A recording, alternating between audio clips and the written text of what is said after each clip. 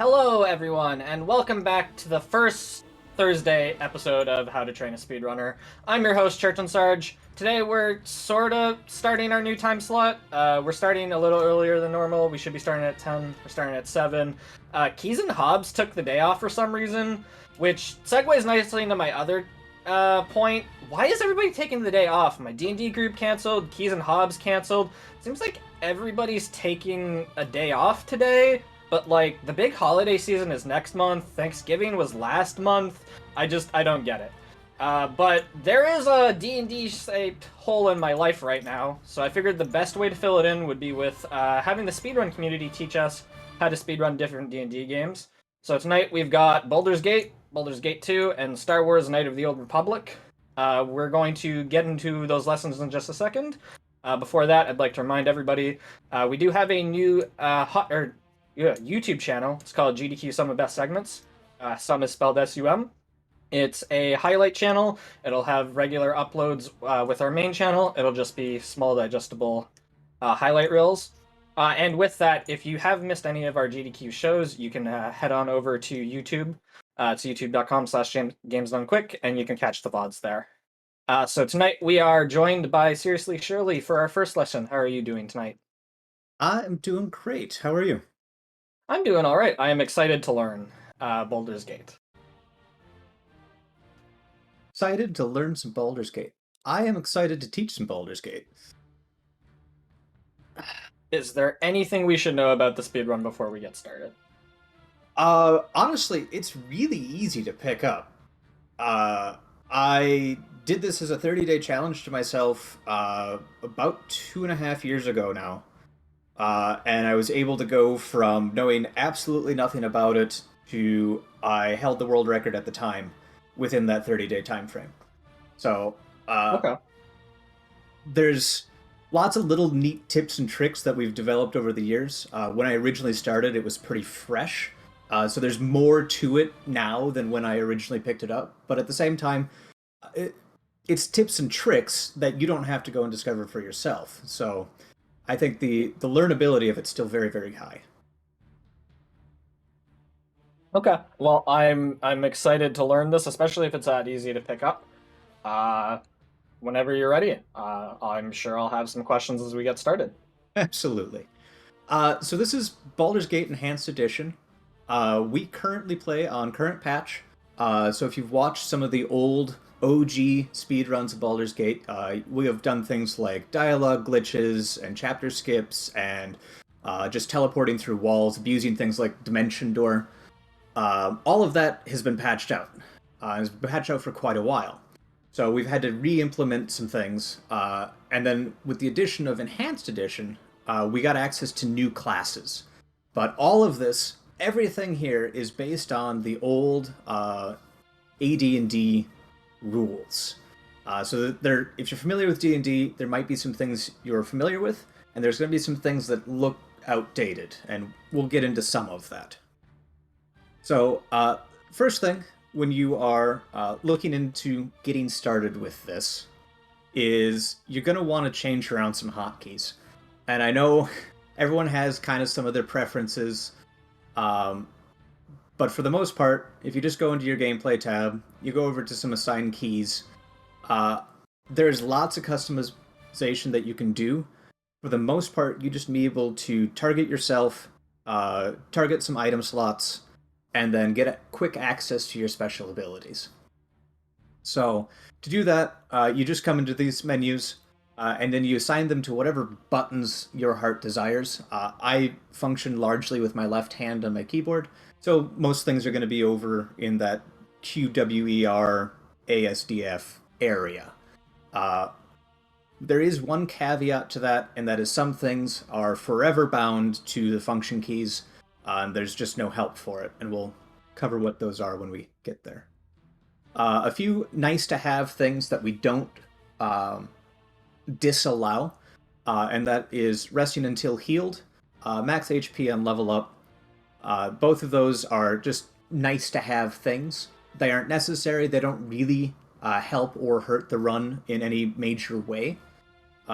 If you're doing things well, chances are you're never going to take a point of damage. if you get hit by an unlucky trap or somebody gets an arrow off at you or something, then being able to heal up is just a nice to have. So yeah, that's kind of it here. Do your scroll speeds as you want. We'll cover movement once we get into the game a little bit more. But just know you can keyboard scroll and mouse scroll, both. So, that's kind of the mechanics or the game engine side. Let's talk about your character.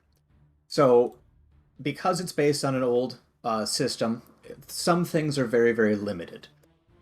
Your gender, thankfully, does not matter in Baldur's Gate. There is no stat line difference between the two. Custom portraits are available to you if you don't like any of the many variety that you can choose from. So I just have a picture of my dog. That is Hobbs. Everyone say hi, Hobbs.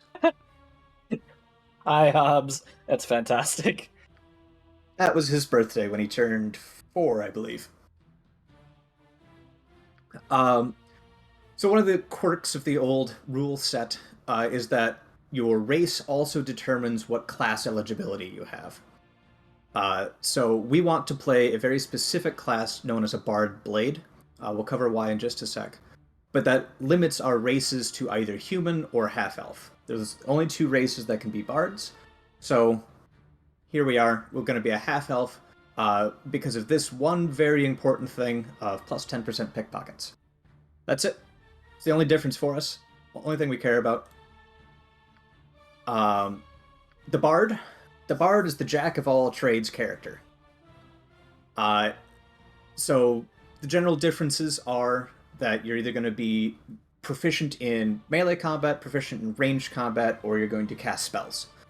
And the Bard does all 3 poorly, which is great for us, because most of what we are going to do is use scrolls, use wands, and then use our innate ability as a blade. So the reason we like Enhanced Edition, the reason we play the blade, is for this ability right here called Offensive Spin.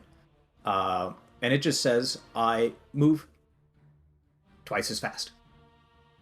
So, if you're... I hear moving twice as fast is really good.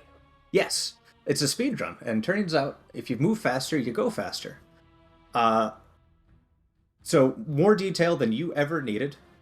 Generally, in a D&D system, base movement speed is 30. That's 30 feet per round. If we double that, we are at 60 for a medium-sized character with low encumbrance. Lots of things there. So there are other classes that have move increase, such as the Barbarian and the Monk. They move at a base 40 speed, which could have been useful if they could use spells, but they can't. So here we are, using a Bard who can use wands. Your alignment literally doesn't matter. In Baldur's Gate, basically your choice of early alignment only has a very small initial choice for your starting reputation. And reputation has consequences for your gold and the shop prices. But the gold routing on this game right now is so lenient that it doesn't matter. There was a period of time where we had to choose the good character because we were that tight on our spending, but these days, doesn't matter. So I play what is true to my heart, and that is chaotic neutral. I can get behind it. Yeah. It's what we all end up playing in our sessions anyway, for the most part. Like, sure, I like to say I'm a lawful good human being, but when you put dice in front of me, suddenly it's like, well, you know, that chest over there. If you distract them, I can probably get it open before they notice. Yep. I don't play a rogue. What are you talking about? What are you talking about? So for your stats, we do have a minimum that we like to look for. There are a couple hidden skill checks within the run. One of them requires 18 charisma, the other one requires 15 strength. So you can play with as much or as little stats as you want.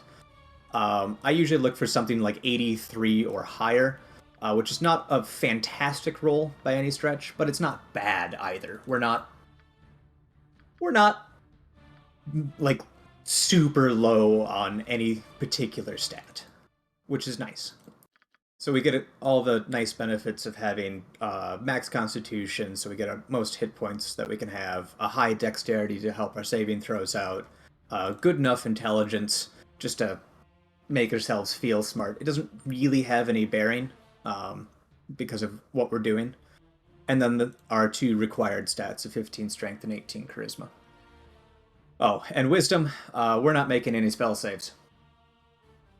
So I was gonna say, it looks like wisdom's not important. wisdom is our dump stat. Very, very much so. Skills, we don't use weapons, so we literally don't care. It's an entire D&D game where we aren't going to swing a single stick. Okay, alright. Yep.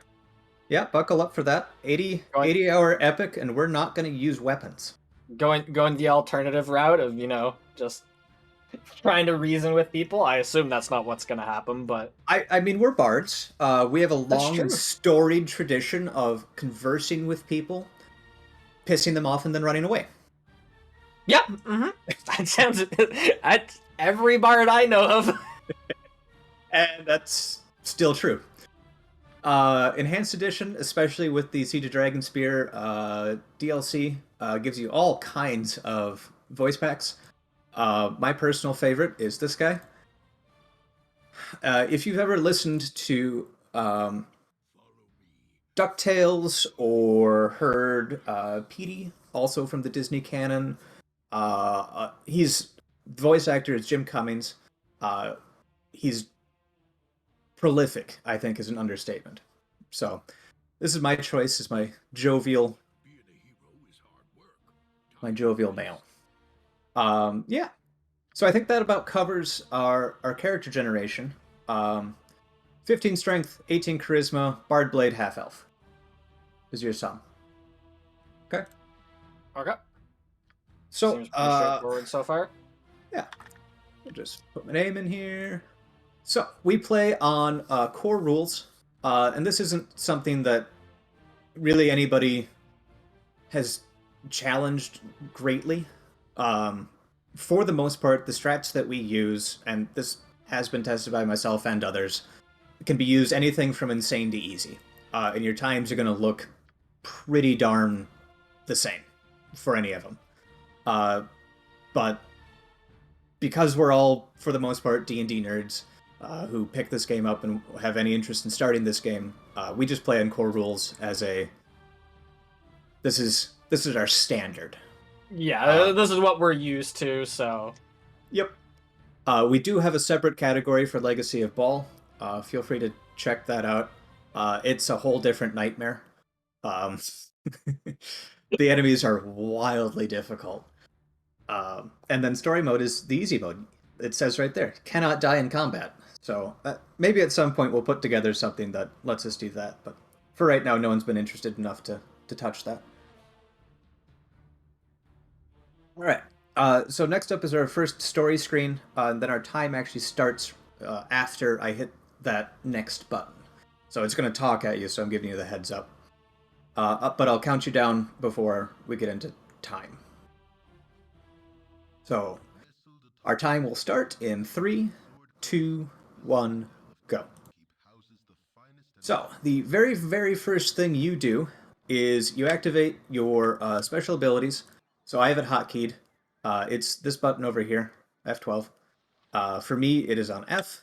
And then we go to our first ability, Offensive Spin. While you are in your various menus, whether you're in your inventory or your spells or your specials, then these second layer abilities are all on your function keys. And those are the ones that you can't rebind. So, first thing, cast Offensive Spin, and then you are going to do the prologue by running to Gorion, which is the front up here. So we just run from the inn all the way over to Candlekeep. It is kind of horse apiece. It's about 0.3 seconds difference if you are going to care. There's enough RNG in the run that none of us do. you can either run on the underside or you can run on the overside. It doesn't matter. Underside, Imwin has less time to get to you. Overside, Imwin's more likely to get you, but whatever. So you go up here and you talk to Garayan. Your first dialogue options are 1.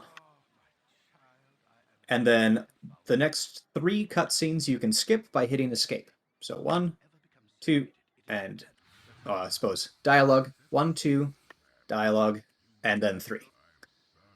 So those are all with escape. Dialogue is with spacebar. As you can just mash those. Quick warning on mashing in this game on slower PCs. You can lock yourself. It's a hard lock. You're not getting out of it. So if you find yourself in situations where you're mashing and the game just hard locks up on you, just mash slower. So this is going to happen in a couple situations, and I'll let you know each of the times that you can lock yourself. But outside of that, those are really the only run-ending glitches, I'll say, that can happen to you. So, story sequences can also be skipped with escape. So, escape, escape, space, space, space, escape, escape. So, Chapter 1. Chapter 1 is all about opening up the map, is all about doing our first bit of shopping, and then getting to where we need to be to open up Chapters 2 and 3. So the first thing we're going to do is open up this map to our south. So we're going to just walk to the south, and it's going to open up our map. So this is our main mode of overworld travel. While you're in this, you can select the places you're going to go. It also requires you to have seen something before you can travel to it, which is why we have to do this weird journey that we're about to go on. But since we're not going anywhere initially, we're just coming down here, opening up the map, hitting escape, and then letting Imoen come and talk to us. Ta-da! So Imoen has talked to us. Her dialogue is just 1. That's it. And then we're going to open up our inventory, and we're going to grab 2 things off of her, the Oil of Speed, and this Wand of Magic Missile. So the Oil of Speed, let me back up. So I'm using my hotkeys again to switch between the 2 players. And so when I'm grabbing an item, I can then toggle over to the other player and then drop it straight in. And I don't have to move my mouse at all. So it's just a pick up and drop is all it is. So it's nice and easy, nice and fast. But these are the only 2 items you need to grab off of Imwand. And then we are going to rest here. So I will take this time to introduce some of the things that can stumble you along the way. It's a D&D game. Random encounters are a thing. So every time you rest, you have to roll on the encounter table. Depending what map you are on depends on how likely and what you can find. So some maps are more advantageous to rest on than others. It is always a good idea to save before you rest. The only times you can save are when you are not in combat. So in this run, most of the time you're going to be able to save. You get 4 save slots, 4 quick save slots, and they will go in order, and once it finishes the 4th, it goes back and rewrites the 1st. So at any given time, you always have 4 slots of save to go back on in case you've screwed something up, which is fantastic. Yeah. So, back to the run. We got items off of Imwin. Now we're going to rest to get our abilities back. Every time you rest, you get your abilities and your memorized spells back. We're a level 1 bard. We don't currently have anything memorized. But we are just going to activate Offensive Spin again. And then we are going to wander our way up to 2 more potential NPCs. And we're going to talk to them. This is our other one. I know his name is Montaron, but I like to call him Other One. So it is space space 1 space space space 1 space space. So it's just 1s and spaces as you mash. If you just want to mash 1 all the time you're going through, you're not going to hurt anything. Okay. The next menu here is to grab the Oil of Speed off of Monteron. And I like to put that one straight into my quick items. So again, we can make use of our hotkeys so that I can toggle between my different players. For me, this is 5 to get down to Monteron, and then tilde to get back to me. All right, and then we are going to head to the edge of the map with only me. So we don't want to have Czar or Monteron coming with me because we're about to take them out of the party. Anytime you take somebody out of a party, they want to talk to you to tell you something. They're either going to tell you where they're going to go, or how hurt they are, or that they had a great time. We don't want to hear it. We're trying to go fast. So what we're going to do is walk to the edge on our own. We're going to save, and then we're going to go into our character menu. It's just another hotkey.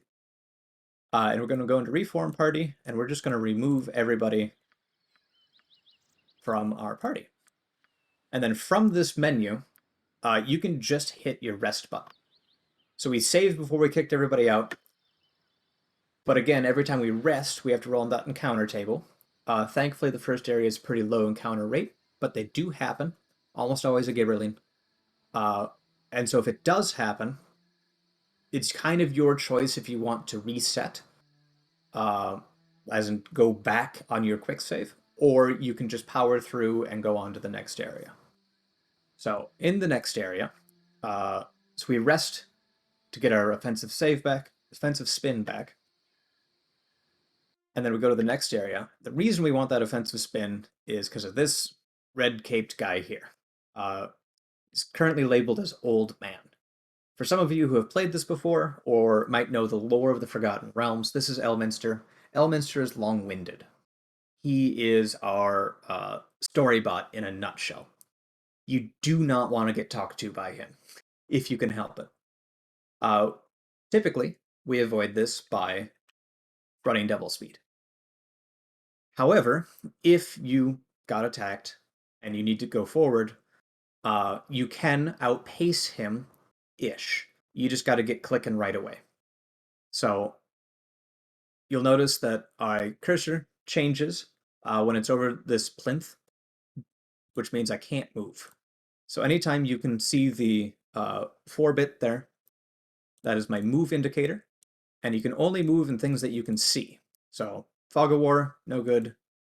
Just in the gray, fine. Anywhere I can see, fine. Anytime it's cancel button, also not fine. So this becomes important when you're trying to optimize your movement, and trying to get away from Elminster right away without your extra speed is an exercise in optimized movement. We'll cover a little bit more of that when we get into our first cave, where our first, your biggest time loss is your movement stage. Right now, we're just going to run away from Elminster to the north.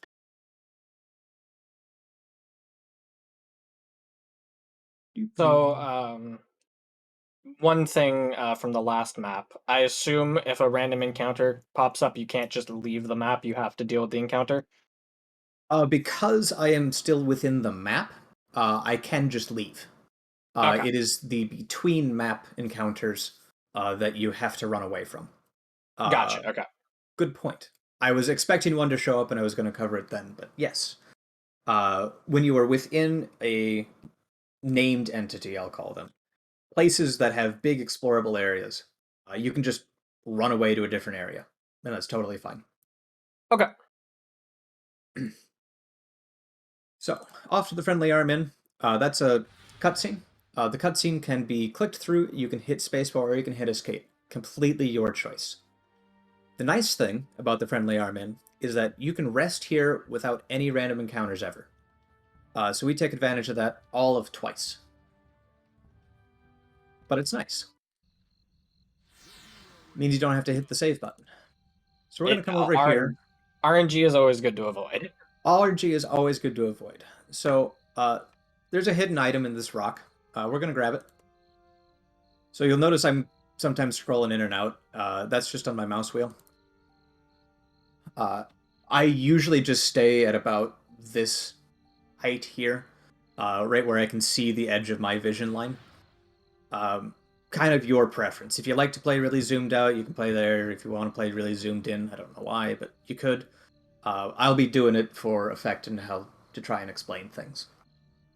But we grabbed that ring and a rock. That is Evermore. It's a very expensive ring. It has good effects, and we don't care because it's worth gold.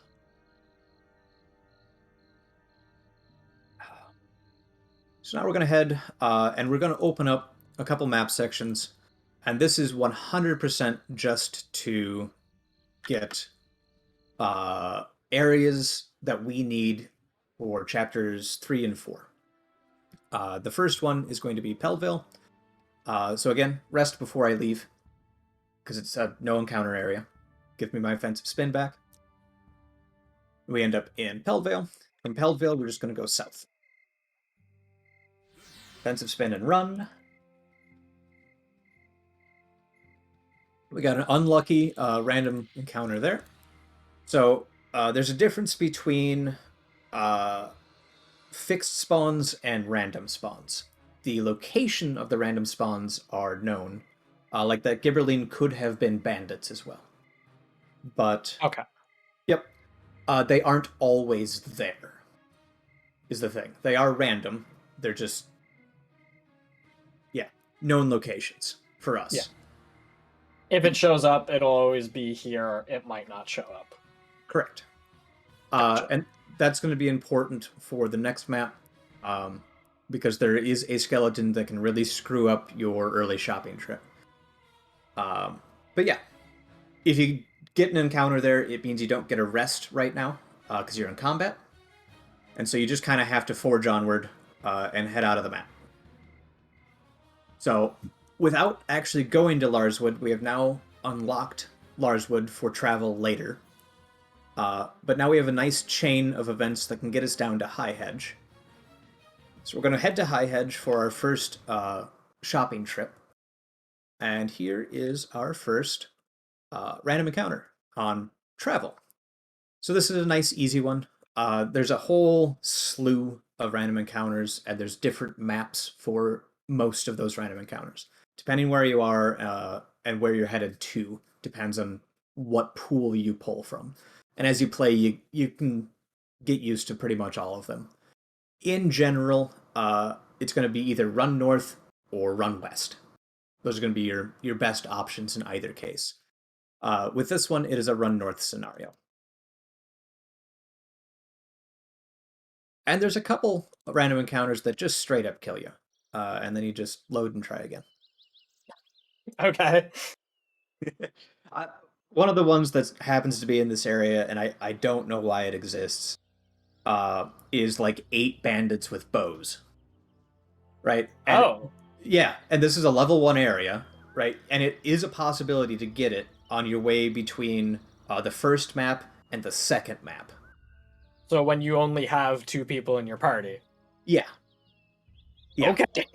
Sure. It's a low roll to get it, but it does exist, and it can happen, and it's awesome. All right, so we are in High Hedge. Because we had that Brandon or that Gibberline spawn, we have to rest here to get our spin back.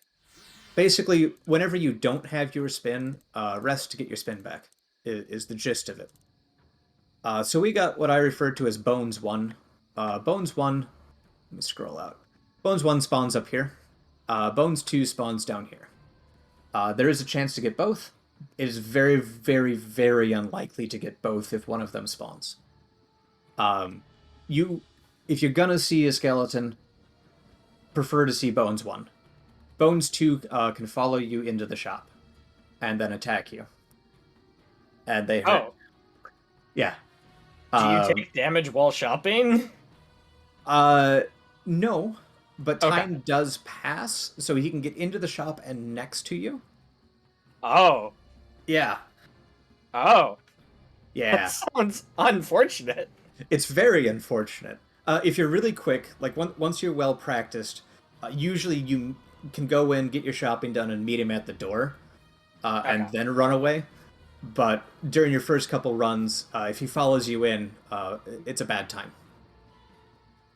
But Yeah, once you're not used, or if you're not used to it, it's hard to kind of maneuver around it or just be fast enough to outpace it. bingo. So we're headed into High Hedge. Uh, in here lives a very surly mage. I love him. He is phenomenal.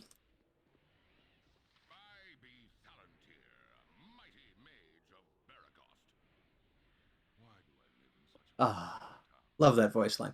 Anyway, so you have to talk to him once, and then you have to click out of that dialogue. It happens every time, so just expect it. And then the second one, your dialogue options are one and then one, and that gets you into your first shopping menu. We got really lucky.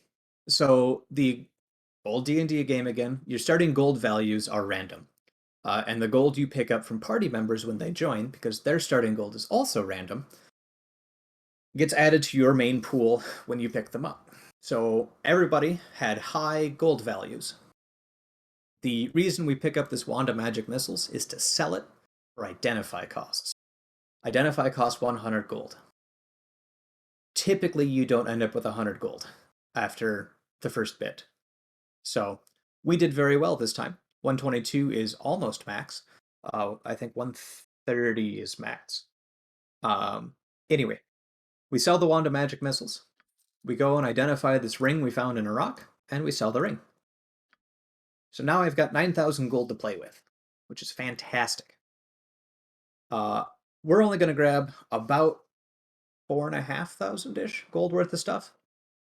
So let's go through the shopping list. First off is our potion of magic blocking. We'll use that later. The main reason we use potion of magic blocking is that it allows us to use other abilities, just not spells. Our offensive spin is an ability, not a spell. We used to use the potion of freedom, but it doesn't allow any other movement manipulation to it. So they both have the same purpose in preventing us from being webbed later, but one allows us to run faster. Okay. Yep. The next one is our potion protection from magic. You can pick this up now, or you can pick it up in Baldur's Gate. It's completely your choice. I pick it up now because I'm used to menuing around it. But there's another one available in Baldur's Gate, and you don't need it until Baldur's Gate. So, up to you. You have to scroll right past it, so I just grab it now. One potion, scroll of Identify. We need that. One scroll of Shield. One scroll of Mirror Image, and 3 scrolls of Invisibility. So, just in a nice, concise form, 1 potion magic blocking, 1 protection of magic, 1 identify, 1 shield, 1 mirror image, 3 invisibility. Okay? All right. 8 potions. Or I'm bad at math. Not sure which. 8 things. Mostly scrolls. Sure. Yeah. Yep. 8 things. You're right. So, we're going to head out of here, and we're going to head south again. Do those automatically get put onto your hotkeys, or do you need to assign them in a menu? You need to assign them in a menu, specifically your inventory menu. Okay. Yep. So you'll see I have the 1 potion sitting up in quick items right now. And so when I go back to my main screen, I only have the 1 potion available from this screen. And these are the only ones you can hotkey, are these 3 item slots here. Okay. So whenever I want something of quick access, I need to put them up in quick item. You can drink potions from this inventory screen if you right-click drink potion, but that's slow. It can come in handy as you're learning and getting hit more often. Grabbing a couple of the potions of healing off of Imoen is not a bad idea. Just so you have them on hand, and those I would drink out of your inventory. Okay. So, made it to the edge of the map, so we save, we rest. If we don't get attacked, we move on. We get attacked by one of the more dangerous encounters. And you die, and it happens. Oh, geez. Yep. Yep. So one of the nice things is, here, I'll just, so you'll see I've got an autosave, I've got a quick save, I've got my other quick save. So the quick save is before my rest. The autosave is actually when I left the map. There are certain places within the game, map edges are always one, where the game autosaves for you. The game also saves your chapters. So anytime you make a new chapter start, you get another save there. So that's nice. Lots of options is what I'm hearing. Lots of options. And it takes a little while to get used to it because there are so many saves from a very short period of time sometimes. So, yeah, I went through that a little bit quick, but it's the next map to the south from High Hedge. It's the only option there. Click that, run west. And again, make it to a map edge. Save, rest. Something wakes us up. Reload. It's another hotkey. So there's quick save and quick load. And so you can just load back to being attacked, and you get very proficient at... like, I got attacked 4 times there. And it... ta-da! I made it through in a second or two. And finally got my rest in. So, yeah. Got my rest in, and we move on to the next place. And that's most of the map exploration, and now it's just objective, objective, objective from here on out. So, in the context of the game, the first thing you're supposed to go do is to go to the Friendly Arm Inn. We technically did go. We got a ring and a rock. And that is enough to kind of clear a half flag. It's not really a preventative flag, but it helps ease the transition as we get into Nashkel. Basically, everything in the early game is just there to point you to Nashkel, because Nashkel is your first main dungeon. And it's where we're going to head next. But yeah, this whole first section, just to give you a rough time estimate, you should be coming into Nashkel somewhere around, if you're like going for world record paces, under 3 minutes. Like a 250 is on good pace. As you're getting started, you should be aiming for like 330 or under. And that should tell you that you've got your movement down well and you aren't re-looking up the list for your shopping. And you should be able to do that in about 3 minutes and 30 seconds. Not like 24 minutes. Yeah. So, let's see. I need to rest. Activate my offensive spin again. And this is our last little map thing. We need to open up this thing down here in order to link everything on our way up. So you'll notice certain things are unreachable, and that's because I don't have a path to them. So everything we've been doing, the Peldvale, Larswood thing, and then this trek down here, the reason we chose these maps is because they're the quickest way to get to Nashkel, even though it currently says unreachable. Get to that in just a second. And then also have a path back, because I will need to get back once we finish the Nashkel mines. So, we go over to the east here, we open up our map, we exit out, and then we run to the west. And we do a nice little teleport here. Very unintentional, but we get to talk to this mad guy. The first one is almost always going to talk to you. Her dialogue option is 1. Just get used to it. You might see some runs of mine and Lintworm. We're the kind of top 2 runners where we're able to get to Brage, however you want to pronounce his name here, before the other one talks to us.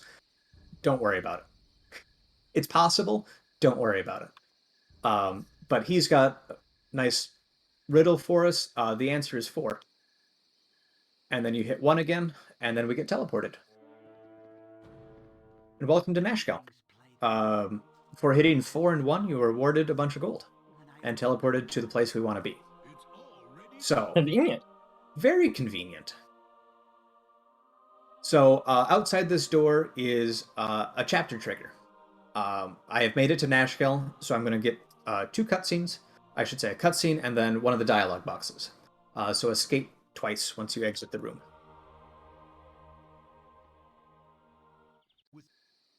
Now we're going to walk to the edge of this row here, and we're going to get talked to by the mayor. He doesn't have any options, so you can just hit spacebar through his dialogue. And then we're going to run our way to the edge of town, and hoping, if your movement has been good again, you should be able to make it all the way to the edge while offensive spin is still up. And if you're a little bit short like that, that's okay.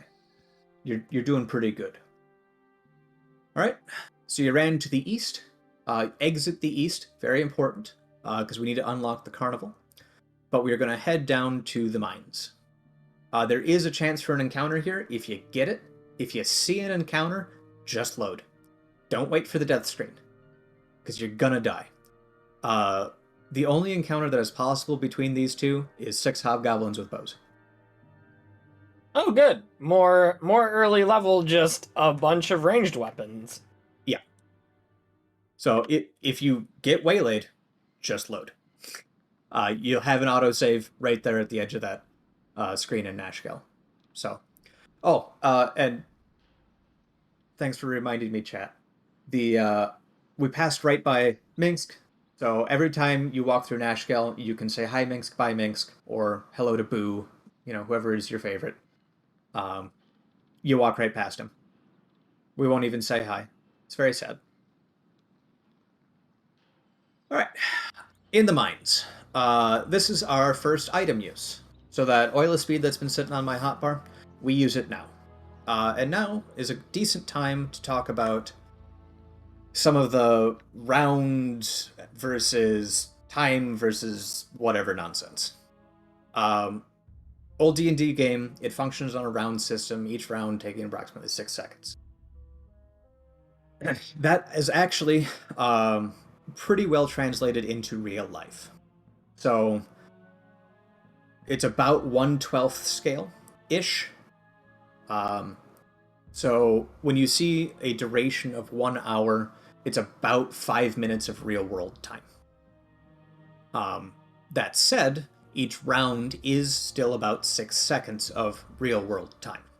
So things like our offensive spin last for 4 rounds, which lasts for, 4 times 6, 24 seconds-ish.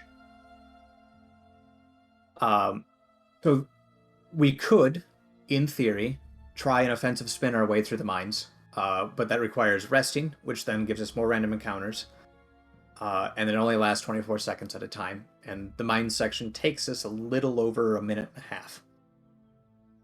So you can do the math there and how many rests we'd have to do.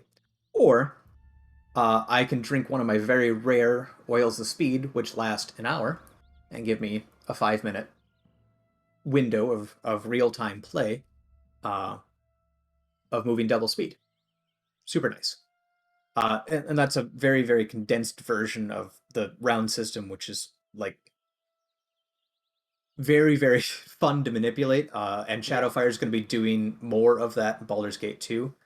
And I'll let them explain everything there. But for the most part, it's a background system. It is happening in real time. And so your actions are limited to what the engine can provide you. So yeah. We drink our potion. Does the oil of speed stack with offensive spin? It does not. Unfortunate.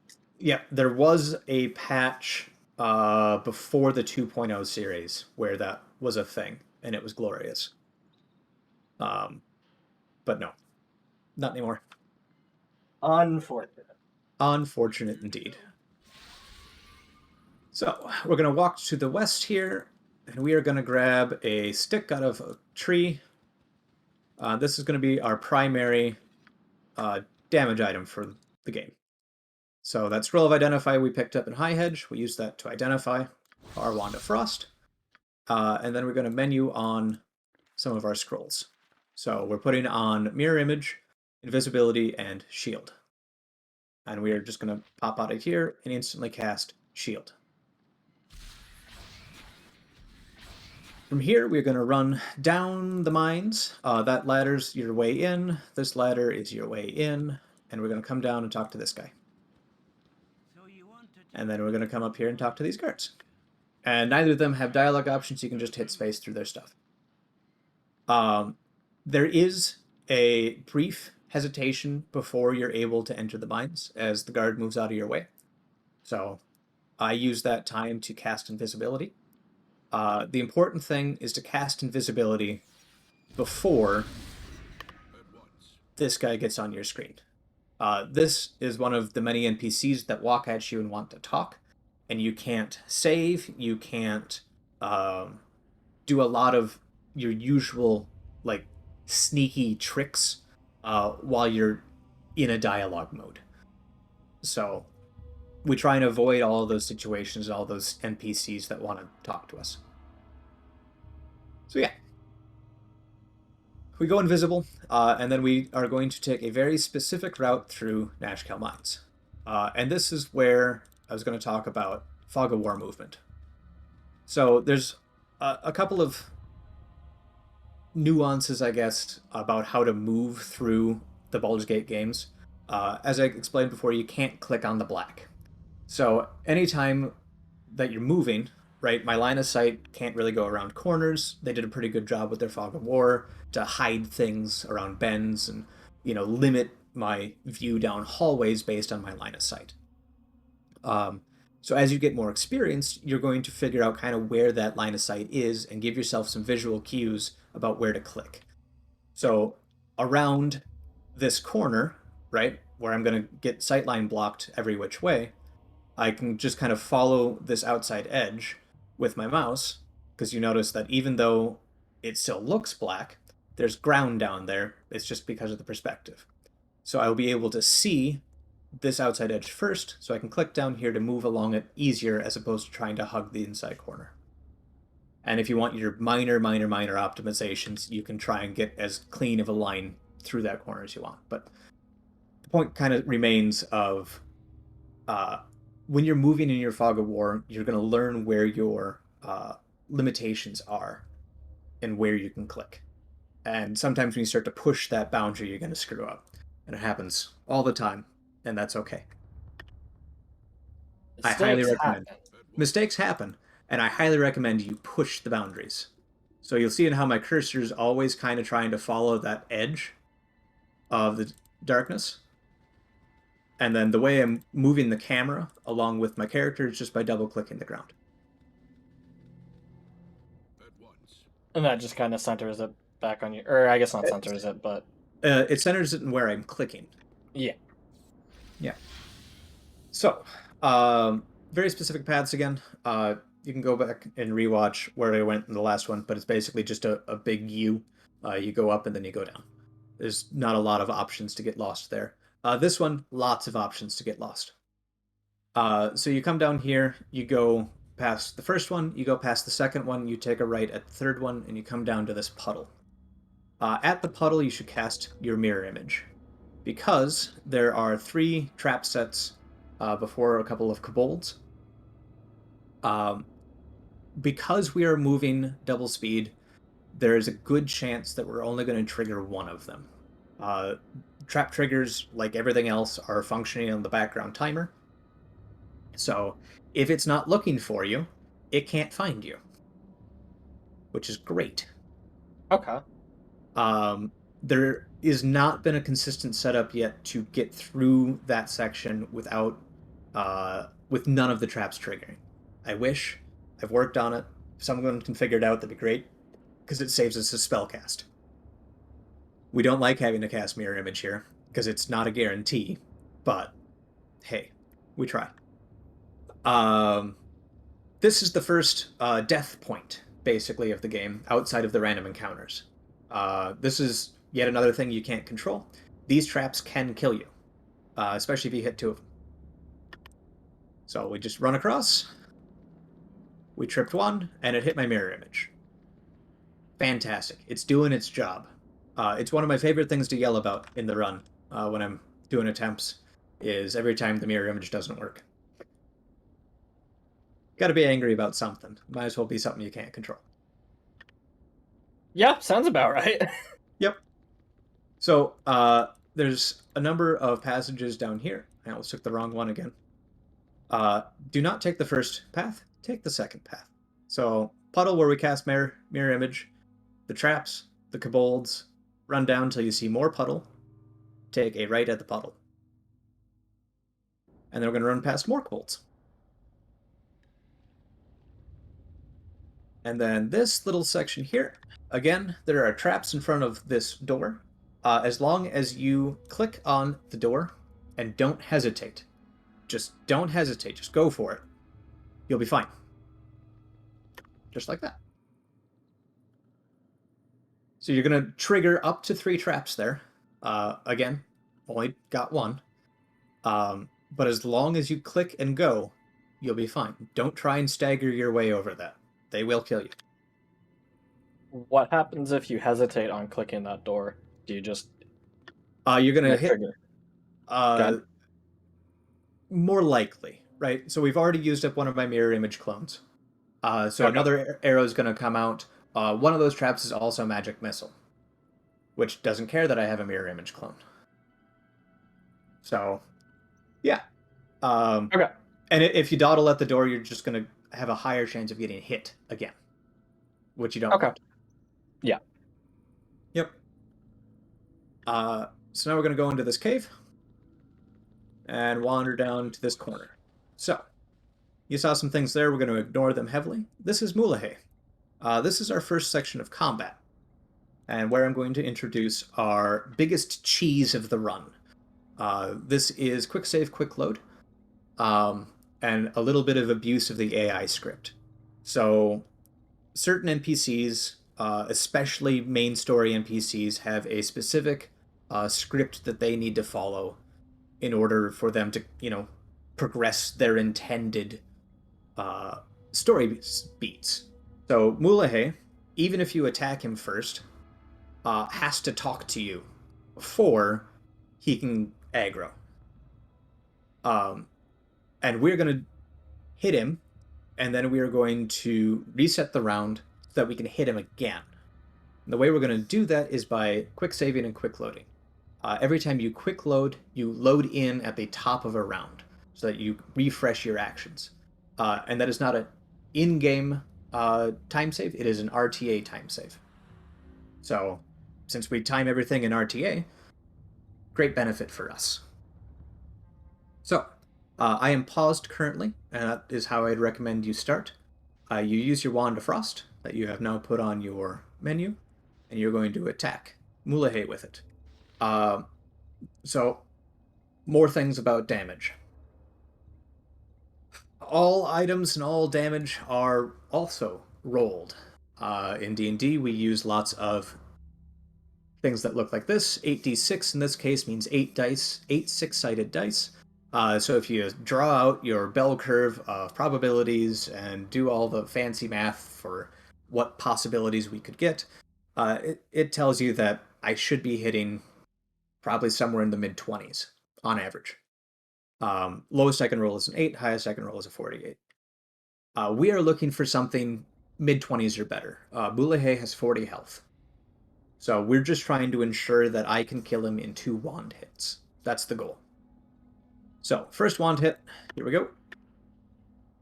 He takes 29. That's great. If I see a number that I like, I'm going to save, I'm going to reload, I'm going to immediately pause again, and then I'm going to activate my wand and hit him again. He only took 14 this time, which is not so great. It means he's going to be able to come and talk to me. Because I am now in dialogue mode, I'm not going to be able to quick save and quick load again. So I kind of have to let him come and talk. My other option... Oh, perfect. He's near enough to death that he's panicked. Excellent.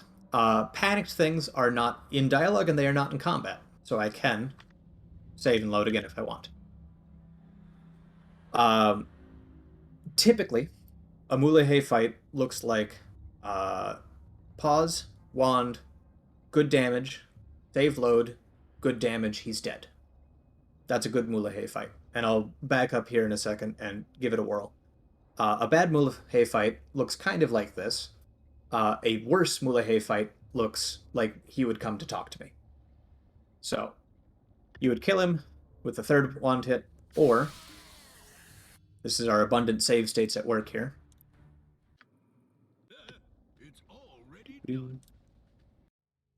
I hit him. 14's too low, so we try again. 20's good enough. We're not thrilled by 20, but it's good enough. So, yeah. You can kind of get an idea for what we're looking for. And it's a heavy RNG point, but it's safe, reasonably, right? At no point am I in danger. If, however, you screw up and he does talk to you, and he's not below a health threshold, he's going to summon things, and that's a good indication to you to back up and try again. Okay? Yeah, so it sounds like it's not really a concern of death, it's just a concern of wasting time. Correct. Yep. So, after Mulahe has died, you come over here to the chest, and you can grab your Potion of Absorption. Your choice if you want the gold. It's not necessary, but it's habit. Everything else you can just leave right there. You don't need it. And then we are going to exit out of here. So, out we go. Chapter trigger. Escape for all chapter triggers. Now, this Kobold Commando down here causes lots of headaches. He shoots flaming arrows. They hurt. If you want a safer route, you would level up before you exit. If you don't want the safer route, or if you still have both of your mirror images up, you can just run for it and hope.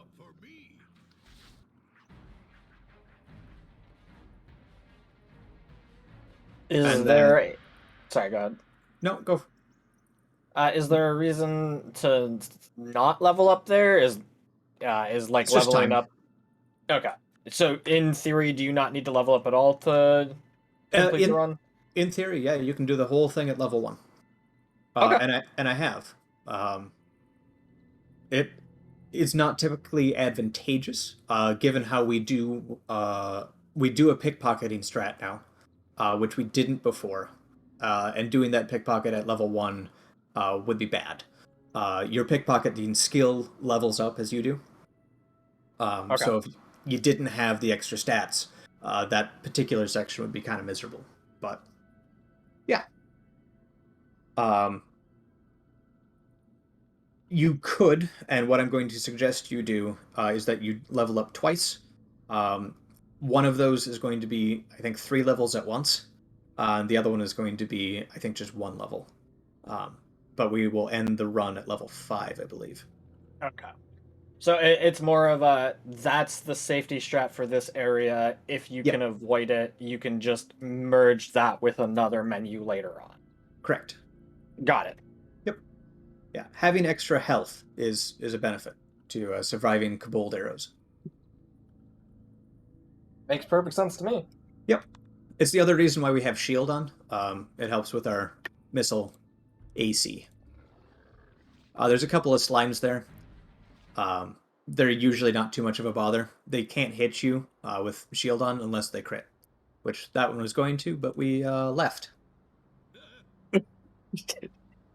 How fortuitous. How fortuitous. Then you just run up to the north. All of that was conveniently thanks to our oil of speed, but now that we're going to travel 16 hours, we're going to lose it.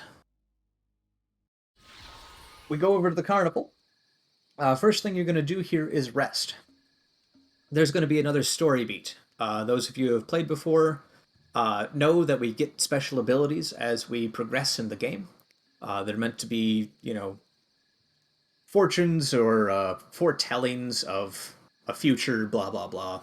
But we don't care, so we're just going to skip it over. Escape again for all of our narrated scenes. Put offensive spin back on. We're going to go do a little shopping.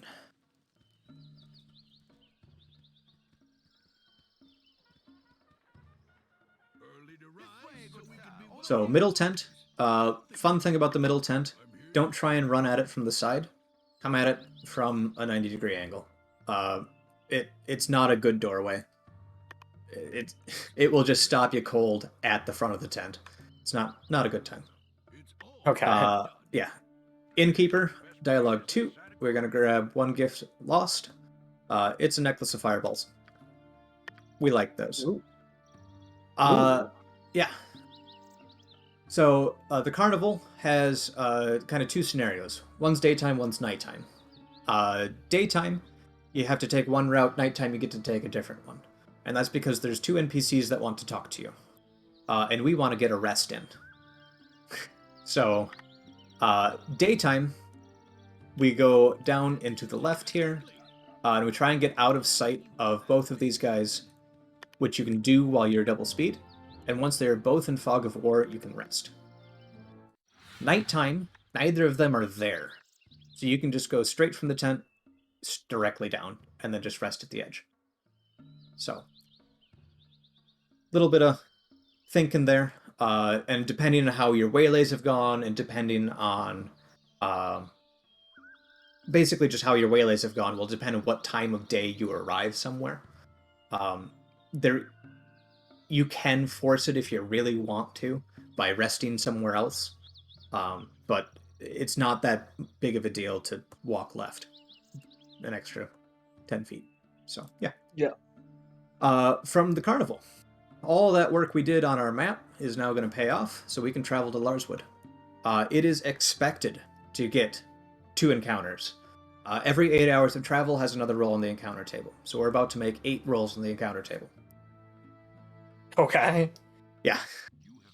And we usually save our offensive spin for things that are more dangerous. The Winter Wolf, the Ogre Mage, bandits, skeleton archers, things that have a higher chance of killing me if I don't run fast.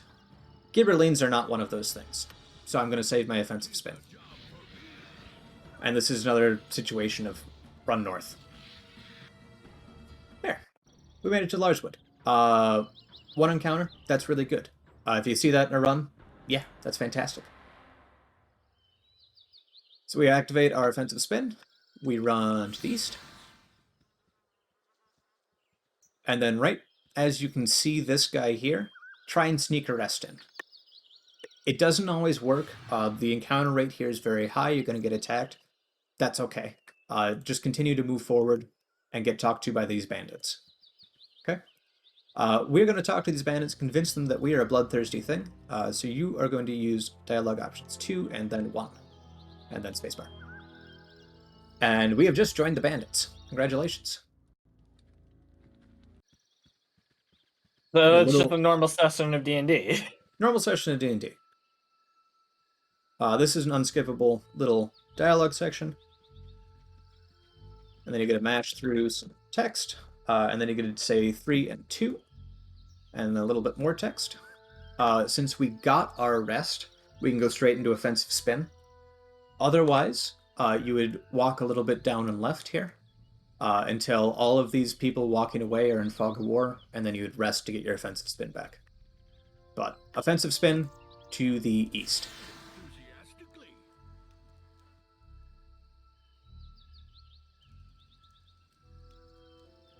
And once you see this guy in the plate mail, you rest again. And we're going to do a little menuing. You can put on your fireball necklace, your potion of absorption, your potion of magic resistance, and you can keep your invisibility on. We're about to use the absorption. It provides us with 100% electrical resistance. You'll see why in a second. We'll leave that a surprise. And we'll use the magic blocking in our next section through Cloakwood here. So, drink our potion, quick save, quick load, and then offensive spin. So that's that round reset again to just get more actions done in real time. Dialogue option 3 and then spacebar for this guy. Now, this room is a little dicey when you're first getting going. This NPC here is going to try and talk to you. Don't let him. Under any circumstances, do not let this NPC talk to you. The moment he does, everything in this room aggroes and you're going to die. So just run left up to this chest. Okay? Highly recommended you pause when you hit the chest and then again as you open the chest. Your choice if you want the gold. You don't need it. You do need the 2 scrolls. Okay? The scrolls are the necessary chapter trigger for us to continue. We are then going to run to the right, kind of behind this hobgoblin. And look, lightning. Good thing we were immune to it. Yeah. And then we're going to head up north. The bandit camp is another convenient place that doesn't have random encounters, so be sure to rest before you leave. Then we're going to head to this forest. Get waylaid. It's fine. It's normal. And then you're going to head north into the Cloakwood. Now, the Cloakwood sequence is famous for its waylays and random encounters. It's brutal. So, again, the good practice you should have is to save, rest, and get your offensive spin back before heading to the next map. It is doubly true in Cloakwood, because the odds of you getting waylaid are very, very high. So we like to use our offensive spins to get out of those. Is that an intentional game design, or is that just a weird bug that it just Be has a able to higher just encounter rate? it's intentional. Okay. It's meant to be this kind of mysterious, uncharted section of the map. So it's Okay. supposed to be more wild than the main highways that you've kind of been traveling up till now. Gotcha. Yep. So in this section is where we need our potion of magic blocking. So we're going to drink that. We're going to quick save, quick load, and then offensive spin again. And typically when you're doing that, you're trying to move as you're going. Anytime you're not actively moving forward, you better be fighting something. Basically how this goes. This is the only section of Cloakwood that you can't rest at the map edge. So you just hope and pray for a lack of random encounters here. And that's because you're still in combat with those ghouls that were chasing you, and they will chase you all the way to the map edge. So, get your offensive spin back, run to the east.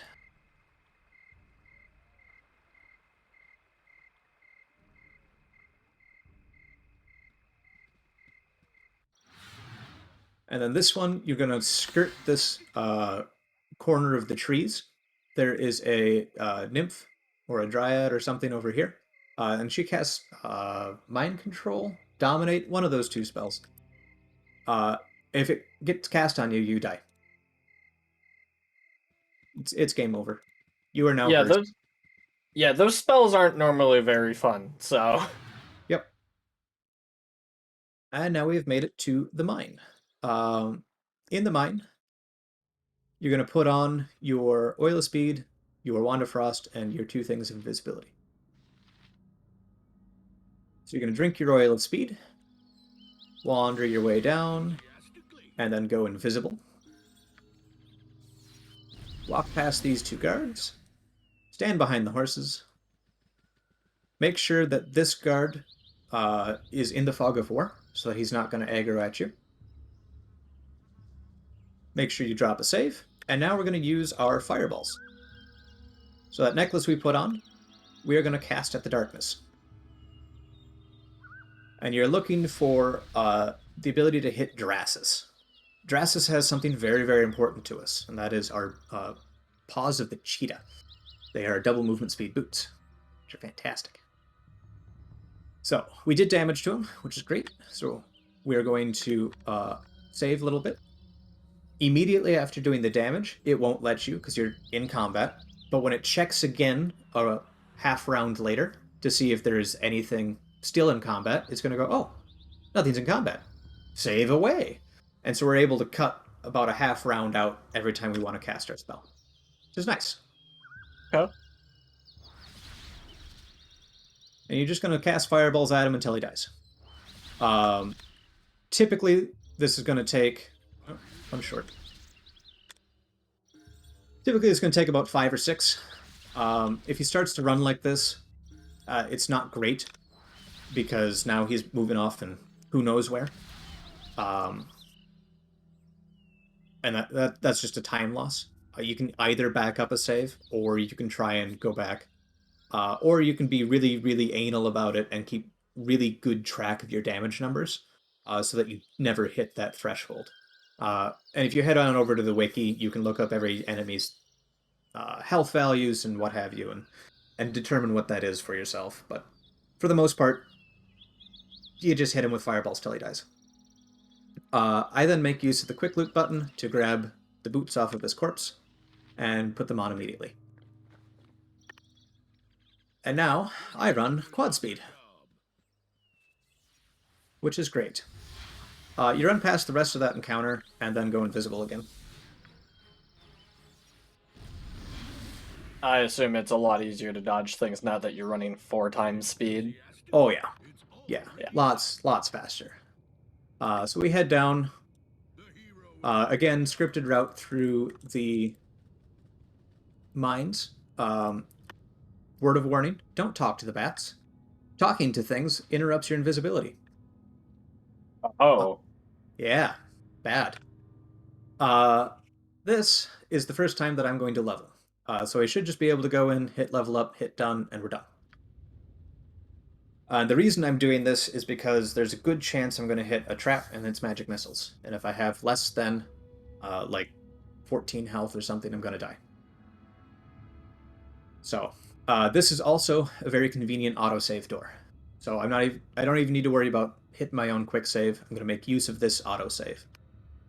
Because this entire next 2 rooms are just filled with enemies. So we're going to walk down here, and then when you're getting started, this next part is tricky. There are 2 traps here, 1 magic missile, 1 lightning bolts. We already used our potion of absorption. We haven't found a good way to avoid that lightning bolt. We kind of have a good way to avoid this lightning bolt, and it's called run fast.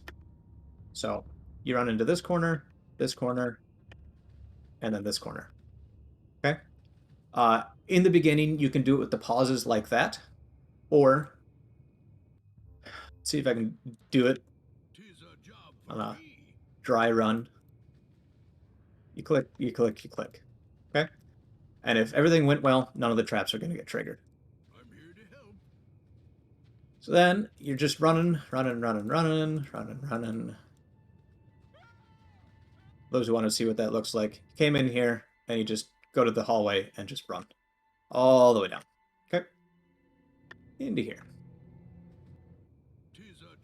So, this is the first and only instance of this in this game. Shadowfire gets to deal with more of these. This is a hidden door. It is based on your race and your class as to what percentage chance you have of finding it. If you have a detect traps ability, you can instantly find them. I am a bard. I don't have that. I am, however, incredibly lucky today. Because I am a half-elf bard, I am running about a 10% chance per round of finding that door. You can, again, speed that up by doing round resets. Because, again, every time you load, you are refreshing the round, so every check is going to start again. Yeah, it's a pure chance door, and you have to find it in order to progress. So. That's obnoxious. Yep. Once you get the door open, I highly recommend you save, because there are a couple things down here that can kill you. Both of them are skull traps. So again, our method to get around that is to run fast. So click here-ish. Once you can see into this room, click into it, and then click around this corner as best you can. If you hear that sound, keep running around the corner. Sometimes you can get it to smack into the terrain, sometimes you can't. But I survived, and that's all that matters. So, you're going to sit kind of on the edge of this shadow, and you're going to wand at Dav. I call him Dav, or Dave. And he is another NPC with a script, and we are going to abuse the crap out of it. So here we go. Wand 1, into the darkness. As soon as you can't see him anymore, you can save, you can load, and then you can walk back out, hit him again, walk back into the shadows. As soon as you can't see him anymore, you can save, you can load. I'm going to wait a beat because I don't want this battle horde to come around the corner. So I'm going to go up here. There he is. And then I'm going to wand him again. And there he is. So he's always going to go into this corner. His order of operations are here. He dimension doors to here. And from there, he dimension doors into this room back here. You should always be able to get him dead here. Sometimes it takes 4 wands. 3 wands is very good. 2 wands is possible. It's very, very unlikely. But once he's dead, you can just walk out. That looked incredibly easy. It is. Like, I feel like I should have a question, but no, that looked really simple. Yeah, just stand in the corner and shoot wands at him. Easy. So you're going to head out to Peldvale. From Cloakwood Mine, you're going to go all the way to Peldvale. 2 encounters is very, very normal. Again, it's a lot of hours of travel. So anytime you can minimize the number of those, your time's going to get better.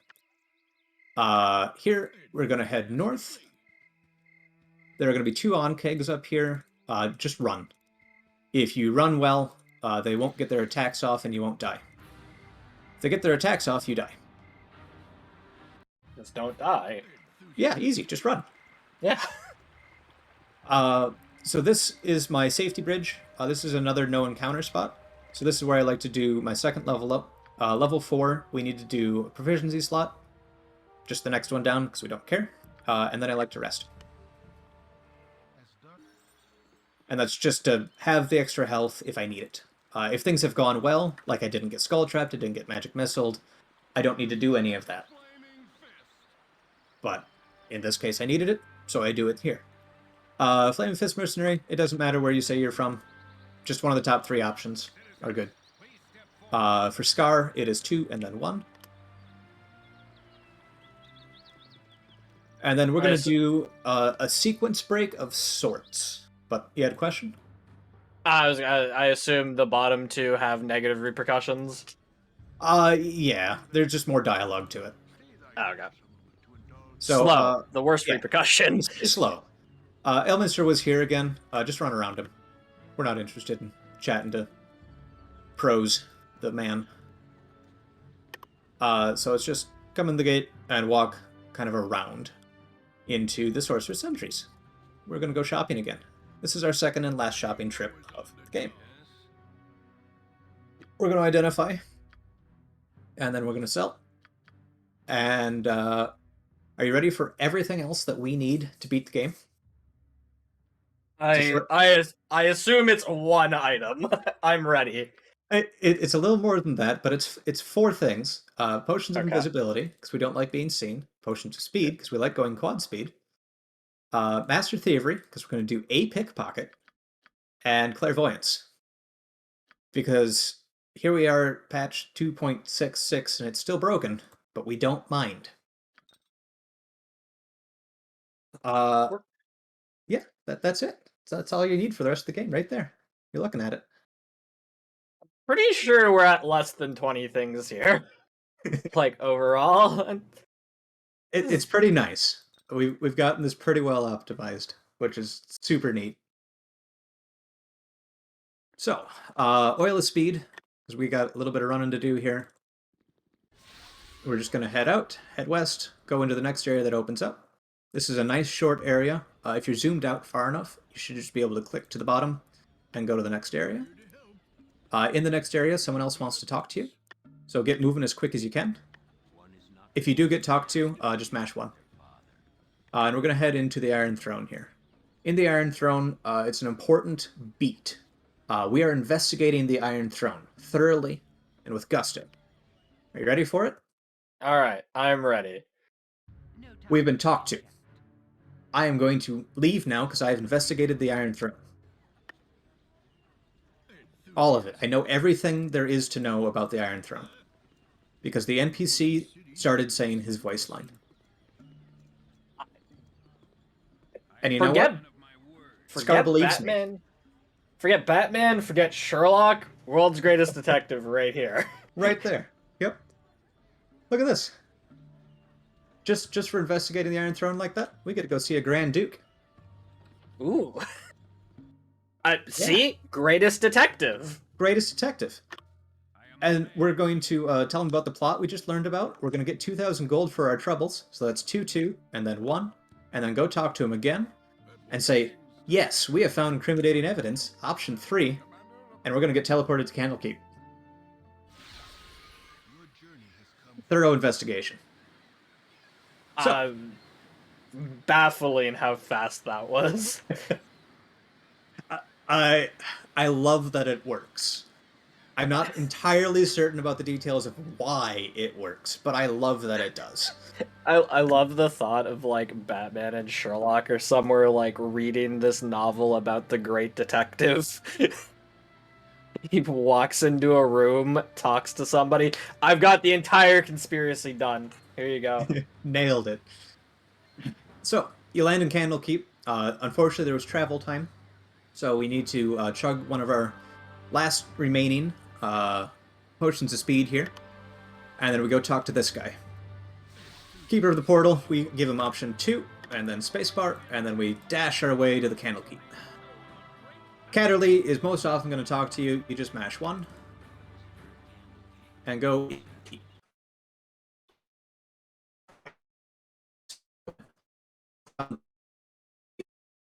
the opening. Oh, it's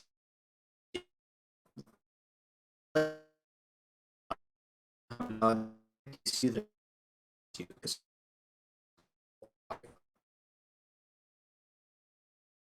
uh, so on the second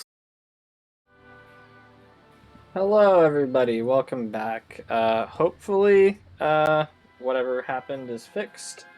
And we're just gonna jump right back into it. I've asked Shirley to back it up just a little bit so that we can go over anything that was missed. Go ahead, take it away. Conveniently, as we kind of touched on earlier, every chapter has a save. So after we talk to our Grand Duke, after that very thorough investigation, we end up here in Candlekeep, where we immediately chug a potion of speed and go talk to this guy. We give him a book, and we head inside. Candlely likes to talk to us. We just mash 1 and 1. Try not to click on the journal. And this is NPC dodging, like, the playground. This is every NPC in the world wants to talk to you. Don't let them talk to you. So our first step is to go upstairs. So we go upstairs. Our second step is to go talk to some suspicious-looking fellow named Coveris. No idea. And then if we do this run well, neither of these guys are going to talk to us. So we go upstairs again. And then we really have to go fast to go that. So upstairs again, and then upstairs again, and upstairs again. And great. We've done it. We've climbed all the stairs. Now we get arrested. Doesn't matter which option, 1 or 2. Doesn't matter. And this little thing here is skippable. I know it looks like the thief scene when we join the bandits. It is not. It is entirely skippable. Hit escape. For this one, again, options don't matter. I just hit 2 because that's what I'm doing for the next one. This is skippable again. Escape. And then this is 1 and 1. 1 space 1, sorry. And this is skippable. And so way back when we were first getting started, I talked about hard lock spots. If you're playing on a lower end PC or just have a hard time running the game for whatever reason, that's another one of those hard lock spots. So the first opening sequence, jailbreak sequence. Those are the 2 big ones. So we are going to loot the library here. We're going to grab Shadow Door, and we're going to come over to the center one and grab Minor Globe Invulnerability. That's it. Before we leave, we are going to pick up a potion of invisibility. Or use a potion of invisibility, sorry. Then we're going to run. We're going to make a hard right turn, and then we're going to run, run, run, run, run. It turns out, being invisible is great. Everyone wave to the doppelgangers. So that was not Elminster and Gorion. at all. Wave to the people who, for some reason, are waiting in ambush for you. Wave to the basilisks. Don't look them in the eye. And there. So, recap for the run. You come out here, you run past these people, you hug this corner, you come down to the bridge, you try and make it, because this section gets fog of worry hard, and it's bad. You take a hard right, go down the edge, and then come back around. Okay? And then exit. And now, we are in the final chapter of the game. And I just mash my mouse along here.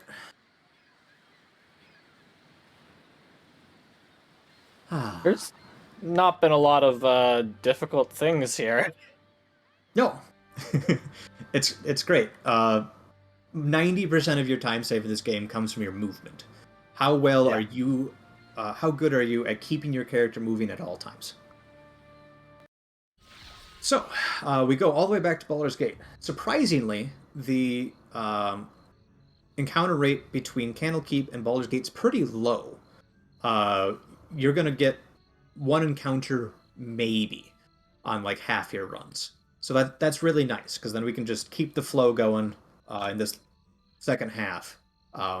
If you hadn't noticed, like, we kill Dev, then we got to do some shopping, then we have some hard movement section, and now we're going to go do all of the technical stuff, all in a very condensed space of time. So, back in Baldur's Gate, chug your potion of speed, and run up here. We're going to go into this sewer, save, load, drink your potion of invisibility, go in the sewer, and walk through that branch into the Den of Thieves. And this blurry dude here is going to be the guy we're going to pickpocket. So we're going to start chugging our potions of Master Thievery. So first one, quick save, quick load. Second one, quick save, quick load. Third one, quick save, quick load. Save. Okay.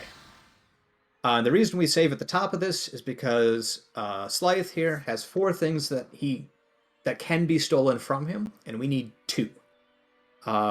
We are not 100% guaranteed to pickpocket him, even with all those potions we just drank. So we are looking for, at minimum, 3, preferably all 4. 4 is a guarantee that we have both scrolls. 3 is a chance, and we'll check. So, what we do, because pickpocketing is not round limited, for whatever reason, everything else is, pickpocketing's not. Range. Yep. So what you can do is you can pickpocket, and you can just mash pause. And you're just watching your screen to see how you're doing. And you're trying desperately not to get talked to him, because, as you saw, he's got a lot of dialogue. I only got 3 there before he talked to me. Usually you can get 5 or 6 tries in. But I got lucky, and I got both of the scrolls that I need. You'll see a total of 4 of these types of scrolls in my inventory. Perfect. Everything I need. Since I'm here, I'm going to do a quick menu to just put things on. 3 of these items we'll use after the doppelganger fight, and then these 2 make sure you have for Sarevok. So you'll need protection from magic and invisibility.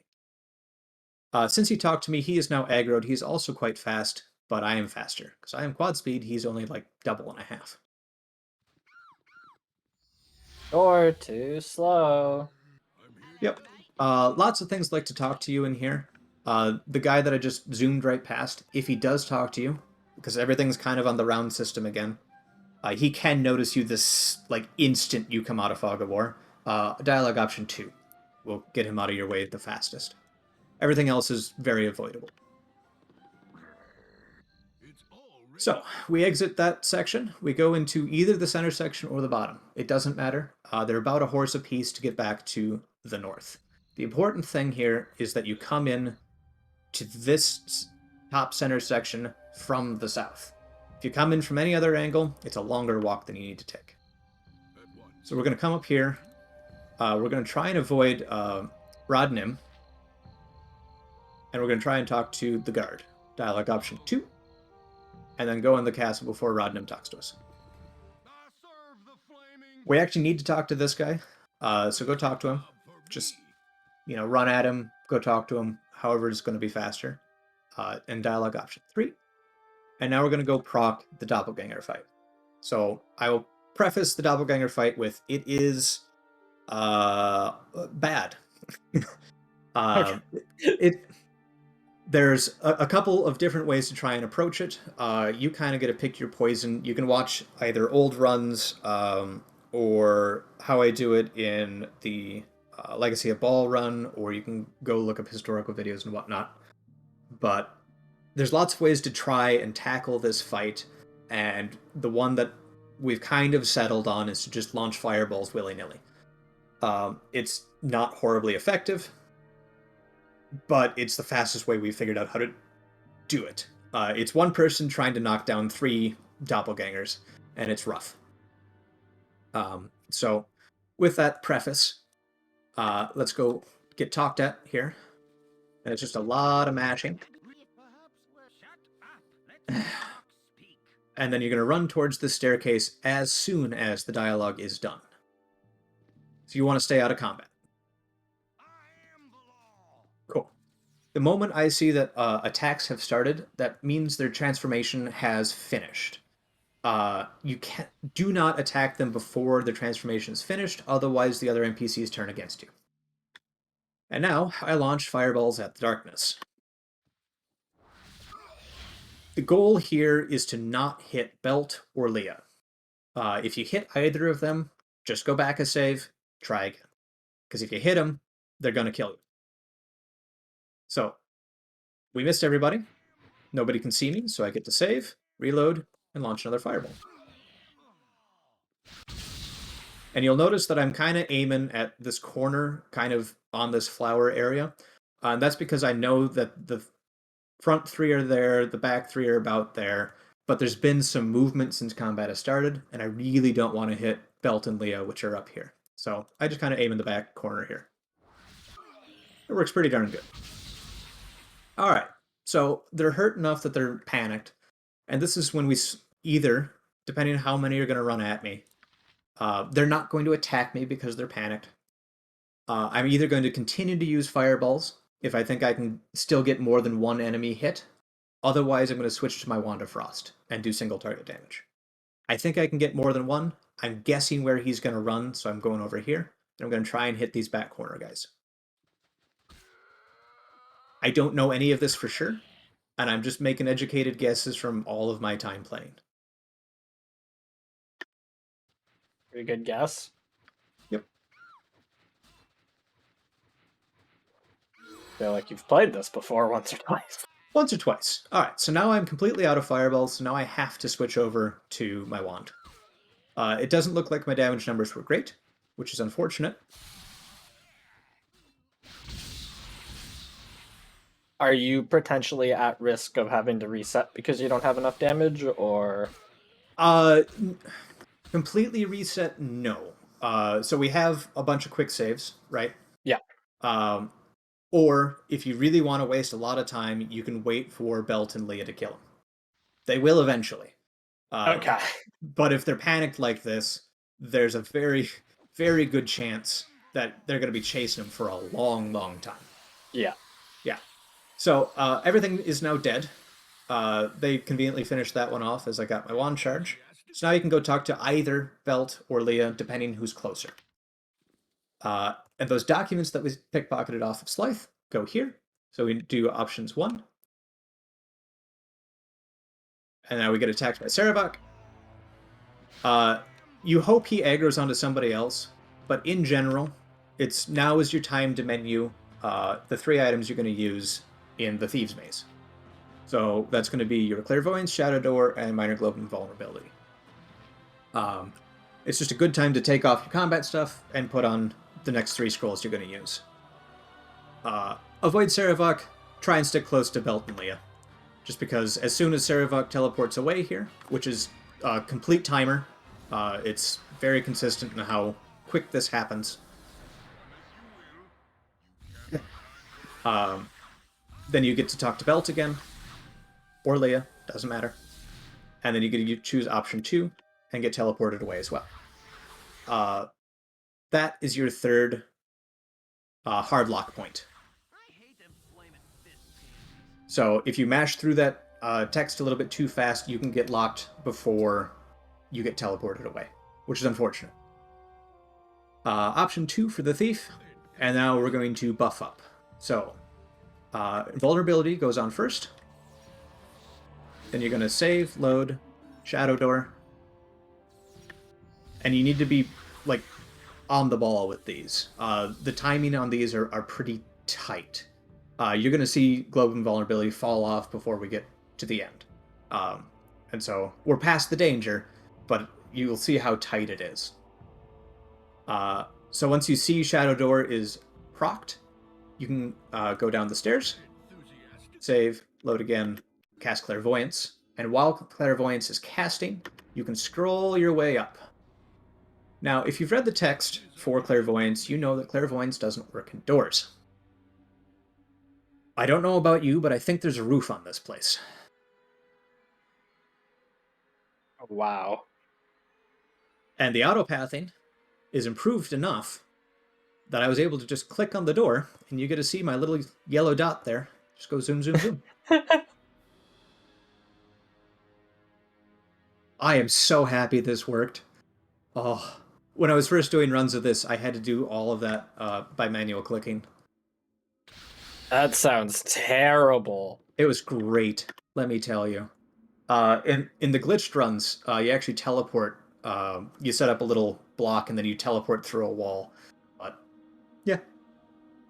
Alright, there's a little cutscene there. You can mash through it, spacebar, click, whatever. And then just run. Run, run, run, run, run. All the way to the left. Till you hit the walls, and then go in. Okay? Once you are inside, put on your last 2 items, which are your Protection from Magic and Potion of Invisibility. Cast Protection from Magic. And then run up and say hi to Sarevok. 1 and 1 are your quickest dialogues. So, this fight, I'll put it in quotations, is a little janky, and for those of you who have played the game seriously, I apologize in advance for the just extra special level of stinky cheese that is involved here. But it's so good. There's one caveat that you need to be careful of, which is your invisibility can get stripped if you're not on the ball with your timing. So Sarevok has seen me, so I'm going to go stand on his nose. Ish. So I was slow, so we're actually going to back up.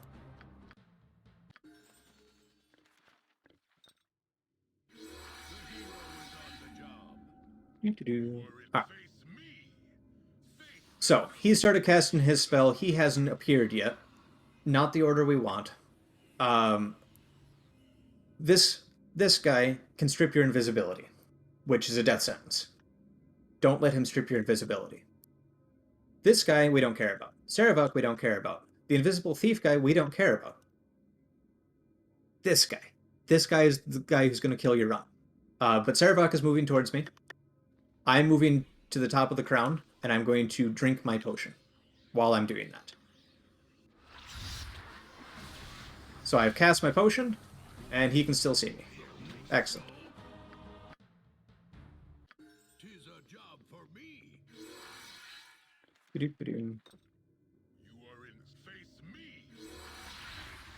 So we're going to do the slow version, where I run around a bit. There. Okay. So, if push comes to shove, you can just wait out that extended bit, wait for all the spell effects to trigger, the mage to teleport down, what have you, and then you can drink your potion, and then you'll be fine. But it's the slow version. And then there are 3 traps on this skull, which is now all confused and messy. But you're just going to dance your way around them.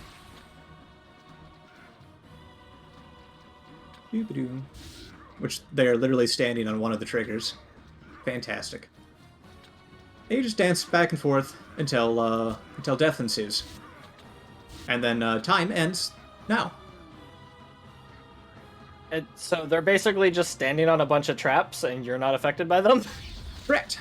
Turns out Ceravoc's magic resistance doesn't count for Skull Trap. That's fantastic. Yep. So yeah, Baldur's Gate 1, in a nutshell. And typical run of this is under 30 minutes. As you're getting going, I think your goal time should be in under 30. Once you are a trained professional, you can make pretty much any run be sub 20.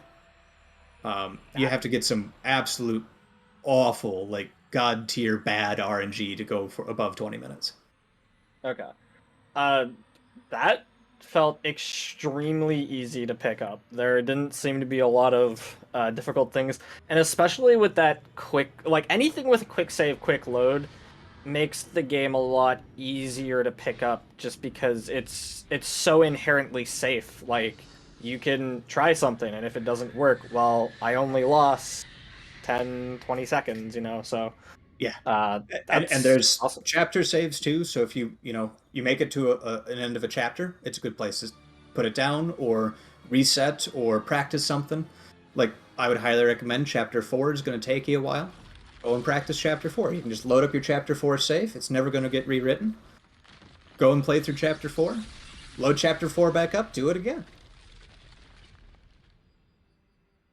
Yeah, that makes it incredibly easy to like actually get practice down in anything or everything.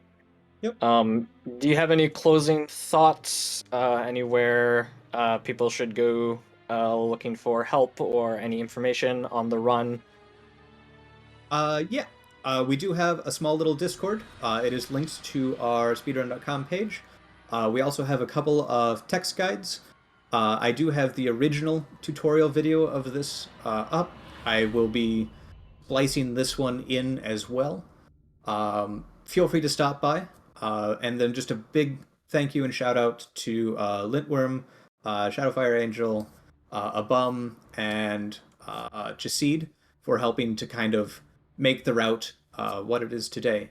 From when I started back as we I was thinking sub 30 was possible, and took it down to a 25-minute run, and then a few months later, suddenly it's sub 20, and now it's pushing the 15 barrier. So yeah, huge shout out to those guys.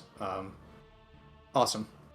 So good luck to Shadowfire, and look forward to Baldur's Gate 2. Yeah. Thank you so much. This was a fantastic tutorial. I can't tell if you made everything look easy or everything is just easy or both, but I definitely get the feeling that I could pick this up in a week or something and be able to get runs out. Thank you very much for that. We are going to take a quick wellness break while we get set up for the next run. So if you want to get up, stretch your legs, anything like that. Real quick before we go over to our break, I would just like to remind everybody that AGDQ 2022 will be starting on January 9th, and you can look up more information about that and the schedule and everything over at gamesdonequick.com. We're going to take our quick break, like I said, and we'll be back with Baldur's Gate 2 afterwards. And welcome back to our D&D themed episode of How to Train a Speedrunner. Right now we are at Baldur's Gate 2, and I'm joined by Shadowfire Angel. How are y'all doing tonight? Or today for you, I believe. Yes. Yeah, doing pretty well, thank you. And yourself? I'm doing pretty well, I can't complain. Besides the fact that my D&D group abandoned me for some reason, still not sure why everybody canceled their Thursday evening plans, but, that's a different story. Yeah, well, it is almost 12 o'clock on a Friday morning. So here in Australia, it's a bit of a cloudy day, though, unfortunately. So, but yes, Baldur's Gate 2. Probably one of my favorite of the two games. A bit of a bias there, maybe. But very much looking forward to sharing this one with everyone. I'm excited to see it, so. Yes. So I'll go over a few things quickly regarding the run, just to reiterate them. based on what Surly said in the Baldur's Gate run. Although, let me just be blunt off the bat, the second one, and we will only be covering the first part today. The second part's a whole different kettle of fish altogether. I will be straightforward now and say this run is a lot more difficult. It does take time to pick up because there are a lot of points where the game can just break and kill the run. I'll be covering all of them today to make sure you're aware of them and everything. But just putting that out there and being honest with you all, yeah, this run is a lot more difficult. Looking at times of close to an hour just to get the Shadows of Am portion done. So yeah, let's go over a couple of the things quickly. So much like with the first game, one of the I suppose most helpful things with the run is making sure keybinds are set up in a way that's comfortable for you. And again, you can do that by on the screen that shows all the games. You can come down to the options, or when we get into the Shadows of our main screen itself, you come into options here and then gameplay and then assign keys, and then you can just go through each of these and set them up how you wish. I've got them all sort of set up on the left hand side of my keyboard so that they're all within easy reach of each other. So a lot of the known ones, yeah, rest, I've got that on my tilde, quick save and quick load, I've got that on Q and E, sort of just next to each other there. The items, the item slots that you saw Surly putting items into to use, again, I've got them on that ASD, just to use them there. And then I've also got a number of spells hotkeyed to the keys on my keyboard as well. Mostly ones that are frequently used, such as Magic Missile, Invisibility, Mirror Image, Haste, which we will be using a lot of in this run. And then a couple others in there as well.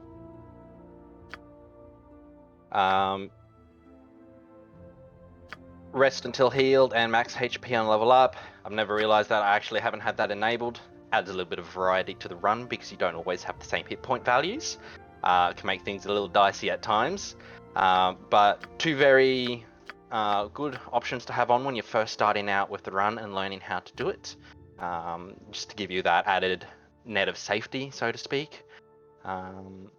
And for options, yeah, that about covers that. Now I'll blast through character creation quickly, explain some of the options that we pick here.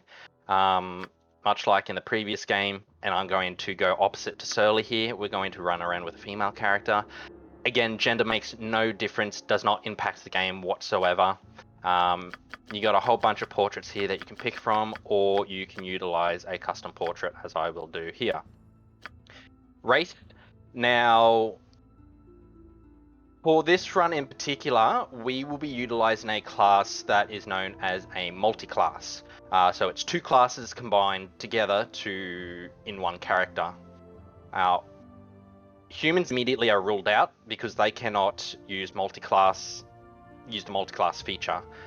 They've got an option called dual classing, which is a little different altogether, but I won't worry about that as it's not going to come up in this run. So in this instance, we are narrowed down to Elf and Half Elf, as they are the only two that can utilize the Mage Thief multiclass that we want.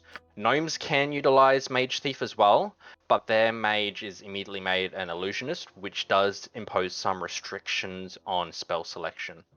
And in this case, we are going to go with Elf.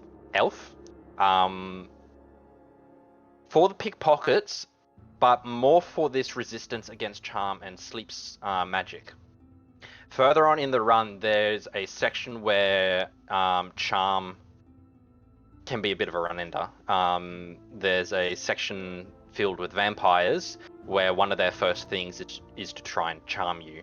And having that 90% resistance against charm just makes it so that we don't have to worry too much. 10%, it happens more frequently than not, unfortunately, and that's frustrating at times. But having that 90% is just really good. And from here, we go into our class selection, Mage Thief. So we're combining the powers of a wizard and a thief into one. So we'll be able to cast spells and use some of the thieving abilities such as pickpockets and finding traps. And particularly the most important ability that we'll get as a Mage Thief is the ability to set snares. So basically setting our own traps to deal enormous amounts of damage to enemies in certain parts of the run. Alignment has a bit more of an impact in this run than it does the first one, and it has a massive impact in the Throne of Baal run.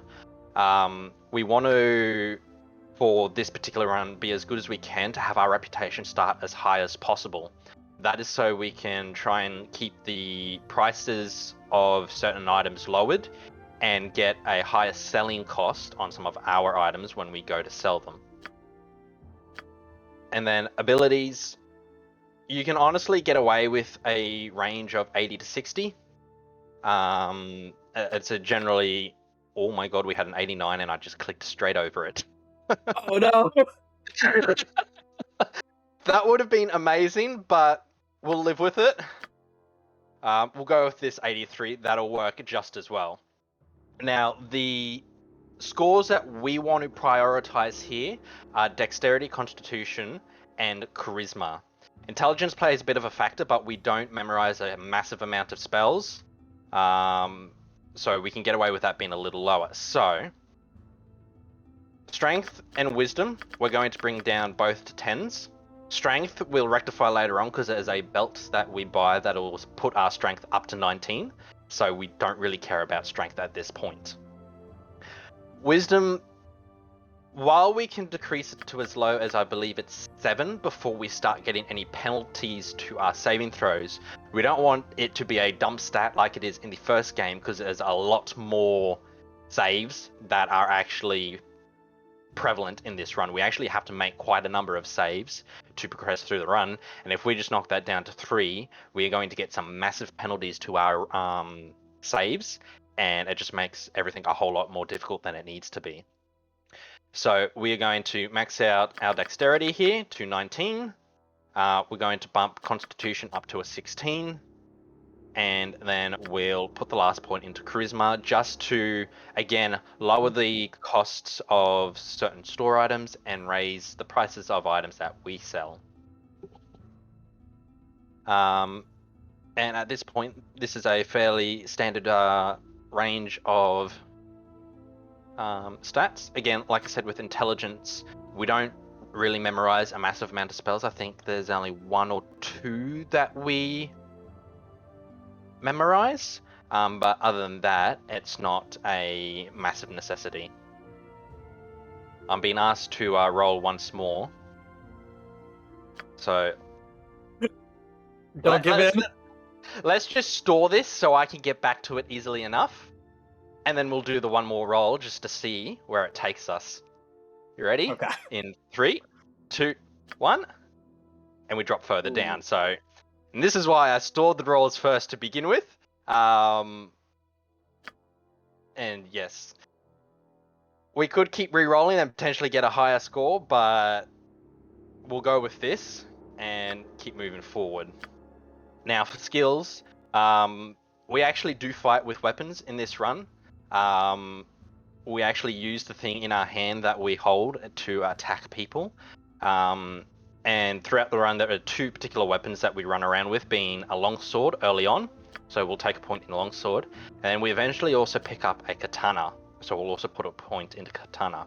Now, I'm not actually going to put the last point into short sword, because what I'm going to do is come down to the bottom here, this single weapon style. You read this point here when you got 1 slot, you get a -1 bonus to your AC, and crits can be inflicted on a roll of 19 as well as a 20. Now, this basically makes it a 10% chance to crit instead of a 5% chance, and it also makes it so we're a little harder to hit in some instances. So just a really nice quality of life bonus there. and particularly that potential to crit on a 19 in some of the instances where we do swing a weapon. Now for our thieving abilities, these 190 points that we have, we dump them into one skill and one skill only, and that's pickpockets. This is going to be our core ability early on in the run, and you'll understand very quickly why we are dumping all of these points into pickpockets early on. Throughout the early parts of the game, there are a number of vendors that have items that we want, but because we're not going to have money early on, we're going to forego giving them money and borrow the items from them, so to speak. And that's sort of how our skills will look at the start. Spells. Now, there are certain spells that we want to pick up throughout for the run, and there are some instances where it doesn't matter what we pick. So, with first level spells, we absolutely want Magic Missile. It is a consistent and reliable source of damage, doing 1d4 points plus 1 points of damage, and we get an additional missile for every 2 levels that we have. So at 3rd level, you do 2d4 plus 2, 5th level, 3d4 plus 3, and so on and so forth, up to 5d4 plus 5 at 9th level. Now I believe our wizard will start at about 5th level, so we'll have 3 missiles initially. And then from here, it doesn't really matter what you pick. You pick whatever you want, honestly. It doesn't make a massive impact on the run. Level 2 spells. So we get 3 choices. We're going to go Mirror Image, Mirror Image, Invisibility, and Resist Fear. Invisibility and Mirror Image will be core throughout the entire run. And Resist Fear is really only towards the end. And so, and to save a little bit of time with having to grab a particular scroll early on. Just a minor optimization for later on in the run. Level 3, we get 3 picks as well. Absolute must-have, Haste. This is going to be essential early on, going to get us through a lot of this run at speed, and until we can start accumulating a large number of potions of speed and we get those juicy boots of speed, this is going to be a core component in the run. We're also going to take Skull Trap, purely for the fact it does not have a cap. Unlike Fireball and Lightning Bolt, which do the same damage as Skull Trap, they are limited at 10d6, so that's 10 to 60 points of damage, whereas Skull Trap can actually go beyond that, 11d6, 12d6, that while we don't get to those numbers, it has the potential to do insane amounts of damage. So yeah, that is a really great spell to have.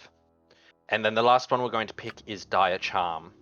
Again, this is to save us grabbing a particular scroll, and it's just, yeah, minor optimization, just to get through our initial shopping, in quotation marks, quickly. And then spells that we actually have memorized, we're going to go 4 Magic Missiles. We're going to go an Invisibility and a Mirror Image. And then we're going to go Haste and Skull Trap. And then that's our spells. And then at this point, it's just minor appearance choices. And then we'll be into the run in just a moment. Again, much like what Surly was saying in Baldur's Gate 1, we typically run this one on core rules, just because it follows the same feeling and whatnot of the traditional rules themselves. Now, we're about to get started in a second here. There is no initial prologue screen like there was in the first one, so I will count us down and then we'll get started immediately. Unless Sounds there's... good. Nope. Okay. I don't currently have any questions. Alright, so... Here we go. So we'll start in 3, 2, 1, and go. Now, immediately, that cutscene where the protagonist of the game is torturing you, you can immediately skip with an escape. And then a familiar face, Imoen, will come and free you from your cage. Now, this dialogue can just be spammed through with options 1, and it won't make much of a difference.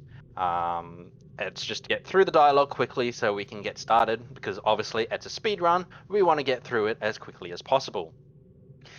Immediately after the dialogue, you're going to pause. We're going to come into the character record, and we're immediately going to boot Imoen from the party. We don't need her, we don't want her, she doesn't have anything we want, so she can get lost, essentially. And then just immediately start moving down in this direction. Well, that's gratitude for you. Imoen will tell us off for telling her to get lost. We have to stay together. And you can just 1 and space through that dialogue. Now, initially you'll come sort of to in around this area somewhere, and then once Imoen is moving down this way, this is where you'll cast your first haste. I'm actually going to turn these sounds down a little bit because that's actually quite loud. And then again, the quick save, quick load that you saw Surly doing it in Baldur's Gate 1 is absolutely vital in this run and very prevalent throughout it. You're using it almost every 2 seconds, honestly. So we're going to quick save, quick load, and then cast invisibility, and then start making our way down. Now, I like to scroll all the way out so I can see further when I'm doing my runs. This guy will speak to us, even though we're invisible. I think he might have some kind of true sight, something like that. But either way, you go into dialogue option 3, and then we're going to keep going. And now we come to the first part that can cause issues. These goblins. Now, you might not think goblins cause much of an issue, but I'll come to why in a second these guys can be an issue. We're going to keep running up this way past the goblins, past this door. Chuck a right. Past the goblins, and then into here. Now, there is an NPC in here who can speak to you even though you're invisible as well. But it is possible to grab what's on this table and get out before he does. In this case, he's caught me. So we're just going to go 4 and then end the dialogue. We're going to grab this item. Come back to the door. We're going to quick save, rest, cast haste, quick save, quick load, invisibility. And then come down to this door here. And then we're going to rest again. And then cast haste again. And then so we got an enemy in here, so we've got to be a little bit quick about this next sequence of events, so as to not have to tango with him. So we're going to come to this table here, pick up our first weapon, being this longsword. We want the fancy looking longsword, not the other longsword, because this is technically a +2 longsword, where this is a +1. So this one is slightly more favorable and better. And then we're going to talk to this golem here, this sewerage golem. And we're going to go option 1, 1, and 2. And we're giving him the stone that we picked up off this table up here. And what he's going to do is he's going to come around, and there's some locked doors over here that we cannot open without him opening them. So he's kind of vital to the start of the run, otherwise we can't go anywhere. And that would be bad.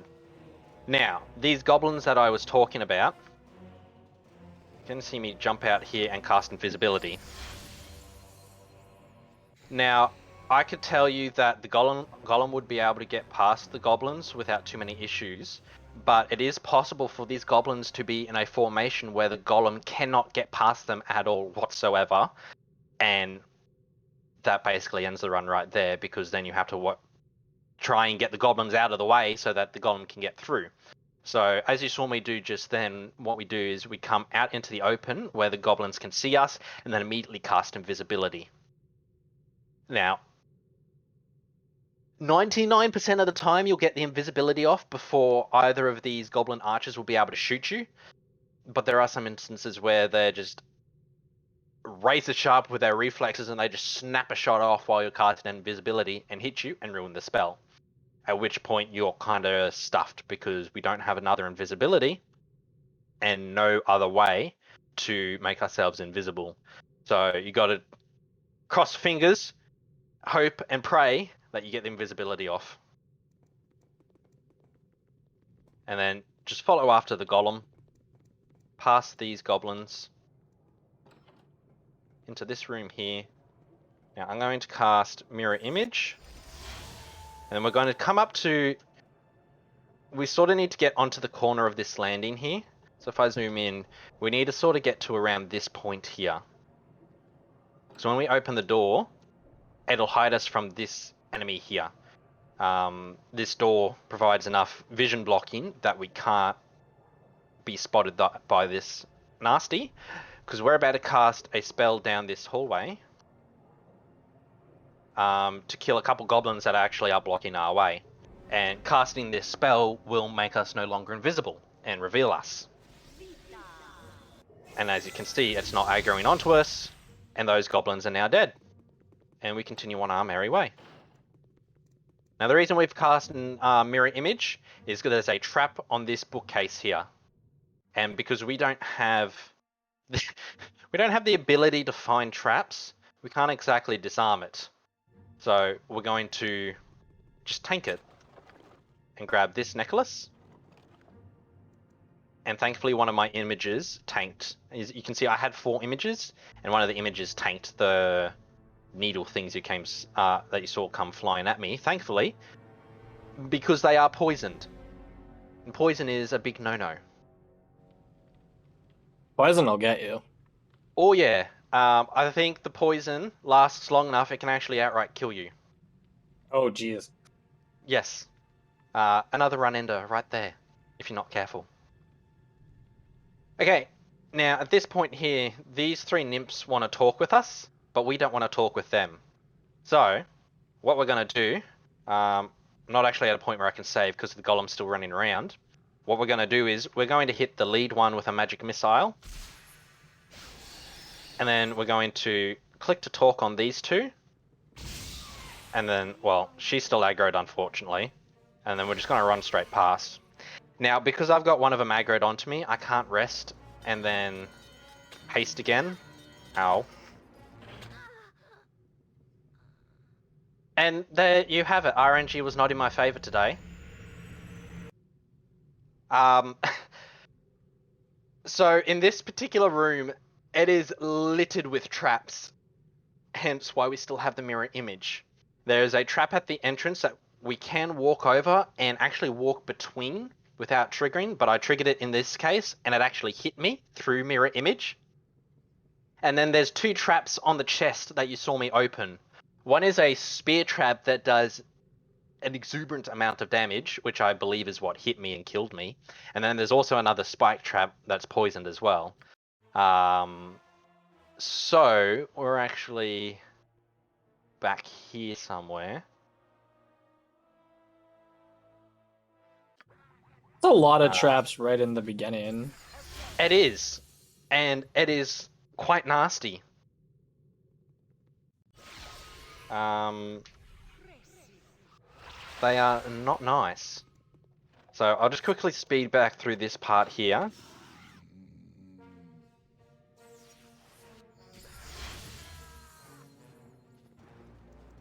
Make sure the golem can actually get through, even though I'm pretty sure that formation is one where he can get through.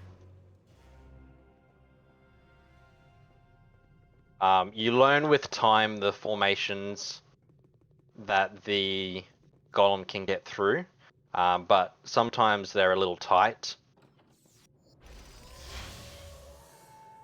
Oops, I meant to do that before we got here, but that's okay. It looks like it worked out.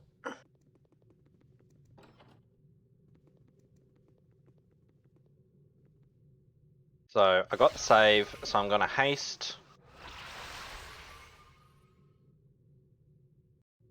And mirror image, grab this. And then we're going to magic missile, talk, and talk. Oh, wow, they both aggroed this time, okay. But that's okay, we got a full duration haste this time, so we should be good. Straight past that trap without any issues. Oh, ow. And as you can see, I still got hit by the spear trap, and it almost took me out. You can see it rolled a 35. That spear trap is nasty. It does a lot of damage, and it hurts. And yes, that's 35's actually... Sorry, go go ahead. ahead. I don't know, 35 is a really high number for 3 minutes into the game. Well, the problem is with Shadows of Arm, you start at a higher level because it's a continuation from the first game. Sure. So the traps are upgraded to match, but I still feel like that spear trap is way too damage loaded. Yeah, even if you start at level 6, that's 35 is absurdly high. It is. It is gnarly. And we're just going to go straight through this portal now. So after we grab the key from that chest, run all the way up, and then into the portal to the second level here, where we've got Yoshimo, who wants to speak with us. This is a dialogue where we can just spam 1, and we will get through it eventually, and he'll disappear off through the portal. At which point we want to equip our items. Now we're going to save and rest. Took me a whole day to rest and recover 35 hit points because I don't have any healing. Well, I got 2 healing spells, but they only heal what, 8 hit points per rest, so it took a little bit to get all that damage back. Yeah. Now, this is one of our first heavy RNG points. The description of monster summoning states that we have a 60% chance of receiving 1 monster and a 40% chance of receiving 2 monsters. Now, despite what that says, I haven't quite worked out the chances, but there's a chance for 3 monsters and a chance for 4 monsters. My world record, I got 4 monsters on the first casting of this spell, which was incredible. But yes, we have the chance to get more monsters than what it states. So we are going to quick save at this point here and start casting monster summoning. In this instance, I got 2. Now you can get through this next section with just the 2. 3 is preferable, but you can do it with 2 depending on what you summon. So in this case, I've summoned a Kobold Commando, an Archer, and a Warg. These 2 are fairly decent, but I wouldn't go through this next area with them, so I'm going to reload and cast again. This part can actually take quite a while, because it's so RNG dependent. Okay, we've got 2 Kobold Commanders here, 2 Archers. This is something I'm comfortable going through this next area with just these 2. So, now what we're going to do, we're going to wait for them to appear. Quick save, quick load, cast haste. And do it again and cast mirror image. Now this is our first instance of combat where we're actually swinging a weapon. We're going to go through this door and immediately be assailed by a bunch of, I believe they're called mephits. And there's 4 portals that continuously spawn them. So, we're going to immediately rush the first portal. And then the second one. Now, this particular one that's coming towards me is dangerous because it has a color spray ability. So we've kind of got to... I didn't quite juke it, but you get the general idea. But unfortunately, I don't have mirror image anymore. So this could be a little dicey. And unfortunately, I'm not in view of that last portal anymore. So I can't get to it with the kobolds. Once I'm and I just got hit with color spray again. What does color spray do in this edition? Because I believe it changed. Yes. So in color spray in AD&D Second Edition, and we're no longer hasted either. Color spray in AD&D Second Edition, it varies based on the level of your opponent. I don't have it on me at the moment, so I can't let you know what each thing is. But if you are a higher level than your opponent, I believe you knock them unconscious for a long period of time. If the level gap is closer, then it's a short stun and a blind until it's just you blind them if you're the same level, or something to that effect. Okay. It sounds pretty not good. No, it's not. And this is why we try not to reduce. Like, I got a 50-50 chance of failing that save against color spray, and I failed it both times. If this was a 3, you'd find this number was probably be about a 13 or a 14. Which means at that point I have a 30% chance of making the save. So I'm finally standing. We're going to come over. Oh, no, I'm doing it on my own. If I had been up over here somewhere, I could see the portal. I could have had the kobolds attack that portal. Okay. And we would have gotten through this part a lot easier than what I just did. And I've just been hit with another color spray. But he's just died, so I can rest, remove the color spray, reapply my spells, and we're going to start moving through the rest of this complex. That part there literally can be the make or break point of the run.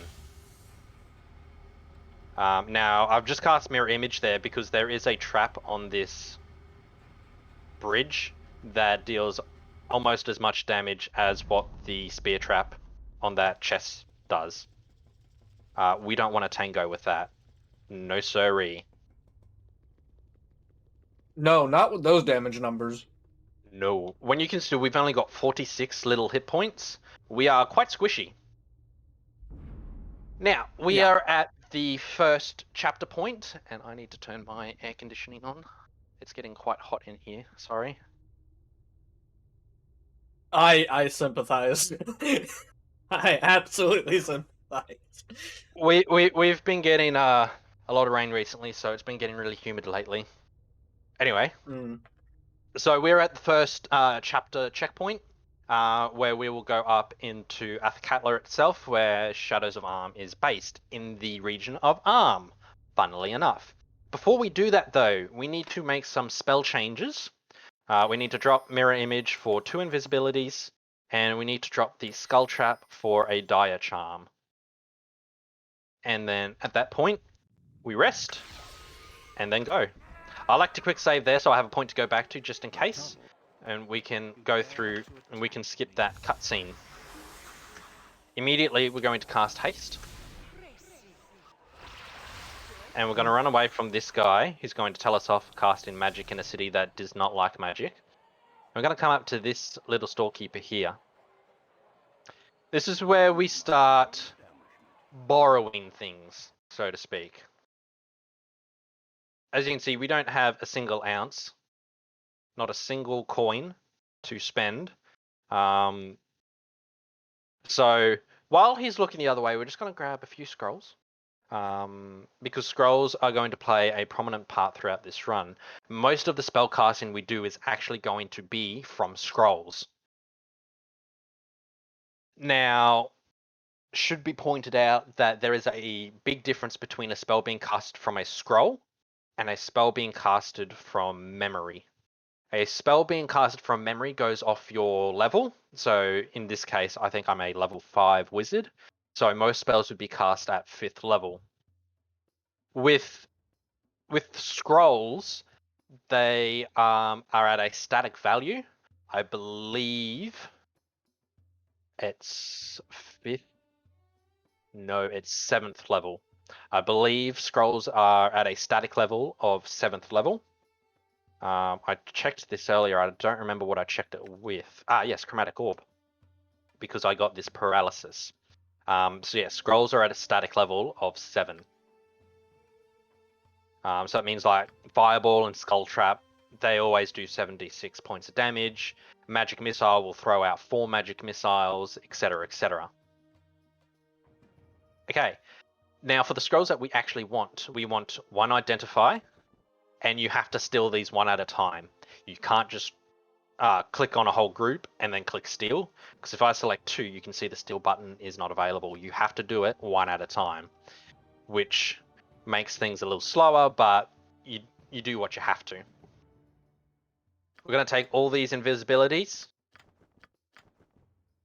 We're going to take all these mirror images. We're going to take 2 clairvoyances. We're going to take 3 hastes. A skull trap. And then we're going to take all of these monster summonings. And then that's our shopping done. Here at least. Plenty more to go. We're going to go invisible and run over to the exit here. This guy's going to speak to us, or we can just spam through his text. This guy wants to talk to us, but because we're invisible, he can't do that.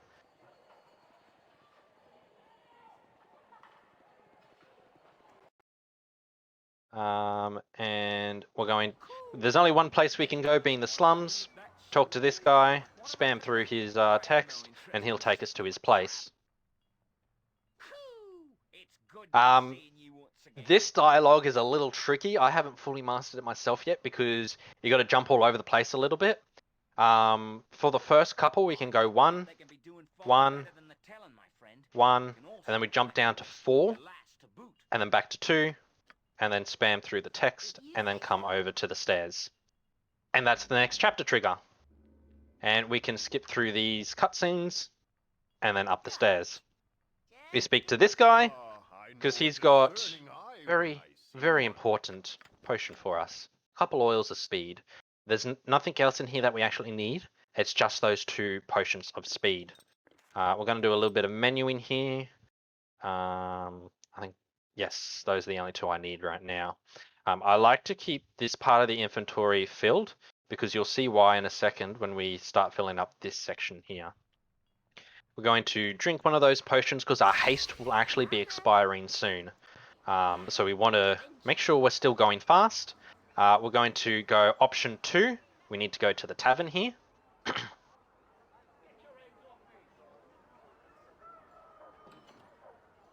We go in, invisibility. Because this girl here wants to speak with us if we're not invisible. And then we're going to come up and speak to this guy. And as you hear, my haste just wore off. So now we're still running around with the oil of speed. Now, we're going to 2, 2, 2, 1. And this lets us into the back. Invisibility again. You are probably starting to detect a pattern of invisibility here. We don't want to be seen. And we're just going to run around in the back where we're technically not allowed to be. We're not supposed to be here.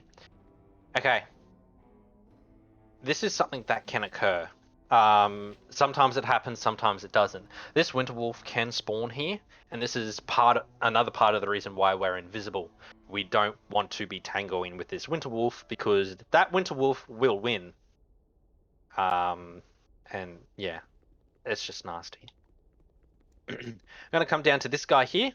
He's got a key on him that we need to pickpocket from him. And he's got 3 other items on him as well.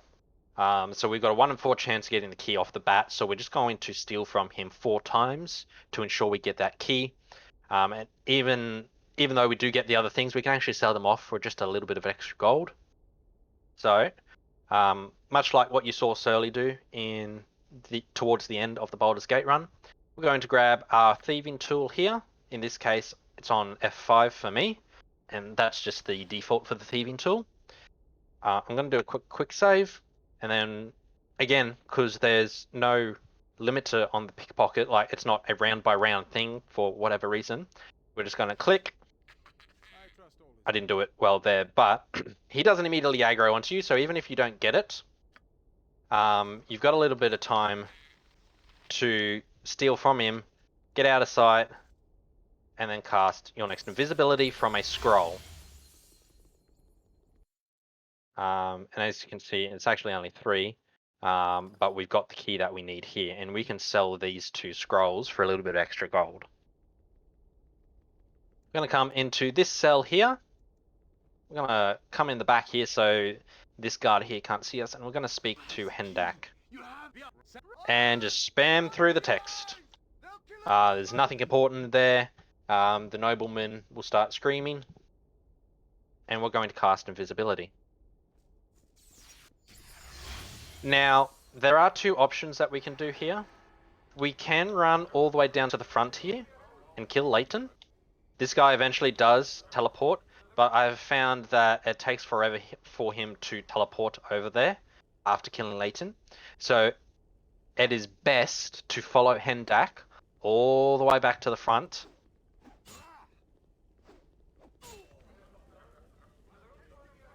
And while we're doing this, we can do our first level up. Put the proficiency point in whatever. The skill points for our thieving abilities, however, you're going to want to start putting them into set traps. We need to start buffing this skill for later on down the track, because at the moment it's useless as it is. The other thing this does is this ensures we are level 7, which gives us 4 magic missiles, which will guarantee a kill on Leighton. It is very, very, very, very, very unlikely that you don't kill Leighton with a 4 damage magic missile, but it can happen. We're going to grab the gold, and we're going to grab this Death Fog scroll. It's going to be very important later on. And then Hendak will talk to us 1 and 1 to get through the text. We're going to leave the level up alone because we don't need it at the moment. We're going to do that level up later on down the track. We're going to quick save and speak to Bernard here, because he's got some very interesting items for us that we want to grab. I do want to point out, however, that despite the fact we have a pickpocket at 225, it is still possible to fail on this guy. He's got an insanely high pickpocket requirement. I think it's 170 something. Maybe a little higher again. So because he's got such a high pickpocket value that you need to have to even actually steal anything, even at 225, there's still a chance of failure.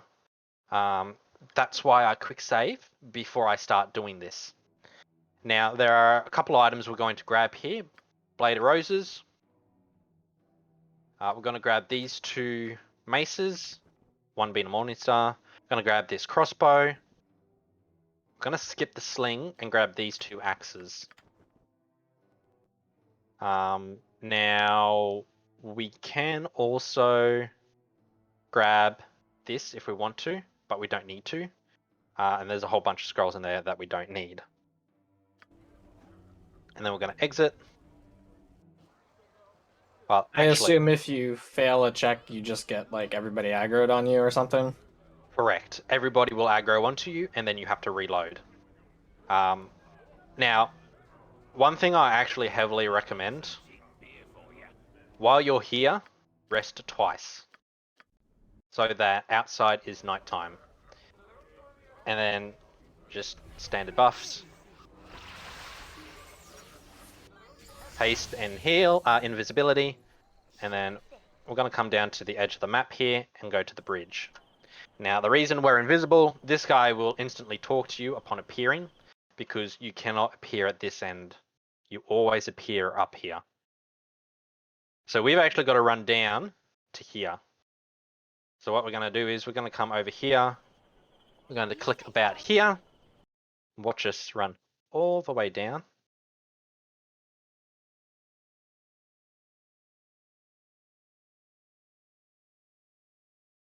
Running.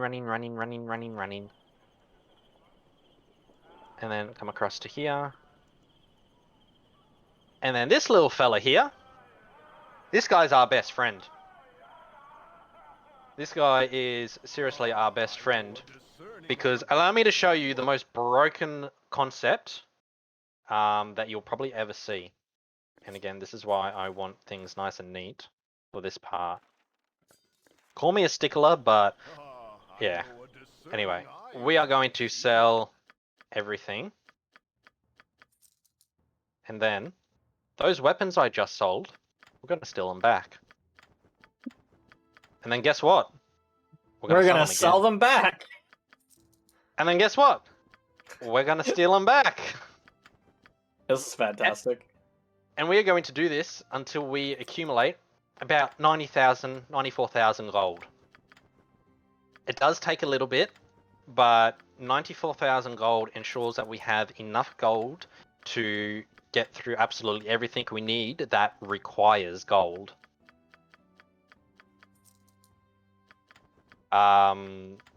So the next part, the next chapter point requires 15,000 gold to progress. And then there are two items that we want to buy very shortly here that cost, I think, about 40,000 combined. And then there's a couple extra points where we have to buy stuff because the merchant can't be stolen from. And we just need to make sure we have enough gold to cover absolutely all of that. Now, we're almost there. We're at 78, so we should be able to do one more round and then sell a couple extra items again. So I should be able to just grab these items, sell them off, grab that, and then sell it off. And we're at 94,000. And that ensures we have enough gold to cover the entire run. So, now we get to take some more scrolls. We're going to take these 2 Death Fog scrolls, these 2 improved haste scrolls. You'll see why we need these 2 later on. It's actually quite interesting where we use them. Makes for an interesting sight. We're going to grab 1 protection from magical weapons that we're going to use in a second here. We're going to grab a secret word to hopefully prevent what I believe is a bug in the game's coding. About halfway through the run, there's a sequence where you're fighting against a particular spellcaster who has spell deflecting protections.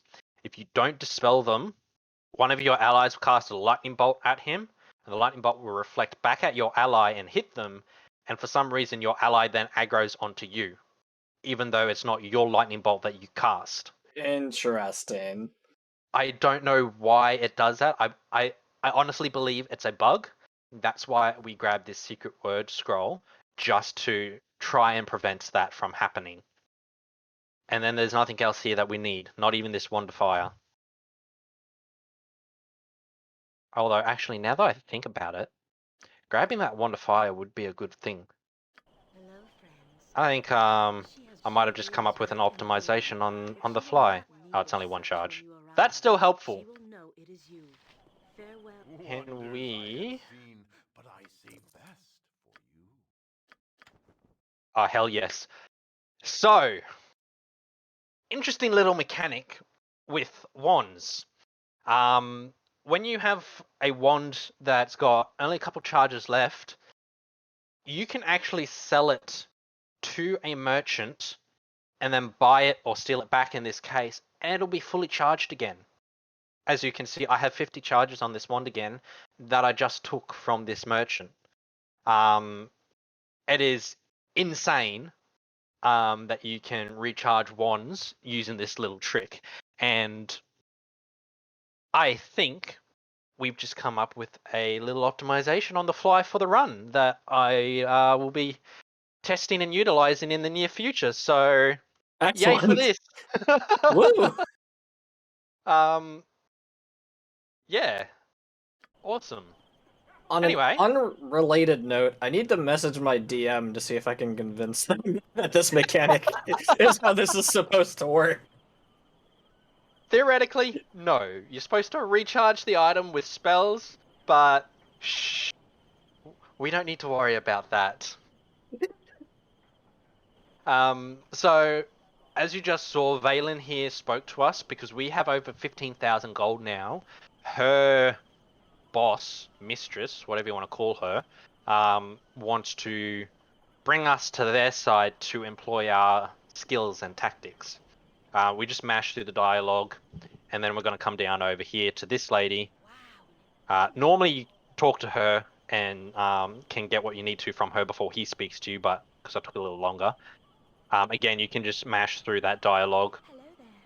Now, with Miss Craigmoon here, she's got potions, and she's got some very lovely potions that we want, being 10 invisibility potions, which we're going to take all of them, With how invisibility has been this run, I can see why. and 10 oils of speed, which we are also going to take all of.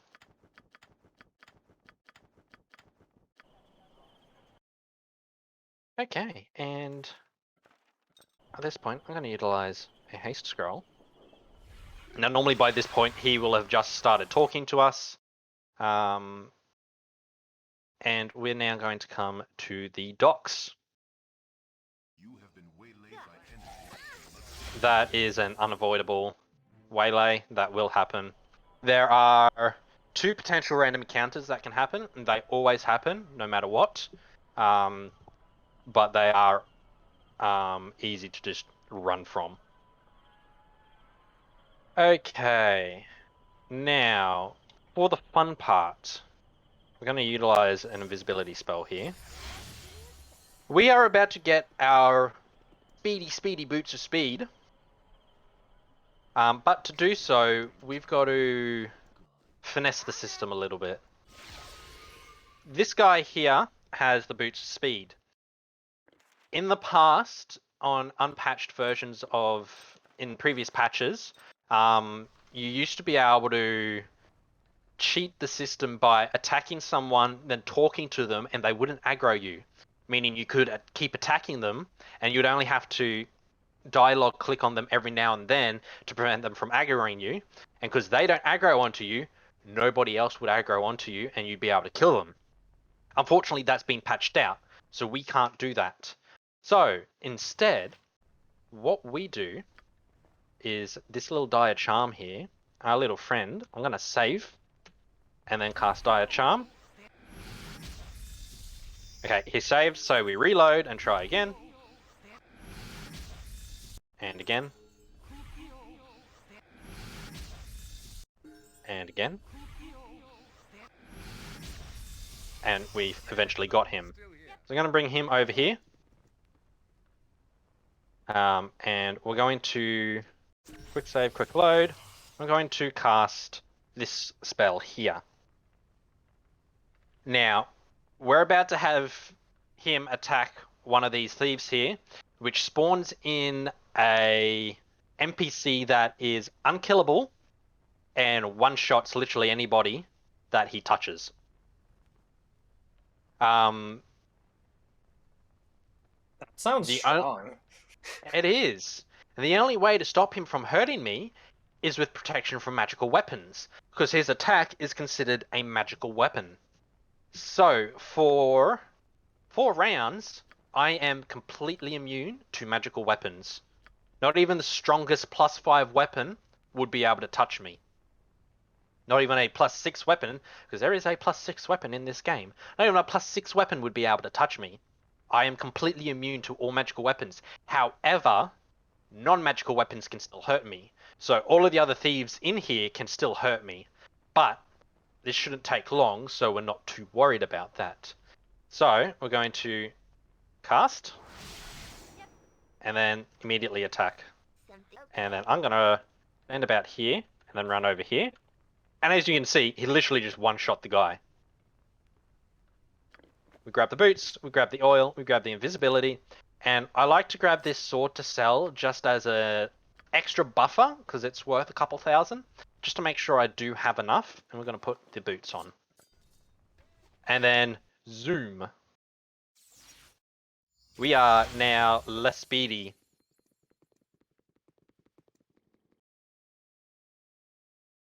And this is ×2 movement. 4 times movement. Well, so with haste, yeah. Sorry, I meant the Yes. boots are okay. Yes, correct. Yes, correct, sorry. The boots are double movement rate, and then obviously with the haste on top again, we double movement rate again. Now, as you saw me do just then, we come back to the spot where we left the first dungeon, and we come into this shop here. I'll show it where it is on the map when I go back out. We're going to do some legitimate shopping this time. We can't steal from this guy. Unfortunate. Yes, it is quite unfortunate. Otherwise, you wouldn't need 95,000 gold. We're going to identify the short sword, sell it, and then this girdle here is a game breaker, kind of. This thing gives us a strength score of 19. So that's one thing we're going to buy. That makes us hit a lot harder, especially our backstabs. And I'll explain the backstab mechanic in a second because it is very different to sneak attack. It is extremely different. So I'll get to that in a second. We're going to buy these 2 protection from magic scrolls.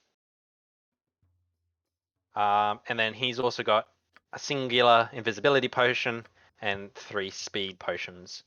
And that's everything we need. We theoretically could buy these braces of defense as well for a little bit of extra AC, but because we're invisibility 99% of the time, we don't really need them. And as you can see, all of that was about 20,000. I've got 74,000 left, so it's quite the chunk.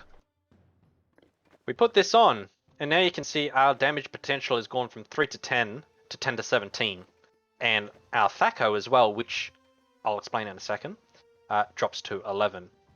So for those of you who aren't aware, THAC0 stands for to hit armor class 0. So that means any creature that has an AC of 0, I would need to roll an 11 on a d20 to hit. Very simple. The number then changes depending on if it's a positive or a negative number. Negative AC is harder to hit, while positive AC is easier to hit. So let's say that I was attacking a creature that had an AC of 8. You would take that 11 that I have there and minus 8 from it. So I would theoretically need a 3 to hit an armor class of 8. Conversely, if you go into the negatives, say the creature has an AC of -5, you add 5 to that 11, meaning I would need a 16 to hit someone with an armor class of -5. And that's THAC0 in a nutshell. So armor class 10 is bad and -10 is great? Yes. Okay. You can actually go further than -10 in this game. It's kind of hilarious how far you can actually get it. I think you can get it as low as -30, and I think that's the cap. That sounds pretty strong. It is. You're nigh untouchable by that point. But when you're getting to -30 at that point, you're in the second game, Throne of Baal, and by that point, creatures have like a +20 to hit anyway. Okay. It kind of balances out in the end.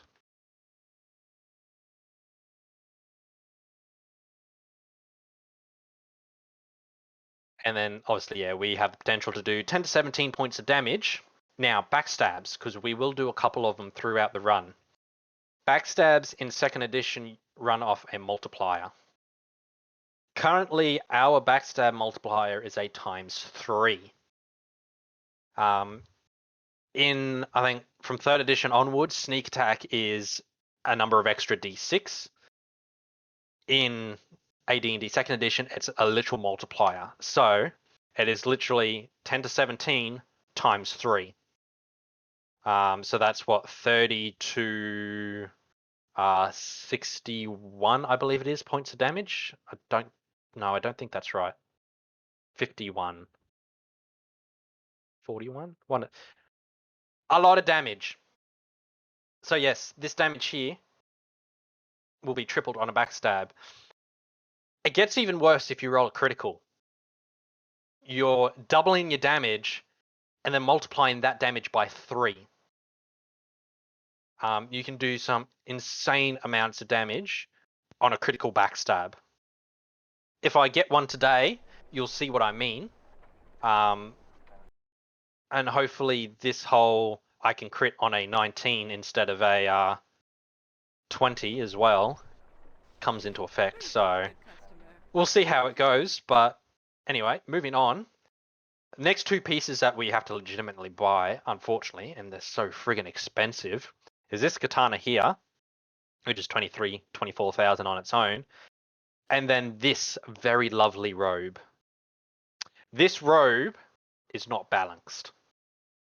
This robe is perhaps the most broken item in the game, in my honest opinion. Purely for this third line here. Improves casting speed by 4. Essentially what this means is, so if I buy these items, you can see I've still got 25,000 left. It takes a lot of money to buy just those 2 items. And we just dump the sword. If I go to a spell, one of these will have to do. Do I have? Yes, this is a good example. Death Fog normally has a casting time of 6. With this robe on, the casting time is reduced to 2. So it's cast as fast as invisibility. Invisibility with a casting time of 2 is cast instantaneously. There is no cast time. So you can see why this robe is something we grab. It is Absurd. It is extremely powerful. And there's another item that we grab later on that decreases casting time by another 1. So in total, you have a decreased casting time of 5. So up to 5th level spells can be cast instantaneously. I don't know about you, but that's pretty broken. That's pretty ridiculous. That's pretty ridiculous. Do those numbers translate to like rounds or something? So with casting time, it goes from 1 to 9. 1 Yeah. being you get it done in like the first second of the round, 9 being at the very end of the round. So it's a spell that takes the entire round to cast, basically. Okay. That's Uh, still an absurd decrease in casting time. Yes. Because yeah, you could get a 9th level spell that, or any spell that has a casting time of 9, from 9 to 4. So it's being cast about halfway through the round instead of at the very end of the round. That's broken as hell. What the hell? Uh-huh. And being able to cast like half the spells in the game instantaneous, or half the levels instantaneously, is also just absurd. It's ridiculous.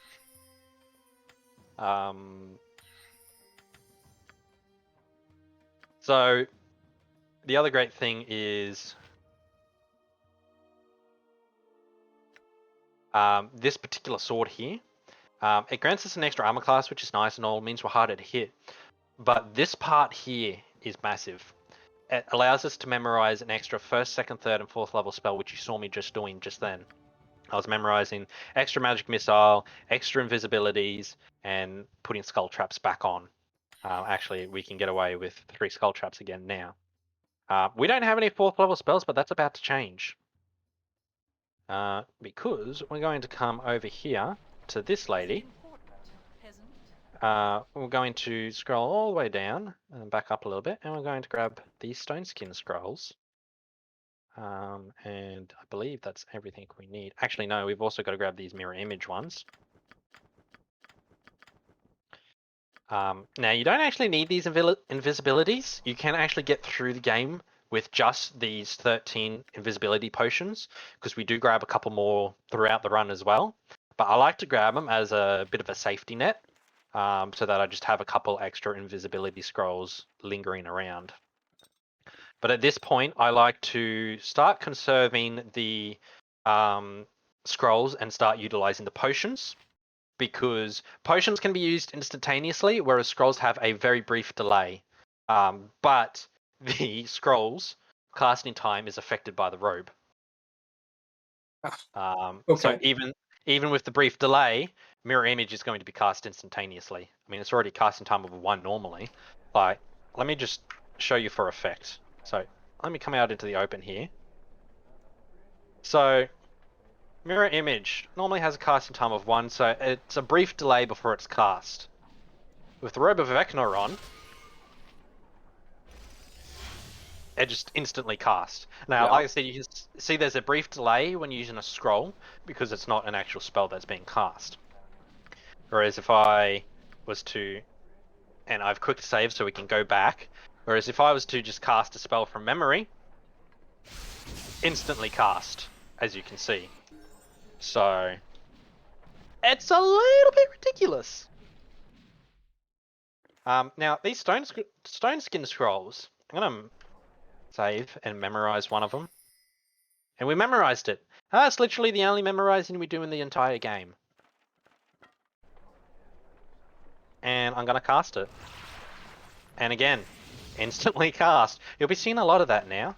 And then we're going to memorize stone skin twice, so that we have a couple extra stone skins as a buffer.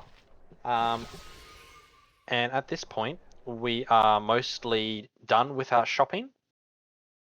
And it's time to start doing the next part. So this guy caught up to me. Okay. There's our first oil used. Now, when you appear down here, when I first came to Joaquin's Promenade, you want to come up to here, being Adventure Mart, the Adventure Mart, which is this building here. And that is where I did all my buying and selling and whatnot. But now we're just going to come off the edge of the map here. And we're going to come over to the graveyard, because there's somebody here to speak with. There she is. Now, with us having killed Renal Bloodscalp to get the boots of speed from him, the entire Thieves Guild is now aggroed onto us. We can't actually go down the Thieves Guild route of assistance. We have to side with the vampires, which honestly is actually the easier of the two options. The Thieves Guild is a little more tedious and longer, but it's easier to deal with than what the vampires are. Oh, I mean, we have to deal with vampires later on down the line anyway. Let's deal with one set of vampires as opposed to two. So we're going to skip through most of this dialogue and tell her that we'll side with her. And then our first task is to steal a shipment. Now you can actually get to this. You can actually get to that area exit before she enters the building, but it is a very tight window. Very, very tight window. I've only done it once, and that was in the world record run as well. Because yeah, you've got to get moving almost immediately. And hang on, I'm going the wrong way. We want to go around this way, but we're going to come all the way down to the bottom here.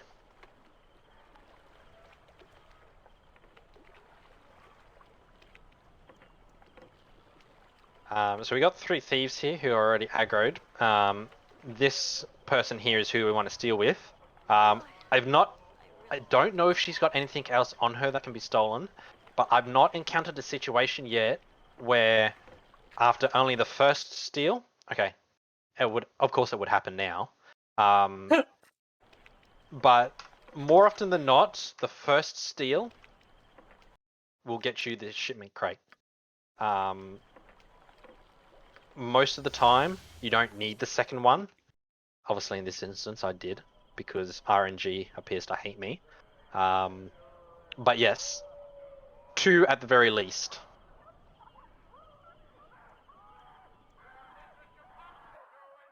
And then we just come back to the graveyard. We're going to cut around to the left here, and we're going to enter this building. Okay. And then just follow the path north through these doors and talk to Bodhi. See, you have returned. I gather we- place that you have can- succeeded. Excellent. Any option on the first one's fine. Here, we want to do option 2. We are going to murder someone, but it's easier than the alternative option, which requires taking on an army of shadow thieves. So yeah, we're just gonna skip through that and come out through this tunnel. There is a secret door there. We don't need to worry about it, not yet. And then out these stairs, Sure. and then up to the exit. Okay, do not go immediately to the government district. Why? Not because of the random encounter. That will happen. Because you will appear down here when we need to be up here on this house here. What we do instead, So, if I go back to the graveyard, good. I go really literally, rest for a while. I don't think literally anywhere, but the easiest bet, go to the slums first, Give me a sec. leave, go to the government, and then you're right here.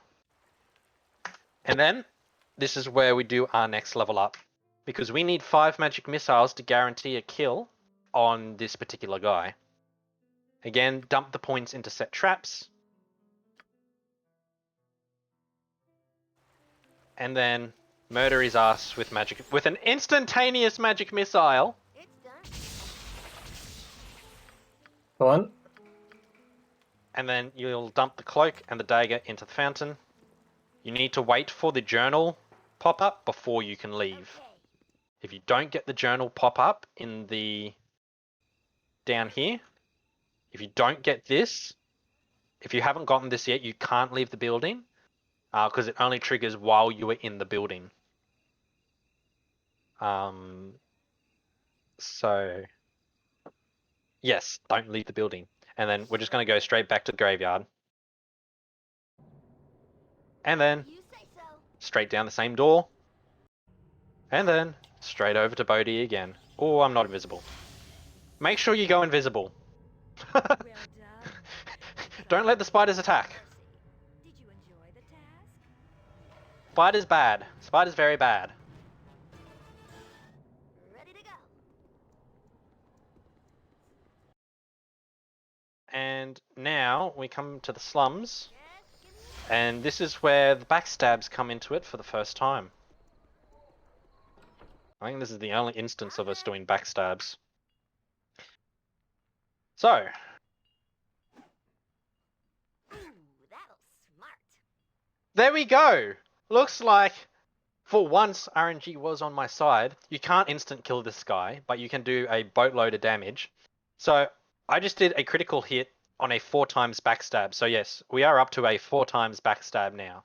So, I've doubled my damage and then quadrupled my damage. And as you can see, it's taken most of his health out. And then we're just going to instantly invisible. You can't get much better than that. And that is at 46 is an exceedingly good roll. Wish I could deal 46 on my attack rolls. Don't we all?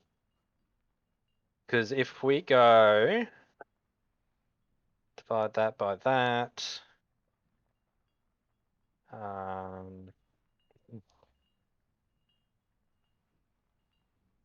what's my max potential again? 19.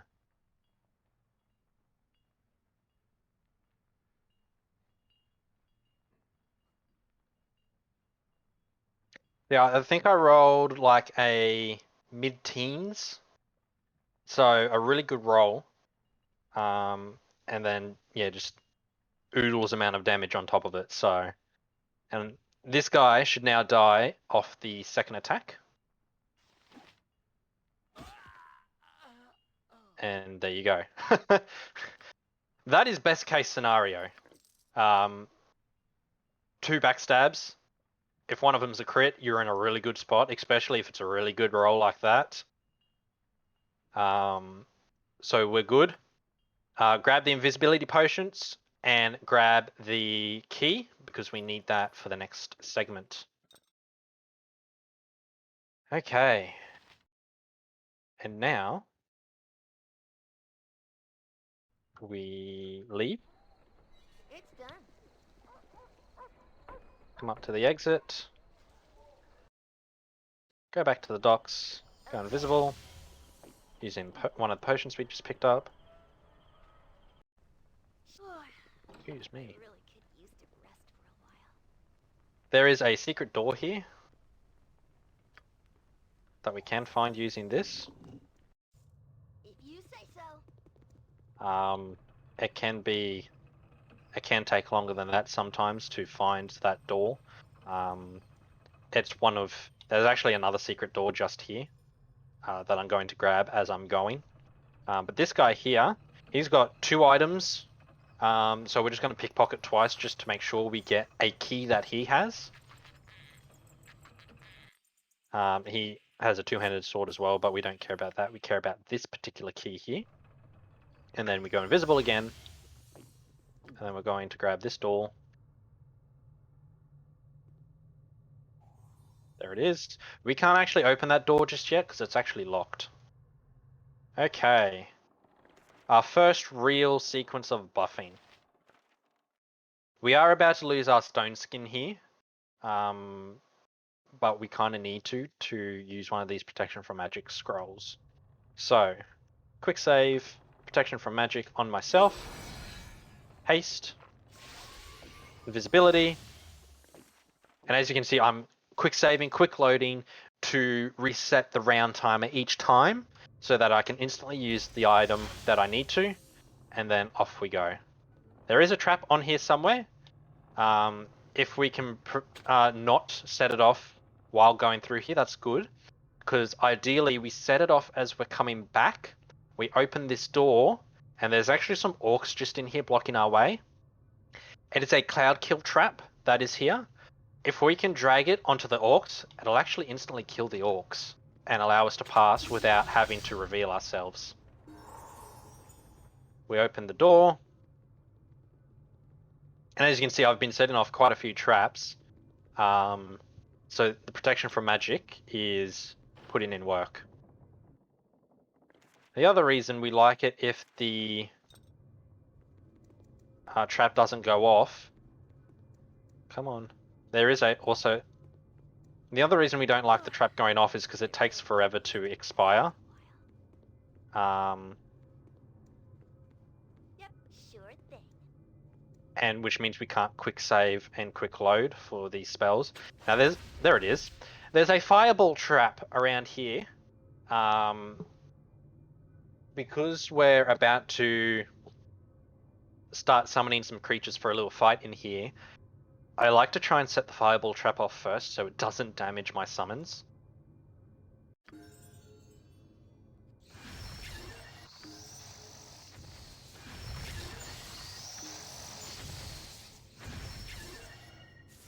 Okay, so we've got 4 monsters, 2 ogres, 2 Adicaps. That's actually not a bad combination. With this one, it doesn't matter what we get. Adicaps would be preferred because they do have poison, but the ogres are just as good. And now what we're going to do is haste. Okay. Explain your intent and make it. There's normally a bunch of thieves in here. Yep. Something you For some reason they're not here. That's interesting. There's normally... Yeah. It's because you bought the wand, clearly. Maybe. Because normally there's a guy just here who casts Flame Strike on one of these guys. And which means we can't quick save and quick load for these spells. And which means we can't quick save and quick load for these spells. There's normally a bunch of thieves in here. There's normally... Yeah. It's because you bought the wand, clearly. Because normally there's a guy just here who casts Flame Strike on one of these guys. And then there's a whole bunch of thieves in here who you have to maneuver around to get to the wizard. But for some reason they're not here this time, so Interesting. I will take that as a win.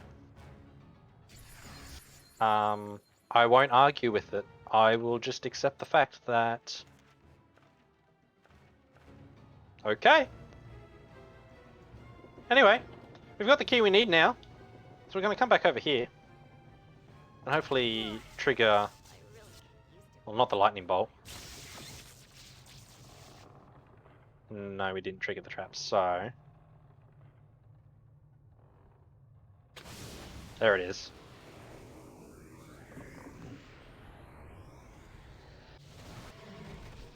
And there we go. Dead orcs! Because Cloud Kill is OP. So for those of you who don't know, the way Cloud Kill works is that if you're below a certain level, it'll instantly kill you without a saving throw. As you can see here, there's a particular orc archer who's saved, so they're at a threshold where they get a save, but if they fail, they die anyway.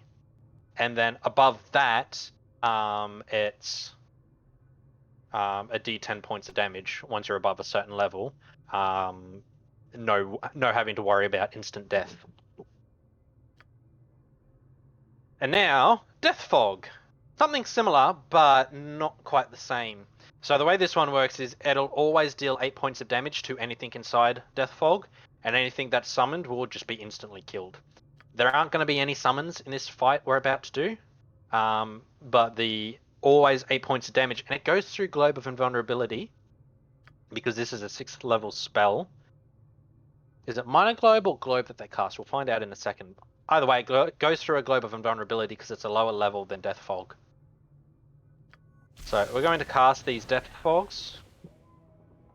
And again, for some reason, there's no thieves in here. I've managed to break the game somehow. I hope it doesn't become an issue further on. All of the thieves that haven't spawned are gonna show up later in the game. Because there's even supposed to be an air elemental just out here. But there wasn't an air elemental just out there. Anyway, we're going to grab the amulet, the ring, the potion. Nope, can't carry anymore. That one's on the ground. We're going to drop the keys because we've got a full inventory. I'm going to replace the amulet. I'll explain that amulet in a second. Grab the stake. Grab the gold if you want, you don't need to. The stake you must absolutely grab. There is another one we can grab later on, but I like to grab it now just to make sure. Now, this is a ring of protection +2, so it gives us a +2 to RAC. This is what's called an amulet of power. Now, I'm not identifying it with the scroll because we need that scroll for later on. What the amulet of power does, it decreases casting time by another 1, and that's probably the most important part, is the fact that it decreases casting time even further. So we have a total casting time decrease of 5. So anything with a casting time of 5 will be instantly cast. Anything beyond that will be like a 1 to a 4. It is ridiculous.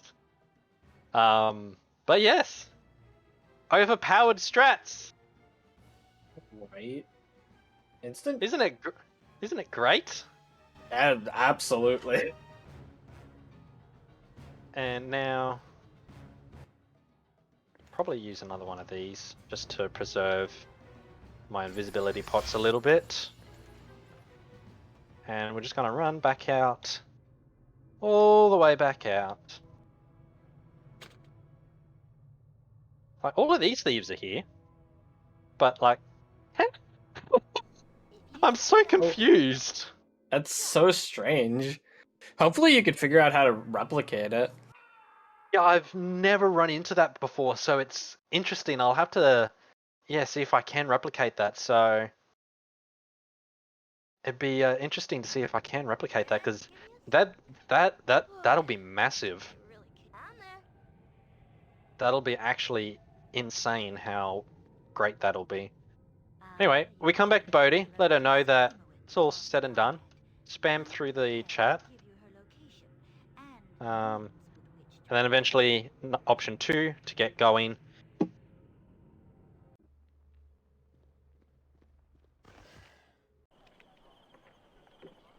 We can skip that cutscene, spam through this text. Nothing important is to be said here. And on we go. As chat has just said, that's never happened before. So, yeah. Fun times though. I'm learning a whole bunch of new things about the run all of a sudden.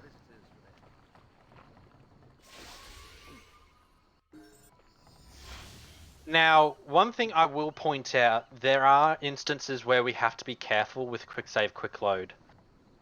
I did play a bit of a risk there, because the 2 NPCs were off my field of vision.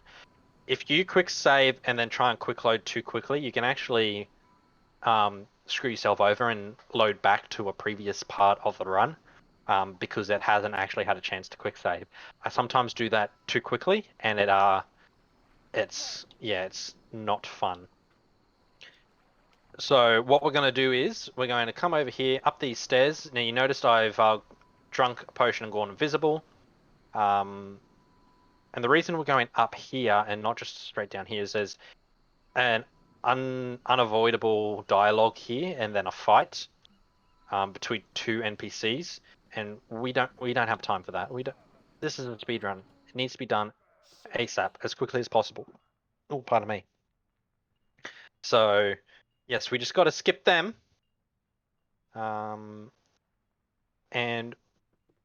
follow the path all the way around, up these stairs to this house. You say so.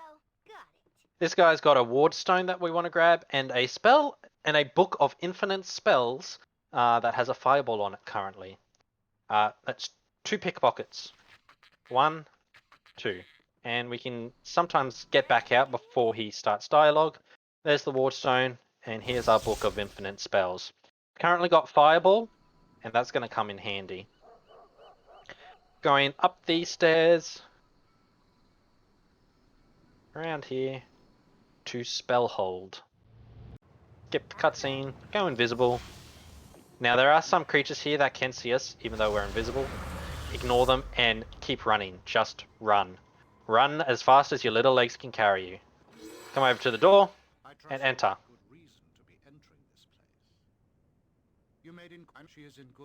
Okay, now we just got to follow this guy. Come on. Oh, hang on, invisible. Do that. There is a logic to hitting him with magic missile there. Because after we speak with him here, we hit him with another. He's supposed to aggro onto us, like that. And then that skips us having to walk all the way around, and we just go straight to the next part. And just smash through the dialogue, and this is a cutscene we can't skip, unfortunately.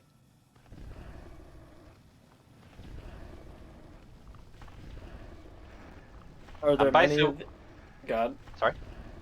No, you go ahead. I was just gonna say, so basically what's happening there is we're being put under a spell. The Shadow Thieves are having their souls forcibly forced out of them, so our soul can be pulled out. Little story tidbit there. But yes, what were you gonna say? I was just gonna say, there's not a lot of those, from what I've seen. Like everything's been skippable, so I was odd to see. Okay. Yes, there are a large majority of the cutscenes are skippable. There are a couple here and there that are not, though. Immediately straightforward, talk to this demon who is barring the way forward. I have discovered, I haven't replicated it very many times, but I have discovered you can actually lock the game here if you go through this dialogue too quickly. It's a hard lock. You actually have to restart the run completely. If you mash through the 2 continues and then select this option and then mash through the rest too quickly, this door, you're supposed to be able to go through it.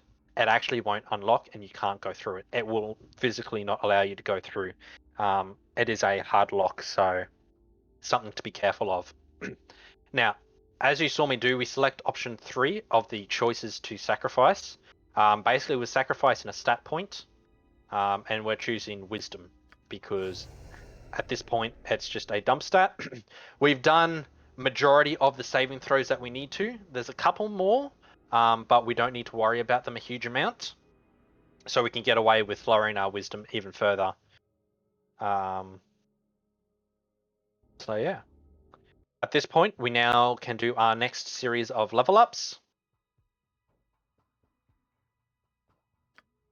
Done. We're now at a point where we can reliably start using our set snares, being at 85. So we're going to come over here. Quick save, because you can still fail. You'd be surprised how often a 15% chance still fails. And once it's been set, we quick save, quick load. As you can see, I failed that time, and again, and there we go. I'm going to utilize this skull trap that I have, and this wand of fireballs. So I'm going to set the skull trap about here. Boom. And we're just cheesing this guy at this point. Okay. Chat is bringing up what I think is a great question. Is there a reason you don't dump strength since you have the strength belt? We'll need to be able to move around, because we still pick up items that have weight to them. Okay. You could probably get away with a 7 strength, maybe a 6 at the very lowest. I just like to have a 10 to give me a bit more maneuverability with that. It's actually a valid point. But we still need to be able to move around because we are picking up a number of potions before we actually get to the belt. And those potions, when you've got 15, 20, 30 of them, they start stacking up really quickly and they can slow you down. Okay. Because each potion does have a weight of 1 pound. And because I'm carrying about 30 of them on me at the moment, they can add up real quickly. And then you've got swords and all this other stuff that you've got to pick up as well along the way. It's just a buffer to make sure I've got enough encumbrance to carry it all. Okay.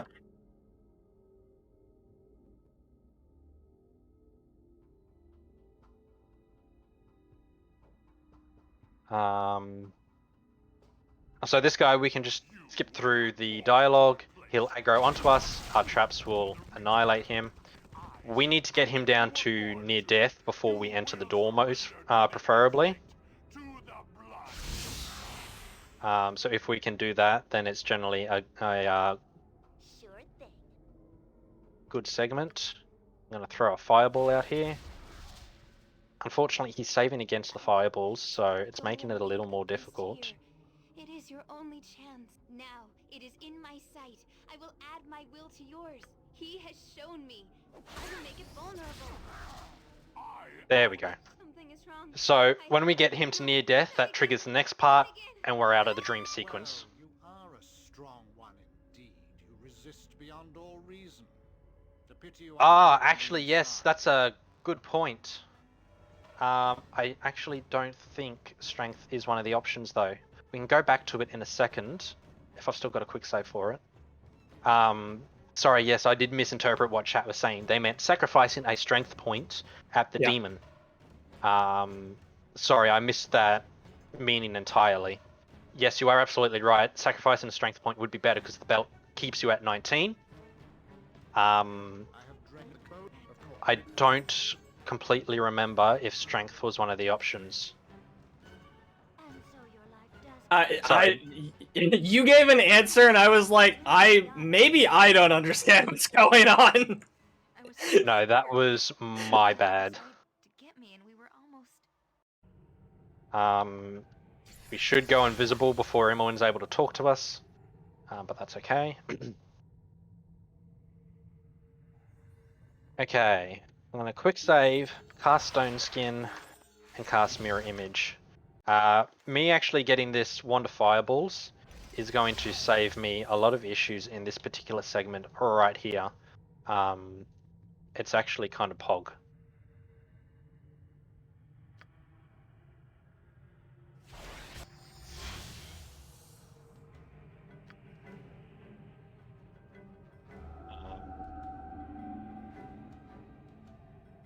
Another game ending or run ending point here. Once this little smoke starts appearing, do not quick save and quick load or quick save and rest. You need this dialogue to go off, otherwise it will hard lock the game. I've done that a number of times recently and it's rough. You're about halfway through the run at this point, and having to restart is unfortunate. Sounds terrible. So we're going to utilize Skull Trap right now.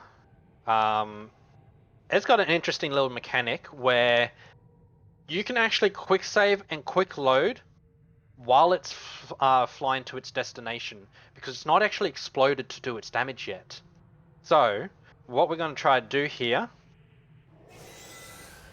unfortunately I stepped into range of a kobold here, so that doesn't work.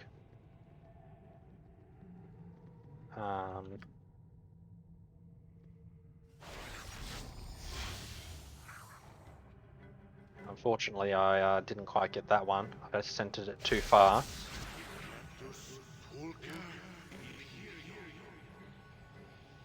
Hopefully that kills enough of them that the thingy spawns. There it is. So, as I was saying, we're going to drop this here.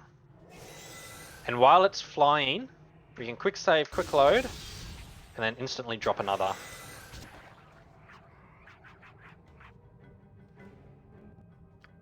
I don't have any magic missiles, so I'm going to have to deal with this guy hand to hand. But that's okay, we're stone skinned.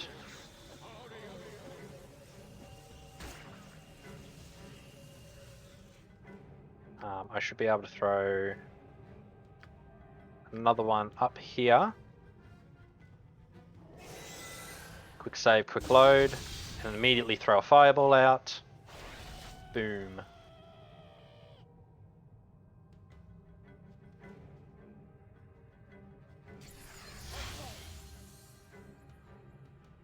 We need to backstab this guy. Oh, I missed. That's not good.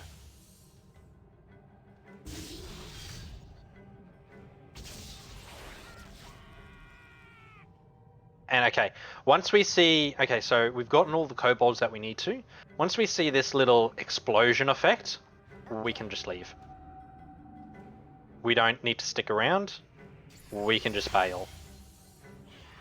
And there's another creature that can see through invisibility, unfortunately.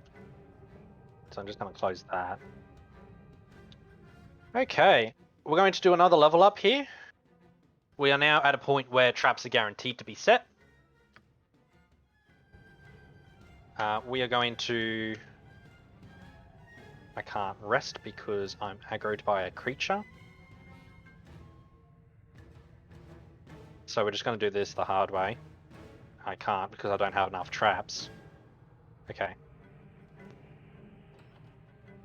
Where is it? We're going to go back up here. I'll fireball the heck out of it. Mist Horror, magic resistance. Fantastic.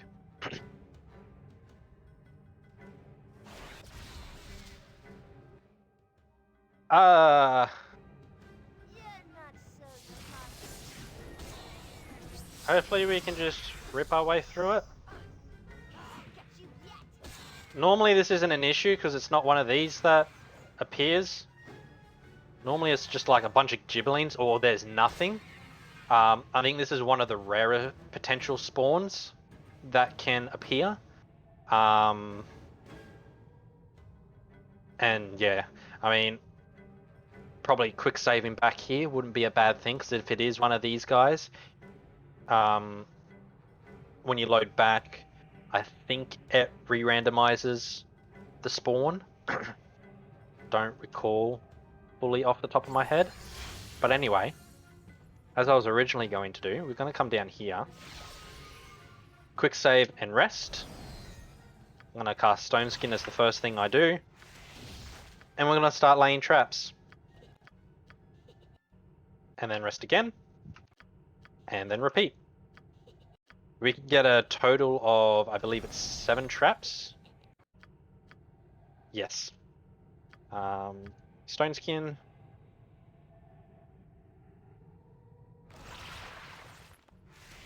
And then we're going to open this door. Hit him with a Skull Trap.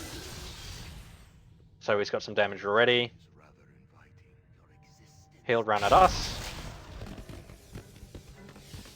Our traps will murder him. And then we're just gonna run along here. Past these guys. And then up through here. Damn. That's a problem. That is a big problem. Uh-oh. Let's try that again. You're supposed to be able to get to the exit before those doors come up, but I wasn't quite quick enough. Actually, I don't think I'm hasted. I think that's the issue.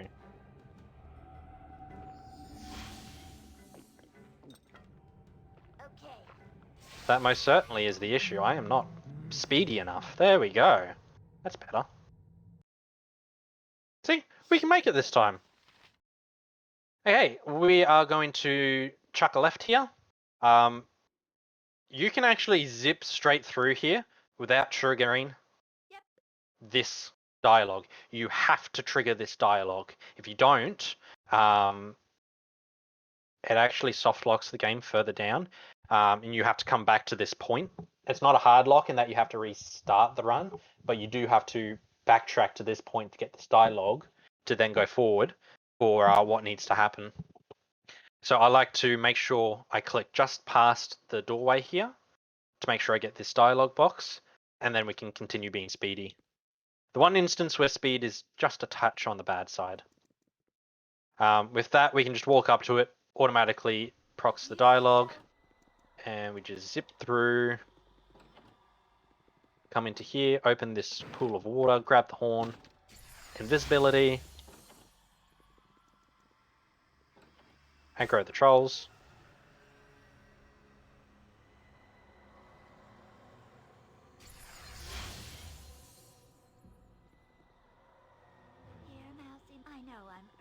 Just for the fun of it, I'm going to hit Bodhi with a backstab. Or not, I'm going to completely miss. And now the character is out of my control. Oh look, there's a crit!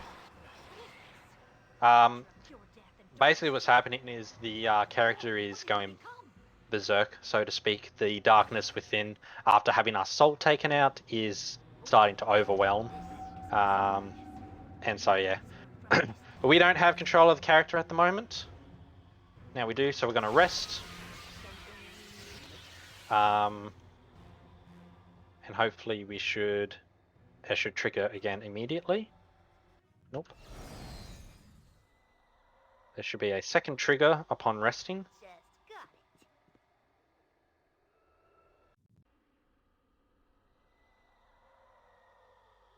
The game is just not cooperating. It is not. There's supposed to be a second trigger there where you transform again.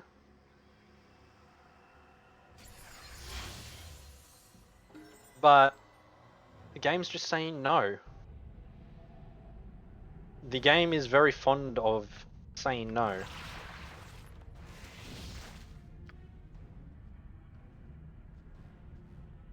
Boom. We've got a fireball over here.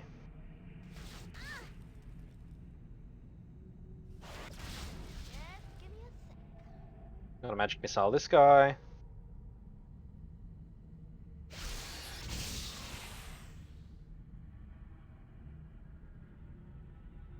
I'm gonna rest here to get all of my spells back, bar the one magic missile I'm about to use. Magic missile OP.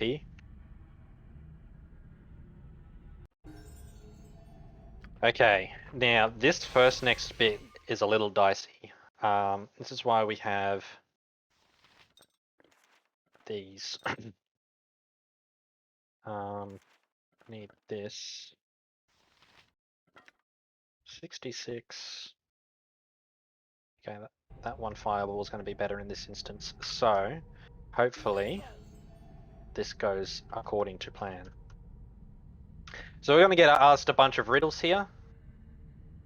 But first we got to fight this thing.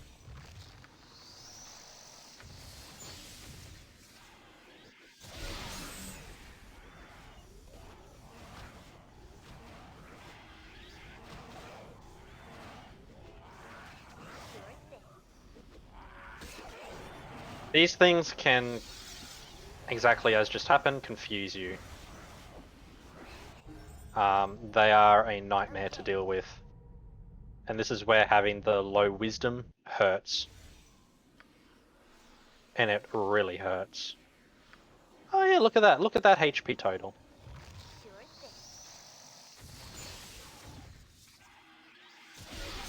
And it looks like you're just stabbing them, you're not casting any spells or anything. Well, I'm trying to get it low enough where I can hopefully murder it with a spell. Like that. And hopefully take those two out at the same time. Because Okay. they've got relatively low hit points themselves. So the idea is get the thing that summons them as low as possible and hit them with a massive spell. We're getting asked a riddle. The answer is a splinter. And then we come to this place where we talk and we go through a whole bunch of riddles. Nothing. And then a river. And then fear. And then memory. And then we skip to this part here where we are going to... Actually, I need to do my level up first for one very specific reason. The type of trap that we now get, because at 11th level, because we are now 11th level thief, a trap's still poison. That's very important because there are trolls in here. Trolls. I don't know if this is a another bug and a mess up in the coding. Trolls are only supposed to be killed by acid and fire, but the poison on these traps can actually kill the trolls. And there's one specific troll that we actually have to kill, and having the poison do that is fantastic. Here's the other instance I was talking about. Decides to pop up now. Interesting. Wait for the dialogue. Something you need? Or not. We can just continue. So is... Oh, there it is. Sorry. I don't actually know where I was going with that. I'm just confused. It is a pretty confusing game. Okay. We're going to Stone Skin. Haste. I'm also going to mirror image just for safety. Okay. I'm going to come up over here. This guy here is who we want. Okay, he's taken all of the traps, so he should drop in a second. There he goes. And the poison should kill him shortly. There we go.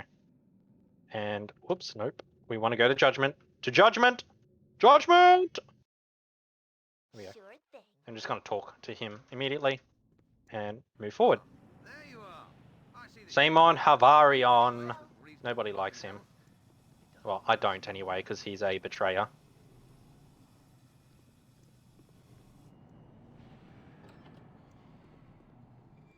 Okay.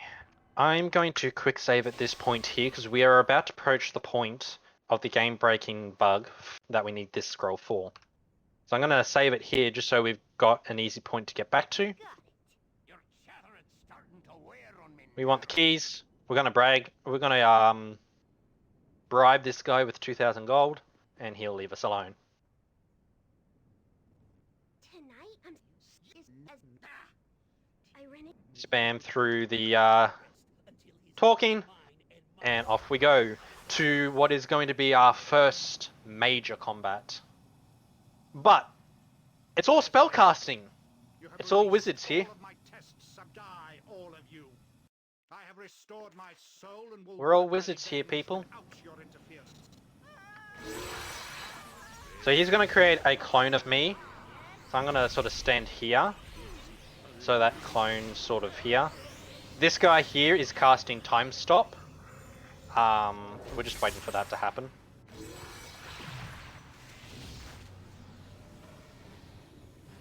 Now you can see this shimmering circle around this guy's feet. This is the spell effect that reflects spells. You might know it as spell turning.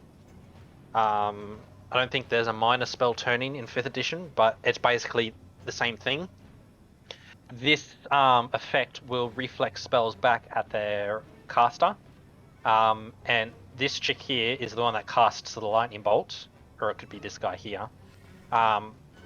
And when she gets hit by it, they all aggro and go enemy mode. It's really weird. I don't understand why. But we are praying and crossing our fingers that after we've dispelled this, the lightning bolt that gets sent goes off harmly back here somewhere. Because it is possible for it to bounce back and hit them, and then again, they aggro onto you, even though it's not your own spell.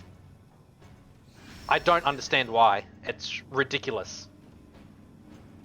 Yeah, that...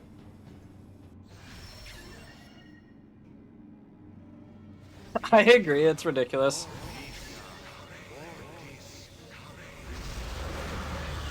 So we've dispelled his protections, and we're just gonna pummel him with magic missiles.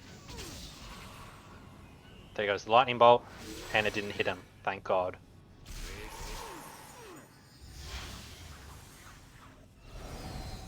So yeah, we're just gonna pummel this guy until this door opens, like that, and we're off.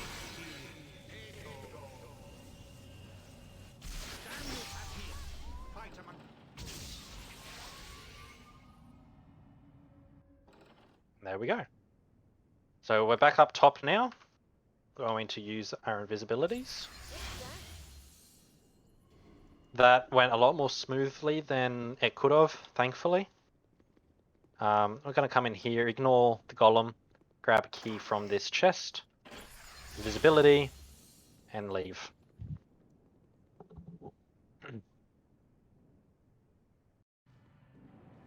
Okay.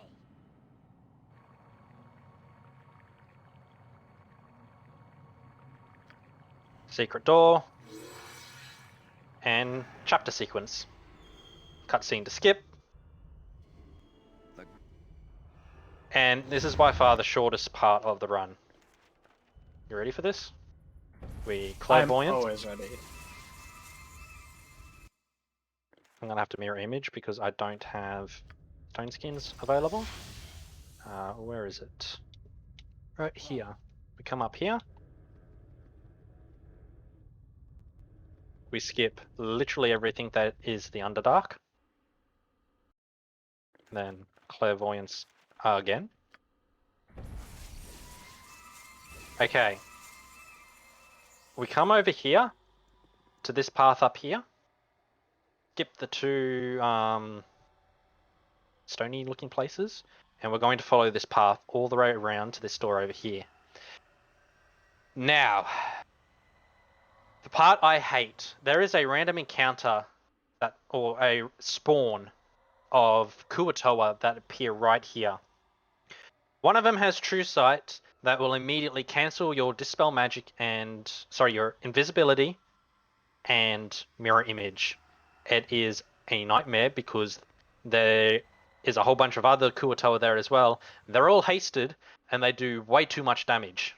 So, I have my fingers crossed hoping the spawn's not there this time.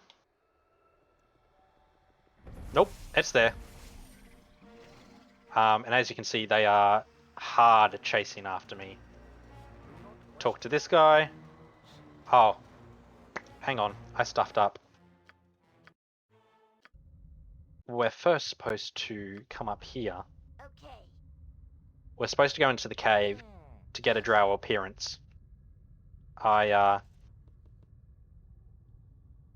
Oops, I forgot about that. I haven't gone back this far.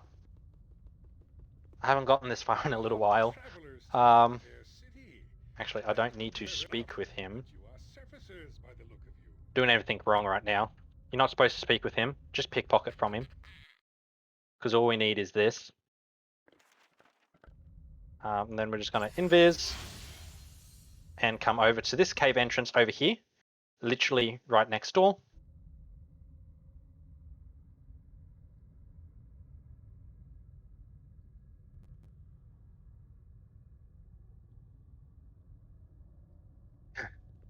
Doing everything. You can get past, this is an unskippable cutscene, you can get through there without that being triggered sometimes. It's not an amazing chance of being able to get through, but it can be done. Speak with the dragon. You can just go through the cutscene or the dialogue without any issues. You can actually get back out before she talks to you again, which requires a couple quick save, quick loads. Okay, now clairvoyance, quick save.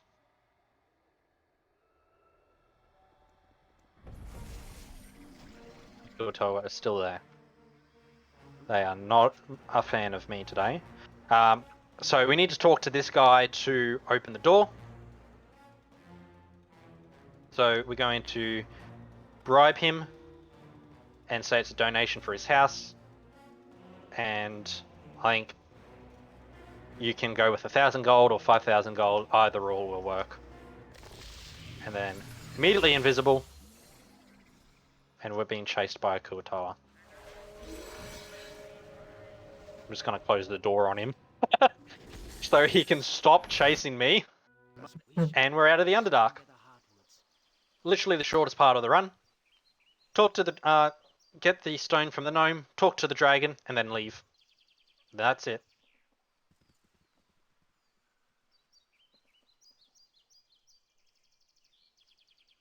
Can't skip that one there.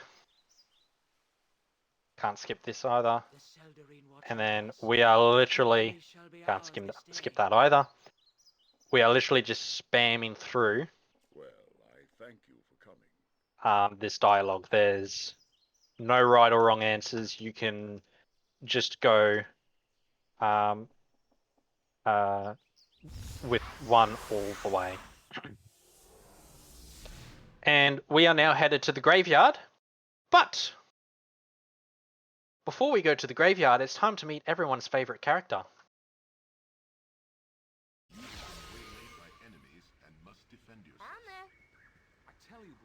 Good old Dritz.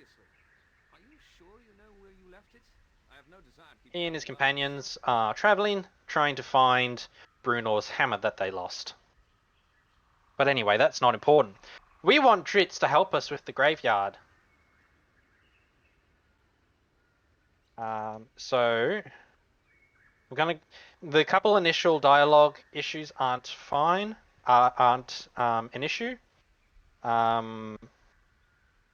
I would recommend against picking that one because it'll make them less likely to help you. 1 and 2 will make them less likely to help you, so 3 and 4 are your best bet.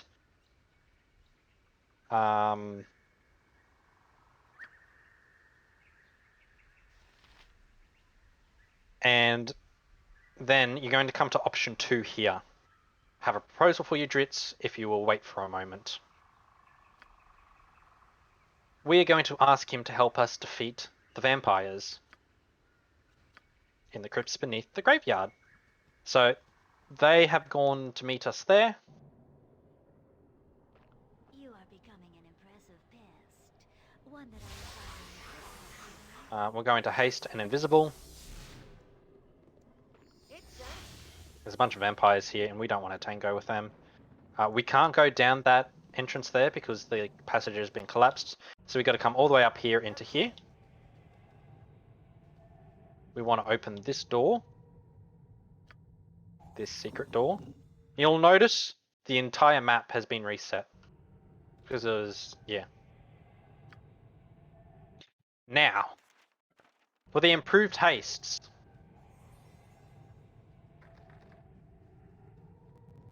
Why can I not open that? Oh no, I gotta go around the other way. I gotta come up here, where that's open. Okay. I'm gonna attack you. Oh boy! So that's a max roll. I can tell you that right now. That's a lot of damage. That was a max hit crit quad backstab. That's one less vampire Dritz has to deal with.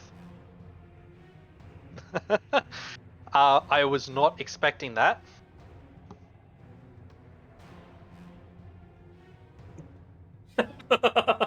Sometimes you just roll high.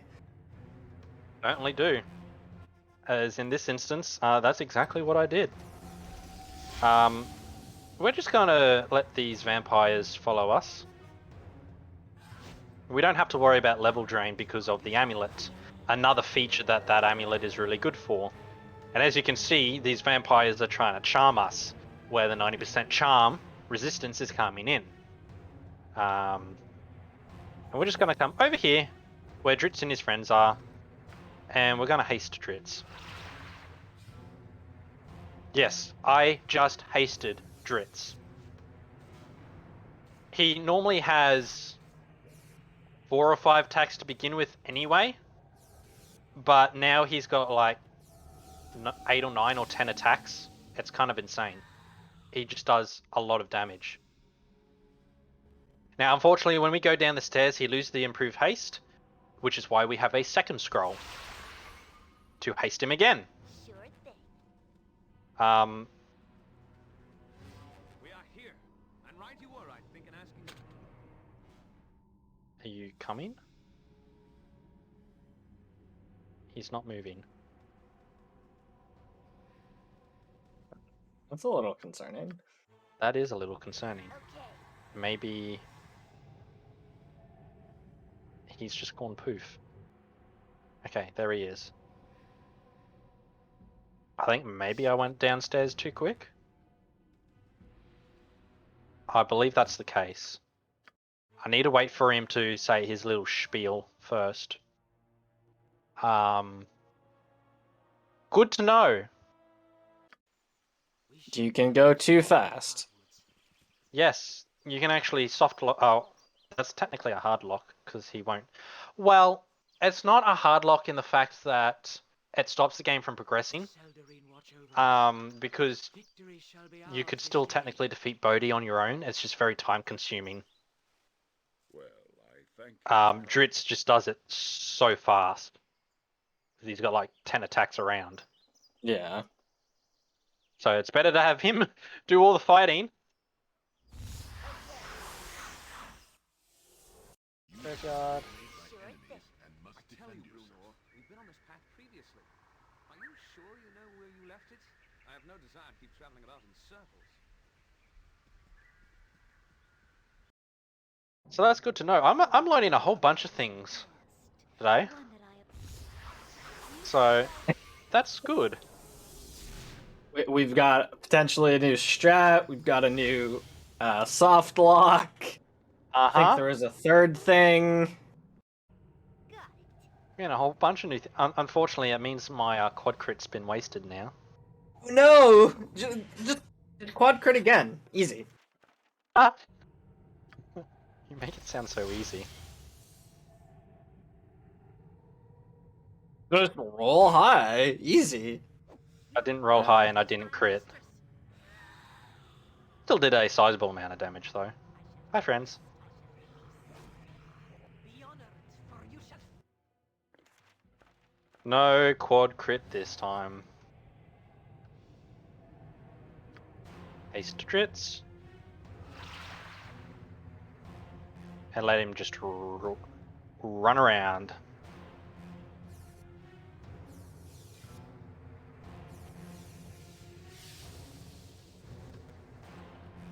And we literally just sit here and do nothing. We are mooching off the hard work of the others. Isn't that just like working in a company? More or less. So, Dritz said his spiel, and he's now following me around. So, let's try this again. So, theoretically, yep, there we go. He's following me now. There we So, haste him up.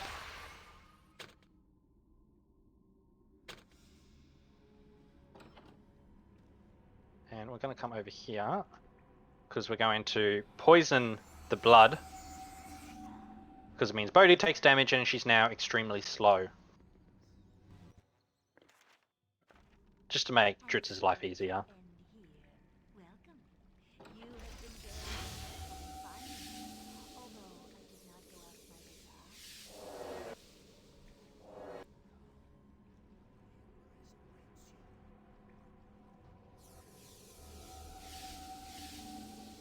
Yeah, turns out having 9 or 10 attacks around is pretty strong.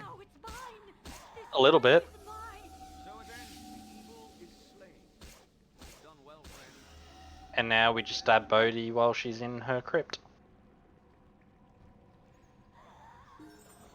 We grab Abidalzam's Horrid Wilting. A fantastic spell, that one. And even though there's a +4 short sword in there, we just leave it alone. We don't need it. We don't care. Go away. It's done. And now we go back to the elves. You have been waylaid by Oh enemies yeah. and must defend yourself. Okay. Brigands in disguise. We don't care. Sure thing. Come down here. Your return. All has been relatively quiet here. I believe the drow were mostly And now we go to the Elven City, Soldanesela. further serious advancement. Yet, it is here. I can feel it. The lanthorn is almost bust. There can be no mistake. Sweet Soldanesela. I have been away too long. Okay, so we can drop Told you what I them, has them, happened in the city. that, them. Might just use this haste scroll because I don't need it for anything else. And yeah, we're pretty much good. Chuck those back on. Name it. Guided by Soldanesela is Another one that we can't skip. with this number of beasts of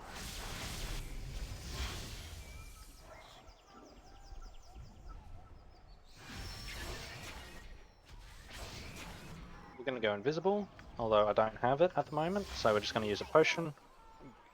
And we're going to come over here into this house. Yes. A little riddle box here that we need to do.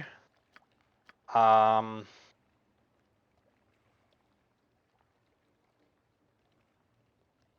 remember this off the top of my head. I think it's 4, 1, 1. Nope. 4, 1, 1. No. What was it? 4, 4, 1, 3, 2. That's it. 4, 1, 3, 2. And that gives us this talisman. I haven't had to do that in a while. I used to be able to just go bang, bang, bang, bang, bang, and solve it in like 2 seconds. We're also going to grab Meteor Swarm. Another very nasty spell that we're going to use very shortly. And then we're going to go invisible. I am going to do my level up while I'm here. Just for 1 extra hit point. I can't remember. Do I need to go upstairs? I'm there.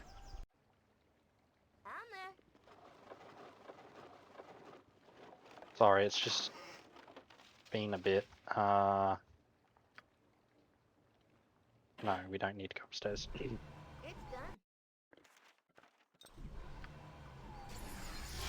So, once we've got the amulet, I'm gonna skirt around the back of this building here because there's a demon here, and demons have true sight. They can see through invisibility. Reapply haste. Ignore the elves, even though they're dying. Okay. I hate this part.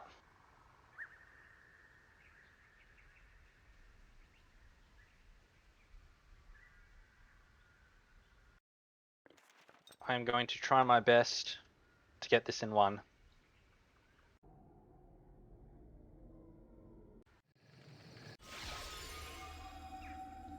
Sure thing. That's an important ability, being able to be a slayer at will.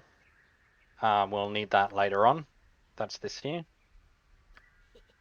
Okay. Let's see how well this goes.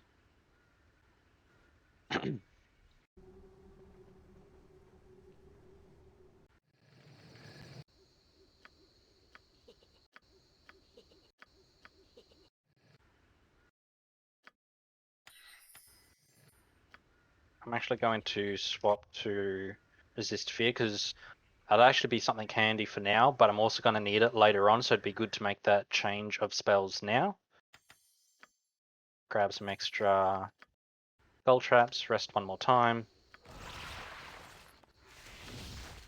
And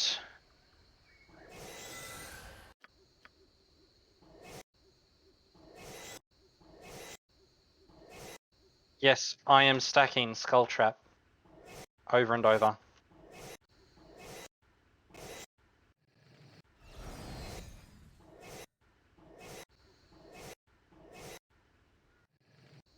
For It's one very casting the maximum amount.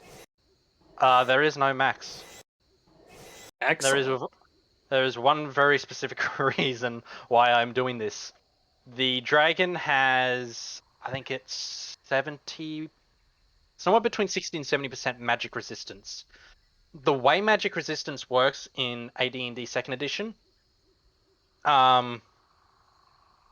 it's a percentage to absolutely negate any magic attack. So if I was to attack the dragon with magic missiles, it has a 70% chance for each missile to do no damage. Okay, yeah, that's a decent chance. It is. I can put this. I can show you what I mean by using the fireball wand. I hit it in this case, so. But there you go. You can see magic resistance and took no damage, and you'll find again because this thing has an insane amount of magic resistance.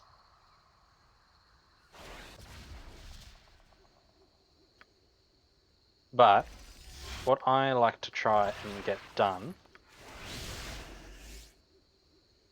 Okay. I need to sort of skirt around the edge of those skull traps.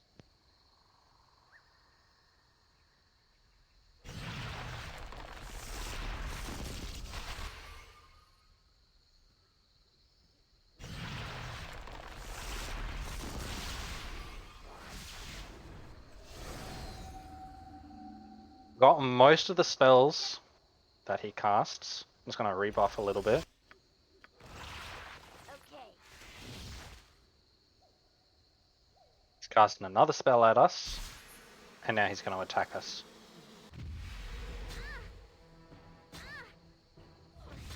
Ow. And I got lucky, I got him in one go. As you can see, there's an insane amount of damage, but I am about to die as well. And I don't have any way to heal it.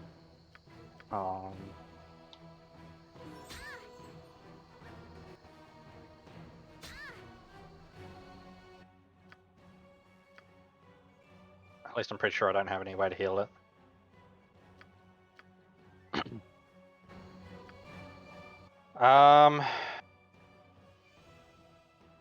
Actually, now that I think about it, what I could do...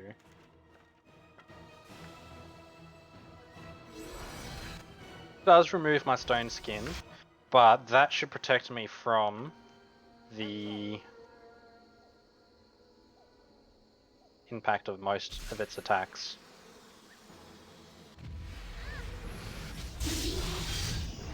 And there we go. Got it in one again.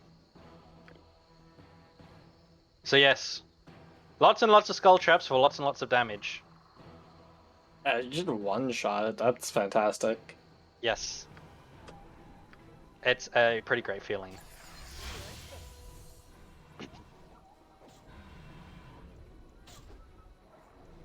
So we're just going to come up here. There's an item in here we need to grab. You say so. I don't remember where it is.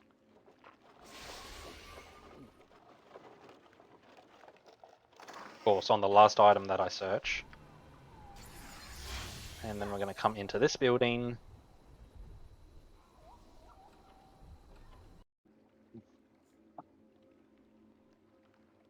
Again, another unskippable cutscene.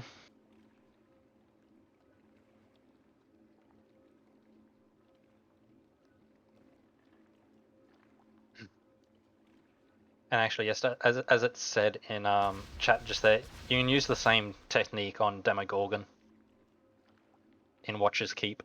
It's insane.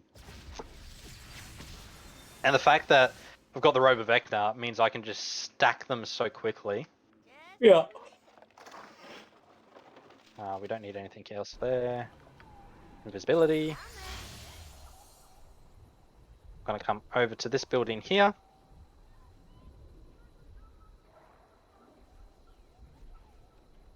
Go in, immediately pause, and we're going to put the talisman, sword, and cup.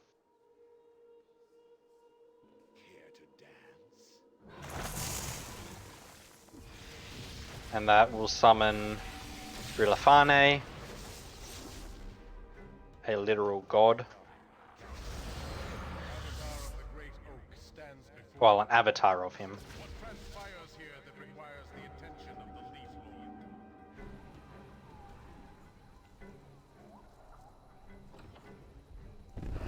Lord? Again, another unskippable cutscene. A lot of the unskippable stuff comes from halfway through to the end of the run. It's like, why? Okay. Oh, that's a sure thing. Oh, anyway, we're going to come into here. I think it's in... This cannot be happening. It cannot. Yes, there it is.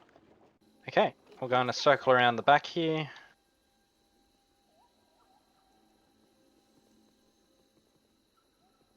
Excuse me. Okay. Whoops.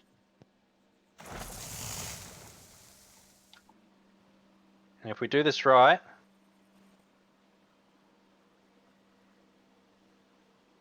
okay.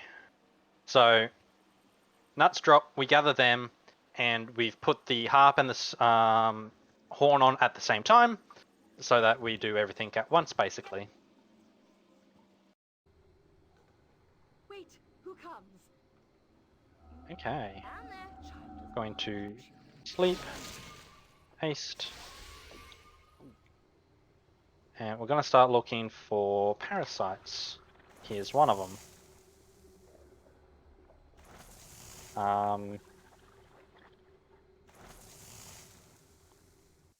Okay, so they appear there.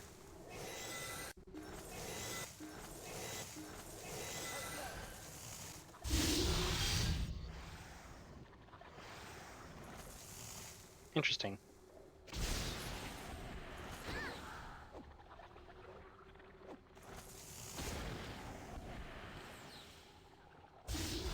More often than not, they die to the... somewhere around here. Maybe not there. More often than not, they die to the skull traps. I think I was one short with my spell casting. There's supposed to be a point around here. There it is. You gotta stand in very specific spots to allow the nuts to grow.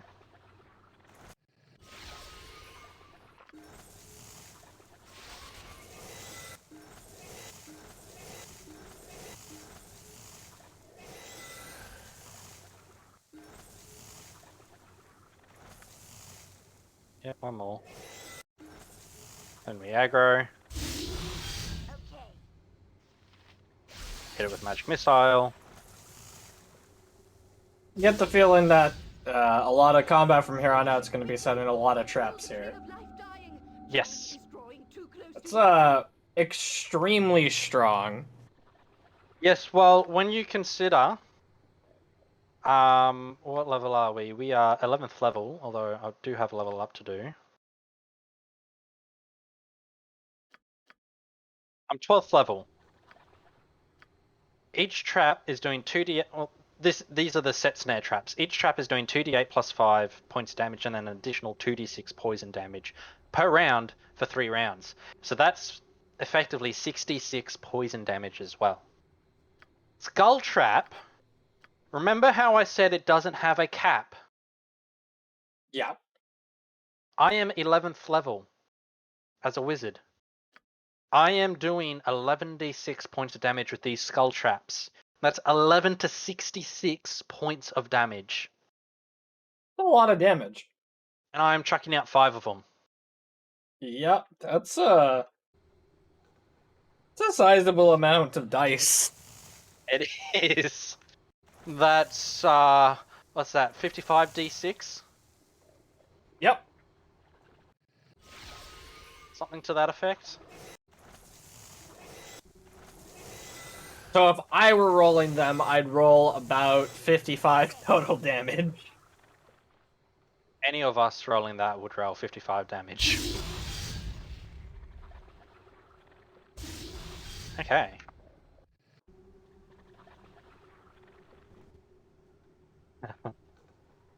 What? The power... First of 2 boss fights. Kind of. There's technically a third one. You are but a gnat compared to my power. We duck off screen. You know those 2 spell scrolls we grabbed earlier?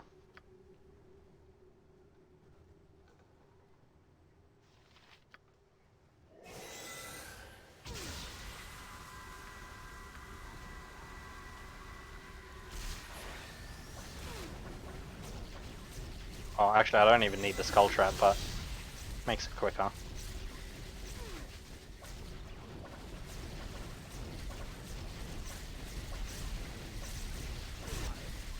There we go.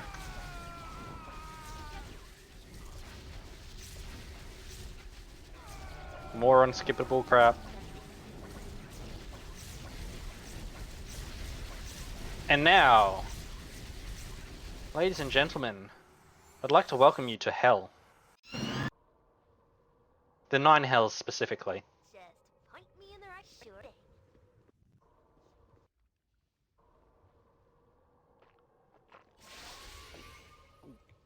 I probably shouldn't have used that potion.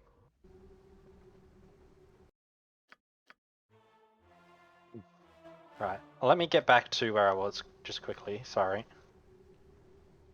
So I just realized I'm gonna need that potion.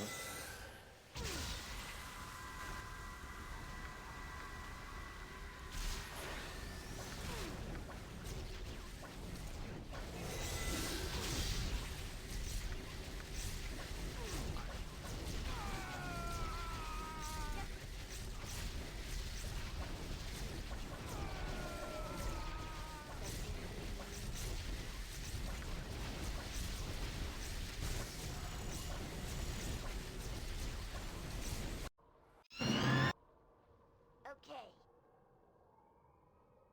Just point me in the right direction. We're gonna come down here, and we're gonna see a familiar face. Sure thing.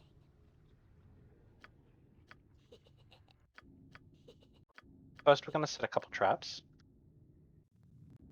Just a couple, you know, just 7 of them. Yeah, you know, not too many. Gonna use one of our second last mirror images.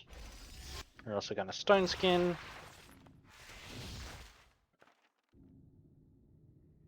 And now we use the haste potion. Okay. So we meet Hey look! again. It's Saravok! How fitting that our reunion should be in this place. It is I. Long time no see. Echo, perhaps. You have, I saw that you were never worthy of Bald's blood, and I shall crush you. This guy has something like 500 hit points. A lot of hit. Yeah, and most of the damage is going to be done by the traps and the poison that the traps have. Yeah. This guy has something like 90% magic resistance. Jeez. So trying to do the skull traps is even more tedious than what it was for the dragon. Yeah. How does the poison work in this edition? Is it 1 tick per round? Yes, around. Okay. Yeah. So, just waiting for the poison to run its course and gets him to most of the way down. So what we're then going to do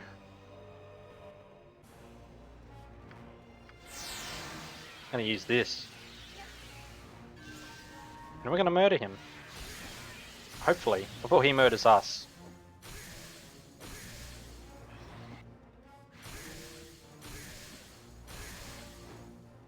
Doesn't look like he's doing any damage, so... Oh, that's because I got stone skin on at the moment. Ah, right. And stone skin completely negates damage. And that was actually perfectly timed. We killed him as he took out our last stone skin.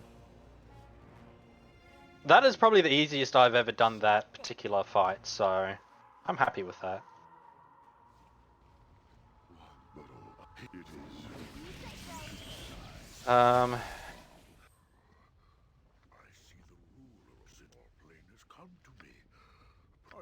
We just tell him to take the sword, even though it is Black Razor. We don't need it, it's just quicker to give him the sword.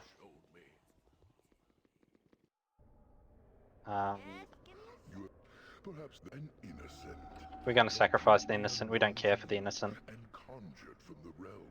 We'd rather keep our stats.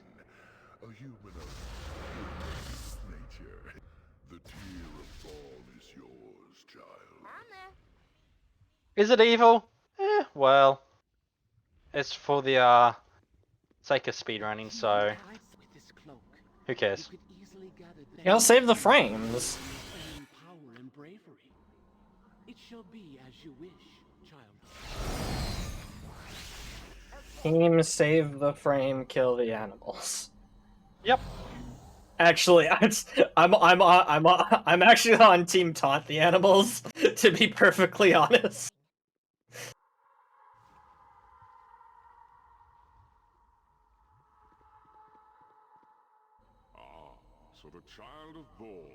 So we got to be careful with this one because we don't actually want to fight the dragon that's in here.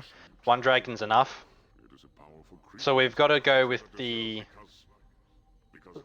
most of the last options until we get to this part here, and we go number 1.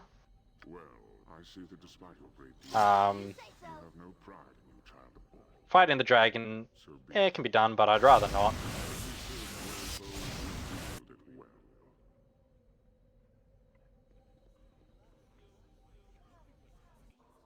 And now, for the final fight. You remember that skull trap spam I did earlier? Yep, I am familiar. Well, for starters, I'm gonna do this. Okay. Oops, no, go back there.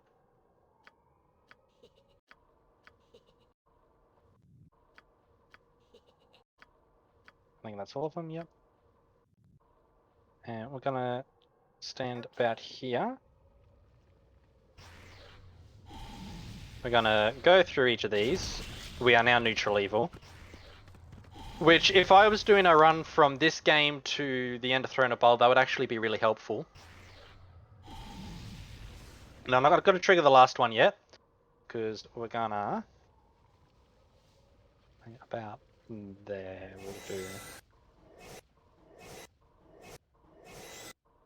I think that's all of them, yep, rest. And some more. And then... last set.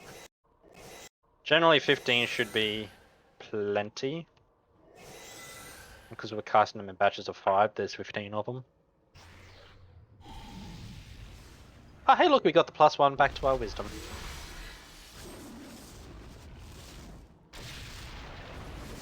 Boom. And everything just hits him before we even start the fight. So we are Oh, back wow. one last time. And you see, he just took a bunch of poison damage as well. As soon as this fight starts, it's basically going to end. That's absurd. So, finishing very shortly. Now. And that's the end of the run, basically. Once we've defeated the guy who stole our soul, time stops.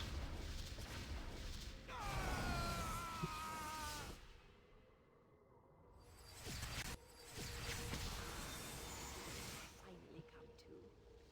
I almost did not believe it when the priestesses told me that your body was showing signs of. So obviously that one's a little bit longer, but aside from a few minor hiccups here and there, this one also doesn't feel too bad to pick up. Obviously it's like 3 times as long a run or something, but Yeah, honestly, the hardest part is probably the start. Getting out of that initial dungeon is probably the hardest part of the run because those traps are nasty, and you are a squishy little mage thief with 42 hit points. yeah. But even Beyond- then, go ahead. I was just gonna say, beyond that, once you can get past that and start consistently getting out of there, and then rolling everything else consistently, it's not a bad run. I've gotten it down when I did my world record run. I got it to 52 minutes, so less than an hour, and I'm hoping to get it lower than that again. Okay, yeah. Yeah, I was just like the first dungeon does look a little difficult, but even like you have the quick saves, you have the quick loads, so it's not insurmountable. In terms of like being able to practice, it might waste a little bit of time, but again, when you're first picking up the run, you know you're gonna lose time here and there, so it's not a big deal. Overall, there didn't seem to be anything, again, outside of that first dungeon, there's not anything too difficult to pick up, really. It's all pretty straightforward. The hardest after the dungeon, the next hardest part I would say would be remembering the scrolls that you need to grab, and then knowing what scrolls you need for what's coming up, and also making sure you have the correct spells memorized for what's coming up. I definitely this is a little bit of a longer run, so maybe not. I don't think I could pick it up quite as quickly as I could the first one, but I feel like I could reasonably pick this up in a decent amount of time and be able to complete runs. I feel Go like ahead. a good way to maybe tackle it, much like in the first run with what Surly was saying, there's chapter breakpoints, and you could go to a specific chapter, practice that part of the run until it's comfortable and feels good, and that'd be a good way to really sort of nail down the run over time. Yeah, breaking it down into like nice digestible chunks. I definitely agree that that is a nice way to approach it. Do you have any closing thoughts or anything you'd like to say about the run? If I remember correctly, and by that I mean I actually know the answer, it is the same Discord for this as Baldur's Gate 1, which Right. is linked in the speedrun.com page. Yep. Yeah, I don't really have much more to say. Despite some of the little hiccups we had and some of the interesting moments, that was quite enjoyable. And potentially some new time savers to work out. Yeah. I imagine you're going straight from this into to figuring out how you can improve that. Yes. Yeah, I'm at Wander Fireball, seeing if I can replicate the thieves not appearing at all. That's pretty cool. I hope something comes from that. Yeah, well, if it does, it does. If not, it was great to see it happen in a live situation. I can look back on it and be like, oh yeah, I remember that. That was pretty cool. Right, if you've got nothing else, I appreciate y'all coming in here tonight, and or I guess this afternoon for you again, showing off this game. I had a lot of fun. It seems like a fun game to speedrun and something that could be picked up pretty easily, especially with those chapter loads. Yeah, good game. Everybody should pick it up. We're going to head to a quick break while we get ready for our third and final run of the night. Just a few announcements before we go. AGDQ 2022 will be starting January 9th, and you can go to gamesdonequick.com for more information about that. Details on the event dates. You can look at the schedule. We do have a new YouTube channel that is GDQ Some of the Best Segments. Some is spelled S-U-M. If you want, you can head over there. You can take a look at the channel. It's got a bunch of highlights instead of full-length videos of all of our hotfix shows as well as all of our GDQ events. So you can check that out there at GDQ Some of the Best Segments. And we do have a regular YouTube channel as well where you can watch all of the hotfix shows in case you missed them or any of the other events. That's youtube.com/gamesdonequick. And if you're over there on YouTube right now, you can consider coming to watch all the shows live. Most of the shows start at about 7 p.m. Eastern. And another reminder, Hotfix is funded in part thanks to your subscriptions and bits. So if you like the show, what you're watching now, if you like any of the other shows, if you want to see more stuff like this, please consider subscribing because it helps fund our future broadcasts. We're going to take a quick break, so everybody make sure you get up, stretch, get some water, take a quick wellness break while we get Coder started. There is no reason to be concerned. Hello everyone, and welcome back to How to Train a Speedrunner. We are into our third game of the night, Star Wars Knights of the Old Republic. I am joined by Indy Kenobi. How are y'all doing tonight? I'm doing great. Thanks for having us. I'm excited to talk about KOTOR for a couple hours here. I'm excited to have you. I'm gonna be honest. So I wasn't familiar with any of these games, but I at least had a D&D background to fall back on the past two. I have no idea what I'm getting into with this one. It's D20 based, I think. Yes, so KOTOR does indeed run a modified version of a Dungeons and Dragon edition.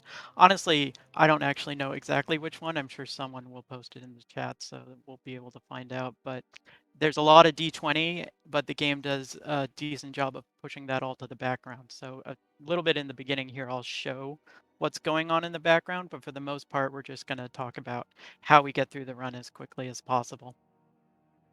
So I guess I'll go ahead and get started. There's a little bit of setup to talk about.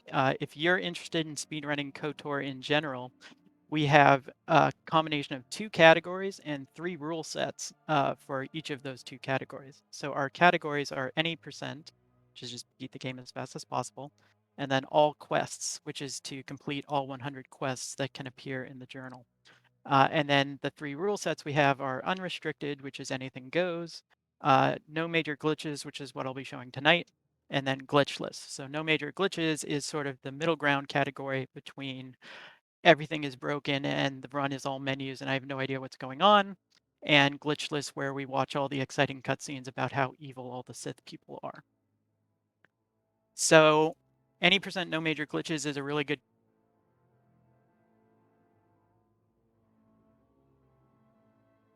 category for beginners. It gives you a good sort of grounding in KOTOR glitches, but isn't too overwhelming because once you learn probably about 4 different glitches, you're capable of handling this run.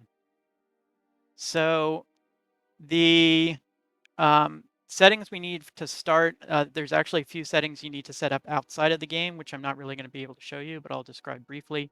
I'll also mention that everything I'm going to talk about here tonight is also available in written form. If you go to the KOTOR1speedrun.com page, we have lots of guides available for the different glitches and routes and all of that fun stuff. So the first thing you need to do is disable movies.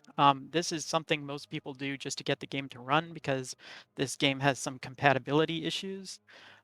Disabling movies can be done with the swconfig, or you can also add a line to the swkotor.ini file. We also want to run the game in windowed mode, so we also add a line to the ini that allows us to do that. It's called allowed windowed mode 1. I will refer you to the written guide for this and not go into the details too much. The rest of the options are in-game options, so I'll go through them in reverse order. Sound options, you can do whatever you want, whatever sound balancing you think is best. Graphics, there's only a couple things in here. The main thing is to run something that will not cause your computer to lag. The things you probably want are to disable frame buffer effects. In particular, there's a frame buffer effect which makes the screen go blurry every time you activate force speed, and as this is a speed run, we'll be having force speed on a lot. So unless you want to go blind by looking want to be on, VSync essentially caps your frame rate at 60 for the game. And that's going to be important for a trick called save teleporting, and we'll talk a little bit more about VSync later. So that's graphics. Auto pause, we want everything off. We don't want the game to pause for us. We want to pause it when we want it paused, and otherwise to run as fast as it can. For feedback, there's a couple important things here. You want tutorial pop-ups off because those pause the game. Subtitles are up to you.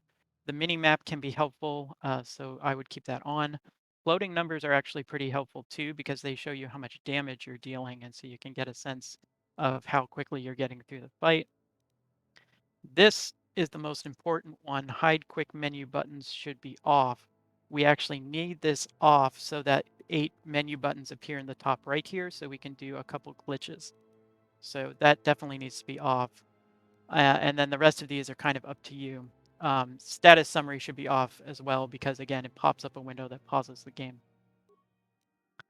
And now gameplay. We do KOTOR speedruns on easy. The only thing the difficulty changes is how much damage enemies deal. So if normal is normal damage, easy deals half damage, and difficult deals an extra 50% damage on top of that.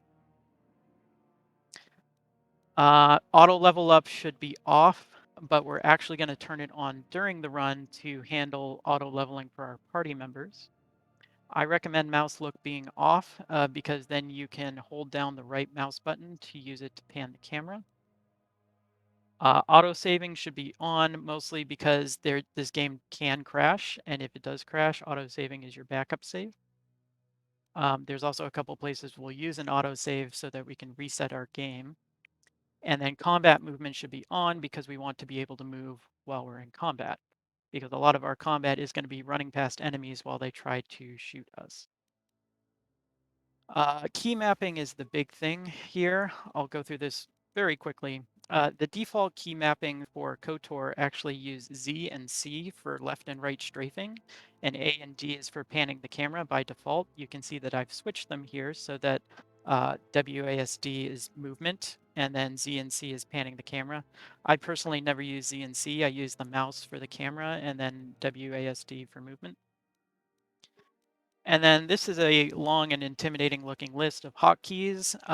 There are some that you definitely want to have easily available. Pausing the game is important. Default action is very important. We're going to do that a lot. That's things like opening doors, default attacks, things like that. All of these are important. Left, middle, and right actions are combat menus. I leave these at their defaults, 1, 2, and 3. And then 4 through 7 here are activating items outside of combat. I also leave these at their defaults. 4, 5, and 6 are the ones we're going to use. We will never activate mines in this run. Map screen is very important, so make sure you have a hotkey that you're comfortable with there. You can see what my hotkeys are, and you can try them out if you want, but I really recommend playing around with the hotkeys on your own and putting the important ones kind of near your WASD for movement. So map screen is important. Character screen is important. Inventory and equipment screens are important. Cancel combat, change leader, solo mode, all important. You'll notice I don't even have a hotkey set for toggle stealth, so we're not going to be stealthing in this run. Flourishing weapon is not important for this category, but it looks cool, so we have a hotkey for it. And then quick save and quick load are the two most important ones. I leave these at their defaults F4 and F5. If you like quick saving, this is the speedrun for you. And then previous menu and next menu are also previous target and next target. You sometimes use those when you're in combat to switch targets quickly. And then clearing combat action is occasionally useful. So anyway, that's a lot of settings in advance. I should also mention this run should be done with Task Manager open. We'll talk a little more about this later, but KOTOR has a rather unfortunate memory leak. And so we need to keep an eye on how much memory KOTOR is using so that we can reset the game before it crashes on us at a bad time. And finally, this game is timed by removing the load screens. So there's a built-in load remover to live split. So if you use live split and just make some splits with either KOTOR, Knights of the Old Republic, or Star Wars, Knights of the Old Republic as your title, it should kick in automatically. There are some options because the load remover has to look for different addresses depending on what version of Windows you're running. So if it doesn't seem to work at first, try switching the options on within your splits. I think that covers everything I wanted to talk about as far as options. So now let's actually get into the run itself. So at the start here, we're going to build a character. We have a choice between soldier, scout, and scoundrel. We're going to pick scout, and it doesn't matter in the run whether you pick male or female. I'm going to go with male. We want to do a custom character. For a portrait, you can pick whatever you want. The sort of classic one for KOTOR speedrunning is this one, which is affectionately known as Mullet Man. Attributes. Our character is going to be a hulking galoot who wants to hit things. So we're going to max out strength, put a fair amount into dexterity and constitution, and then we're going to drop our last 2 attribute points into intelligence. So we have no wisdom, no charisma, and just a smidgen of intelligence. For skills, we're going to put 4 into computer use because that's a class skill, and having 10 in intelligence and 4 in computer use actually saves us 1 computer spike every time we do a hacking action, and that's actually helpful. So we're going to put those in there. 4 points into treat injury. Treat injury is going to make our medpack use better, and we will need to use medpacks because we're running past enemies who are shooting us. We will eventually put points in persuade, but we don't want to do it yet because it's a cross-class skill for scouts, so it would cost 2 points for every point in persuade. When we later on become a Jedi, persuade becomes a class skill, and so we'll save points and then sink them all in when we become a Jedi. So even though we don't have charisma, we'll be somewhat persuasive. We are going to put 1 point in security. This is to unlock exactly 1 door at the very beginning, which helps us do a small sequence break at the start. For feats, I'll talk a little bit more about this later, but the general plan is to get 2-weapon fighting at its master level so that we have as few penalties as possible for using 2 weapons. We're going to have master flurry, which gives us an extra attack each round of combat at the price of a slightly lower chance to hit. And then we also want to take weapon focus melee weapons. This is going to add an attack bonus with swords, which is what we're going to be using for our first planet, Terrace. So that's the one we're going to take at the start here. And then we can name your character whatever you want. There's all sorts of good names you can pick. For this occasion, I'll name it Tutorial, since that's what we're doing. I hope someone understands that reference. And with all that done, we're ready to actually start the run. The timer will start as soon as you click play. But before I start the timer, I have to explain the first glitch because we're going to do it right away. So the first glitch we're going to do is called a save buffer. When you quick save in this game, there's a small period of time after the quick save where nothing can trigger. You can't trigger cutscenes, you can't trigger combat, things like that. And so what we can do is use multiple quick saves to advance the game to a point when a cutscene is waiting to happen, and then load our last quick save to skip that cutscene. And so that's what we're going to do here. We're going to play, we're going to let the module load in, and then we're going to quick save a few times and then load our save. We're going to position our mouse up here in the top right corner because underneath that mouse is going to be the options menu, which is where we'll get to the load game menu to load our quick save. All right, everyone ready? Yep. So in 5, 4, 3, 2, 1, go.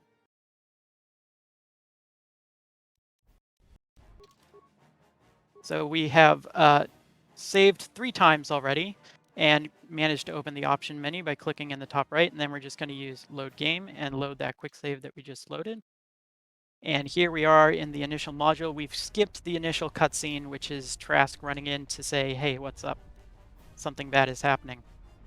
We're going to loot this initial footlocker. The main reason we go scout is to get this free adrenal alacrity at the start. Adrenal alacrity gives a 20% bonus to movement. The Endar Spire is the tutorial section, and so it forces you to do certain actions to get through the tutorial. The first thing we have to do is equip something, or Trask won't let us out of our room. Because as you can see, Trask is here on the other side of the door still waiting for us. So we're going to talk to Trask twice because he's so cool. A little bit about conversation mashing. There's really 2 types of conversations in this game. The ones where it doesn't matter what you say and you can just pick all ones. And then the ones where you actually have to pick an important dialogue option. The mashing ones, which is this one, you can mash numpad enter, the left mouse button, and the number 1 to go through text as quickly as possible. So the numbers here indicate what number you can press to pick that option. Numpad enter both advances text and automatically picks a 1, and then the left click just mashes through text. Okay, we talked to him once, we talked to him twice, he joins our party and winds up on the other side of a locked door, but that's okay. We're going to give Trask our second blaster pistol here because since this is the tutorial, Trask with 2 blaster pistols is capable of one-shotting every enemy we'll see. I say capable because you can see that he has a -5 chance to hit in that offhand, so he can potentially miss. Now we're going to run down this hallway and Karth interrupts us, so we just mash through that. And here's the door we put 1 point in security for, so we can open this door. Alright, we made it out of the first room. We're doing pretty well so far. Click through this. So I'm going to pause here. What we want to do is use Trask to kill all these Sith soldiers. Because this is the tutorial, this door behind the Sith is actually locked until we kill them both. So what we're going to do is use Trask to shoot them, but we also want our character moving towards the enemies while we use Trask to kill them. So we're going to queue up a combat action by pressing 1, and then we're going to swap to Trask and run to a point where we can shoot them, and then use 1 to trigger the power blast. We're going to use the default E hotkey, or you can just click the other Sith to switch to him, and press 1 to queue up a power blast on them. And then once we have that all queued up, we switch back to the main character and we start running down the hallway. So this is what we generally want to do with combat in general. We always want to be moving forward. It takes some getting used to, but it's not too bad. This footlocker is important not for anything that's displayed here, but these 2 frag grenades which are hiding underneath. So we're going to grab those 2 frag grenades and open this door. As soon as we open this door, there's a short timer before the cutscene. This is a very exciting cutscene where a lot of people die, and then after this we're going to have to kill 3 Sith soldiers to open the next door. And we're going to use one of those frag grenades that we just looted to do so. Now, we could throw the frag grenade at this central Sith soldier right now, but we actually want to wait a little bit till right about here, because as we can see from Trask's point of view, there's 2 more Sith that spawn here. And we actually want to try and kill an extra Sith soldier rather than just these first 3 that we have to. So we wait until here to throw the grenade. This is why floating numbers are important, because even though we can't see most of the Sith we just killed, we can see how many we killed, which is 4. So the 4 is good. That's the 1 extra that we need. The game is about to set us to level 2 if we don't have enough experience, and we would prefer to actually earn enough experience to reach level 2 on our own, because otherwise the experience we're granted doesn't apply to party members. After this cutscene, we use a combat action to get the main character moving, and then use Trask to shoot the 2 Sith. Once we get to this point, we actually want to loot the remains of that Jedi who just exploded, so we're going to stop and do that. The adrenal strength is going to increase our chances to hit people for Terrace. The vibration cell, we're actually just going to sell. We're going to sell the cell for credits. And now here we are in the bridge. If we did not already have a melee weapon equipped, Trask would force us to equip a melee weapon here. That's partly why we equip it at the beginning, but also we just prefer to hit things rather than shoot them. Now here, there's 2 Sith soldiers in the back here that die when you run to a certain point of the bridge. There are explosions that go off at the front and kill these 2 Sith. We want these 2 Sith to die before the front 2 Sith. The front 2 Sith are the ones we have to kill. So what we're going to do is, again, queue up combat action for the main character. Wow. Trask is, for some reason, way back here. But we want him to shoot this guy. And then here we're going to queue up a default action and a power blast. The default action is just a basic attack. It will probably damage the Sith, but not actually kill him. And then we run our character forward to the point where these Sith explode, and then that last Sith is still alive for Trask to kill. Hopefully any time now. Thank you. So the next thing we have to do before we can open this door is do our first level up. So here we are at level 2. We are going to manually level our main character for every level we get. We're probably only going to reach level 10 during the run. KOTOR has a level 20 cap, so we're only going to get halfway there. This menu is designed to go as quickly as possible, so we're not going to take any skills. So when we get to the skill screen, we just press Enter and then mouse up to press OK. Feats. We want 2-weapon fighting, which is the default selected feat. So we're just going to press Enter to select it, click OK, press Enter to accept the level, and then escape to get out of it. So that whole level is just designed to be as fast as possible. Alright, now behind this door lurks a cutscene. So we're going to skip it by trying to do another save buffer. But this one we have to trigger manually. So we're going to try and click the door and then do a few quick saves in order to buffer the cutscene that's coming. And then as we do this, we're going to move from the door up to our menu icon here, like that. So one thing to notice there, it's a little bit subtle, but normally when you quick save, there's sort of a fade in from black that happens graphically. There, when we did the buffer, that fade in actually stops happening, and that's the indication that there's a cutscene that's trying to happen, but we're buffering it. So that's when you know that you've got the buffer set up and you can load your quick save to move forward. That skips the cutscene where Trask nobly sacrifices himself. And so you might think that when we go to the starboard section, we get to hang on to Trask. But apparently he dropped a contact lens or something because he just stayed there. Alright, so we're going to be running down this hallway here. We're almost done with the tutorial section. One thing that just happened, which is also very subtle and mostly doesn't come up, in the previous module, we actually couldn't have our HP reduced to below 1. We were actually functionally immortal. That is no longer the case in this module. There's actually a glitch that allows you to get that property back and makes you immortal for the whole speedrun, but that is a major glitch and thus not allowed in this category. So we looted this footlocker for computer spikes. We're going to use them here. This is our first conversation, which requires specific selections. And so when you're mashing a conversation that requires specific options, you want to only mash the left mouse button and then the dialogue options that you want. So when we do dialogues in the future, if I don't mention what options you need, that means you can just spam ones. If I do mention them, then it's a specific conversation. So this one is 2 and 3. We are hacking this power conduit to destroy all the Sith in the next room. And then we're actually going to loot the red one, the Sith commander. He has a prototype vibroblade, which is going to be our main weapon for Terrace here. You've made it just in time. We can mash through Karth's conversation here, and we're almost done with the tutorial. Before we go through the tutorial, I want you to locate your stim hotkey, which by default is 6. We're actually going to use stims before each of the next 2 cutscenes, because there's always a little bit of time where you have control.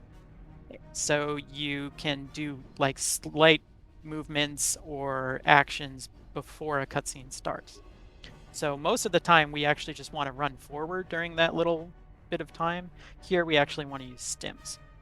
So we use the escape pod, there's going to be a short loading screen, and then we press 6. You hear that noise, that means we used a stim. The stim we used is the default one, which is Adrenal Alacrity, so now we're 20% faster and have a +4 to our dexterity. And then here we're going to use another stim. That's Adrenal Strength, so that gives us a +4 to our strength stat and is a better chance to hit. Okay, so hope you're still with me. This conversation with Karth is 1, 1, 1, 5, 3. We loot this first footlocker for computer spikes, and the med packs are helpful. We need to get up to 8 computer spikes by the time we're leaving Terrace, because we're going to use them to skip most of Davik's estate at the end. So we're going to do a couple extra loots just for computer spikes. And now we're going to equip our equipment for Terrace. What we want to do here is try to menu as efficiently as possible. I'm not going to get too much into menuing because it's a little something you think about once you've done a few runs and you're trying to get faster. But generally speaking, the most efficient way to go through menus is to use keyboard rather than mouse, because mouse is a little bit imprecise. But what I like to do for equipment is you can use your mouse to hover over the slot you want to equip and then press enter to go into the list and your arrow keys to go through the menu. So I want to equip my combat suit, my prototype vibroblade in the right hand, and then just a standard vibroblade in the left hand. This summary here is a summary of how much damage we can expect to do and our chance to hit. The 8 to 17 here is there's more going on behind it. What it really is, if you look at the prototype vibroblade, you see the 1 to 10 physical damage here. That's a 1d10 that's going on there. So this is where the Dungeons and Dragons comes in. We have a flat +1 physical bonus, and then the rest comes from our strength modifier, which is +6 right now because we had our 18 that we put in at the beginning and adrenal strength is active. All right, so when we leave the apartment, we're forced to bring Karth, so we just click OK, and then we immediately do another save buffer. This skips the cutscene with the Sith, who are going to attack these Duros. And sometimes when you skip cutscenes, the NPCs for the cutscenes just kind of hang out there for the rest of the run. So that's fun. Lareem is going to be our first shopping trip. We're going to do either 3 or 4 shopping trips, depending on what you want to do. This conversation is 1 to 4. And we're going to sell all the stuff we don't need and then buy the stuff we do need. So we want to keep our med packs and our computer spikes. We're going to sell all the parts. I'm going to keep the clothing. You don't get any value for selling them. We're going to sell the longsword, both short swords, both blaster pistols, the iron blaster. We're going to keep the vibroblade and the frag grenade. We don't normally have an adhesive grenade here. That was a random drop. There is some random loot in this game, so we're going to get rid of the adhesive grenade since it's extra, the cardio package, and the vibration cell.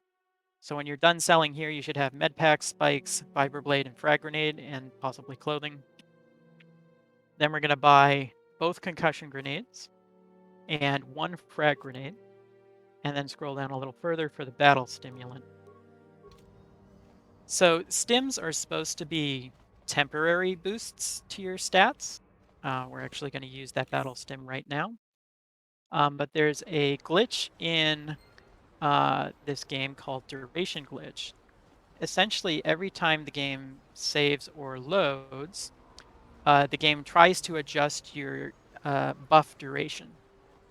And for whatever reason, if you're saving and loading a lot, it can make a stim, which is supposed to last 2 minutes, last for the entirety of the first planet.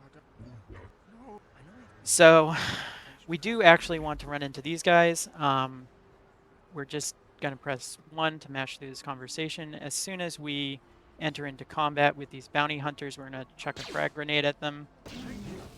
Even if they make I believe, a reflex save against the frag grenade, they are guaranteed to perish because they only have 10 vitality. We're also going to mash through this conversation. The reason we do this is rescuing him from the bounty hunters gives us light side points, and then giving him credits to pay off his debt gives us more light side points. Generally speaking, alignment isn't too important in this run, but we do want to be able to equip the Solari Crystal. If you've played this game before, you know that the Solari Crystal is very powerful, but also requires you to be light aligned. And so that is the first of a couple actions we're going to do to get light side points. Okay, so we're just going to run across Upper City North here to the North Apartments and run this way to the left. We need to get a Sith uniform to reach the lower city, so we're going to run into these Sith troopers. This is a mashing conversation. Once we're done here, we're going to do our first little bit of what's called micro movement, which is basically moving multiple party members at once. So we're going to activate solo mode using your hotkey, or you can press this little button here for solo mode. And then we're going to use Karth to kill these 3 Sith soldiers. So you can do this most easily by doing Power Blast, change target, Power Blast, change target, Power Blast. Once you've got that all set up, we're going to take our main character here and run back to the door that we came through. Karth generally one-shots all of these. He might miss, so you might have to clean up a little bit, but once they're dead, you want to loot all 3 of them. One of them has the all-important Sith uniform, the other have useful grenades and stims for us to use. In fact, we just got an adrenal alacrity, and we'd like Karth to be a little faster too, so we're going to use that alacrity of Karth and then switch back to our main character. It's time for the next glitch. This is called a Gather Party Warp, or GP Warp for short. So to explain this, normally if you try to go through a loading zone but your party is too far away, the game tells you you must gather your party before venturing forth. And then it warps your character to a waypoint which is just outside the load zone you just tried to go through. That's what it looks like happens, but what really happens is it warps your character to the nearest waypoint that is in front of a loading zone. And so what we're going to do is we're actually going to buffer into the load zone, which will delay the load zone from taking effect. But instead of loading our quick save, we're going to change our character to Karth, like so. What? That will pop up the gather party dialog, but with us controlling Karth, and that will then teleport Karth to the nearest waypoint, which happens to be the one that our main character just went through. And so we've warped Karth back across the map to the place where we want to leave from. So that's a neat little glitch. It's so neat, we're going to do it again right away. But first, we're going to equip Sith armor on Karth. So we've activated solo mode. We equipped the Sith armor on Karth because we needed to get through the lower city. And now what we want to have happen, here's the map. There's a load zone right around here that we want to warp Karth to. Right now, he's too close to the loading zone we came through. So if we tried to do a GP warp right now, we just go back to where he started. So we're just going to run him to the nearest point where the closest load zone is the one we want him to go to, which is right here. The load zone's kind of over here now. Then we're going to swap back to our character, and we're going to do the same trick. Another patrol heading down to the lower Now this triggers a conversation, and that's a little bit unusual. So what happened is we warped Karth to this point over to this load zone. That puts him in a trigger that starts the conversation with the Sith soldier you just saw. And that conversation warps the main character over to that place too, because the main character has to be the one to have all the conversations. And so we use this GP warp to warp Karth to a place that warps the main character over there too, and we're able to quickly warp both of our characters over here. And then join the lower city. So at the lower city, we have another save buffer we're going to have to do. The trigger is right about at that seam there. This is the first save buffer we have to do while moving forward. The way to move forward while save buffering is to actually hold both mouse buttons down. So if you try to save buffer and hold down W, I can't even do that. That's really uncomfortable. You don't actually move forward, but if you hold both mouse buttons down, you do move forward. And so we're going to use the mouse button, save buffer into the trigger, and again, you can tell when the trigger is hit because the fade-in stops happening. And then we'll click that menu in the top left and load our quick save. Now, there's a couple things that can go wrong with this. First, if you pretty much have to let go of the mouse buttons in order to click on the menu here. But if you let go of your mouse buttons while the save dialog is up, then the game will think you're still holding the mouse buttons down. So right now I'm not holding anything at all, and the game is running me forward. Now you can fix that. Whoops. What just happened? Is this the memory leak we were hearing about? No, this is something weirder. Interesting. It just disappeared from OBS, even though the game's still active. Let me try to restart.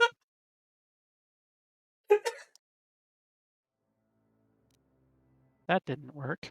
Let's try this. That didn't work. I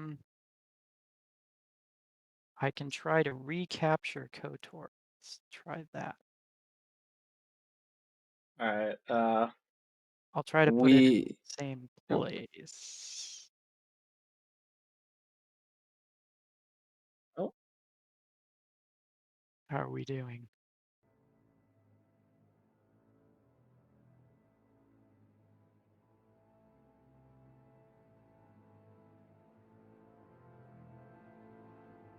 This has never happened before. Does that look okay? Are we good now?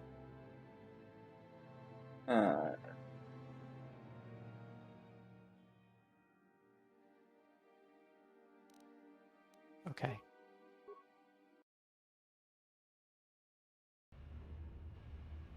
Previously on KOTOR tutorials, we were walking down a hallway. Okay. I don't even remember what I was saying. So anyway, be careful when you're save buffering to let go of the mouse when the game is not saving, so in between your quick saves. All right. We want to go into Javier's Cantina now, but they won't let us in if Karth is wearing Sith armor, so we're just going to equip his clothing back and go into the Cantina. Now, the whole reason we're coming in here, KOTOR has a quick travel system that we're going to abuse a little bit. So we're going to come in here, open the map, and then return to the hideout. This takes us, well, back to the hideout that we came out of at the start of Terrace. But then we're just going to immediately transit back. What this does is set the transit point to be in this location here. And we want to remember that about 15 minutes from now. Okay. Then we're going to go into the hidden Beck base. This woman doesn't want to let us in, but we can just mash through her conversation and she'll give up. There's a little micro movement in here. We're going to use solo mode to leave Karth at the exit and run our main character in to do the conversation we have to do. Hold it right. As you can. Zerdra accosts you, but you can just click through. This conversation is fun. It's 10 ones and then a 3 and a 2. It's a long conversation. Like that. It's actually not so bad. The worst conversation is on Korriban later. Now you might think that we would do a GP warp to get out of here, but there's actually on the map a load zone behind Gaddon, which is closer to the main character. So rather than doing a GP warp, we just run the main character back to this point, swap to Karth, and leave. We're now going to remove Karth from the party, mainly because having party members in this game is a little bit difficult. They have some interesting AI for following you, and they like to stop and attack enemies, which is understandable, but like these 3 black Vulkars, we don't care about them. We just want to run past them. And if we have Karth, he's going to stop and try and shoot them. So we get rid of Karth to run past some enemies. These people here are part of a cutscene, so we're going to do another moving save buffer here. Like so. I should also point out that you can actually use quick load to finish a save buffer instead of going into the load game menu, but that's a little bit unreliable because there's a bit of a lag when you're buffering, so the game can kind of eat your quick load inputs. It's much safer to use the quick menu in the top corner. Mash this conversation. I'll also point out that my stims have gone off. This is because I'm stopping to explain things as I go, and the stim timer is still going. If you are speedrunning this, those 2 stims we used at the beginning will actually stay active through all of Terrace. Another save buffer, entering the Undercity. You can actually save buffer as long as you want to. You could do like 20 saves before you load the quick save. But generally speaking, you only need like 1, 2, or 3 in order to reach the trigger that you need. Before we get too close to Hester here, we're going to add Karth back into our party because we have a forced combat that we have to win. And then we're also going to take this opportunity to level to 3. So we're going to switch to our leveling screen. We are going to spend 2 points in treat injury here. It turns out that 6 is the maximum we have for treat injury in this run. So we'll spend those 2. And then for feats, while we'd like to take improved 2 weapon fighting, there's a level 4 prerequisite and we're only level 3. So instead we're going to take empathy, which gives a persuade and treat injury bonus, which will be useful for us. So that's our level up.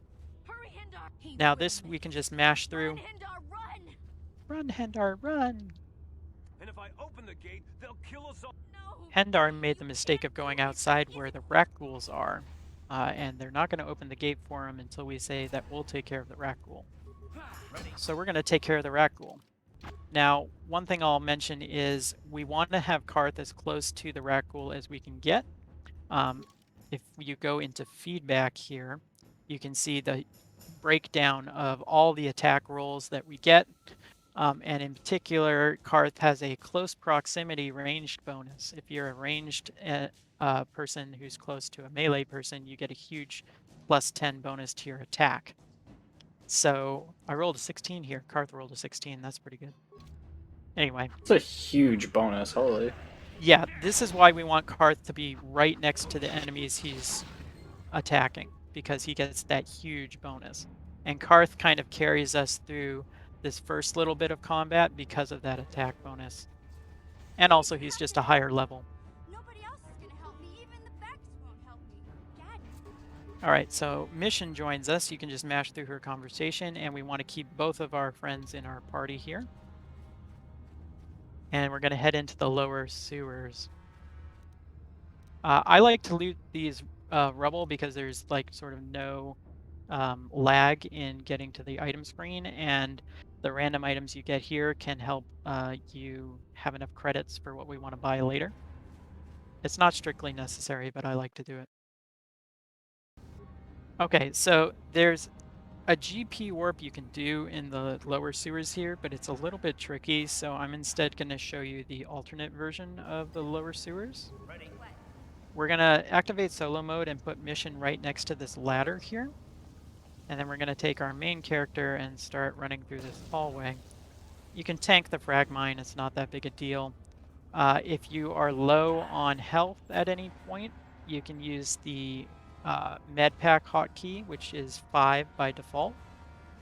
And it's best to use this when you're opening a door and have to wait for the animation anyway. That way you don't really lose much time. So you run to this point and we're going to click on this locked door. Don't try to use security on it. And this is going to rescue Zalbar, our Wookiee friend. We'll use Zalbar a little bit later, but for now, we're going to tell him to go away. But we do want Karth in our party. So when it brings up the party menu, add Karth back in. We're going to run a little bit further in so we hopefully don't die and use a med pack, and then switch to mission and click on the ladder. Now, because you are interacting with an object to go to a different module instead of running through a loading zone, the usual rules about your party being close to you don't apply, and you can just use the ladder to immediately exit the sewer no matter how scattered your party is. All right, so we go back into the lower sewers because we actually want to keep going here. Now, we want to actually kill this first group of rat ghouls here. So we're going to use one frag grenade on hopefully as many of them as possible. And then let Karth and the main character kind of clean up while mission runs through to lower the force field behind this door. Once we've gotten to this point, we're going to remove mission from the party. And we're going to go ahead and go through the load zone here to the upper sewers. So in the upper sewers, there's two things you can do. You can either do another GP warp, which is again a little bit tricky, or you can just run through and do a trick that we call Rancor Juke. So again, I'm not going to show the GP version. The reason these two GP warps are tricky is because you're trying to do them while you're in combat, and combat can cancel the dialogue that lets you warp. And so you can set up the warp correctly, but then the combat just cancels it. So if you're not doing the GP warp, we don't need Karth either. So we're just going to get rid of him. And we're going to begin a long, lonely run through the sewers here.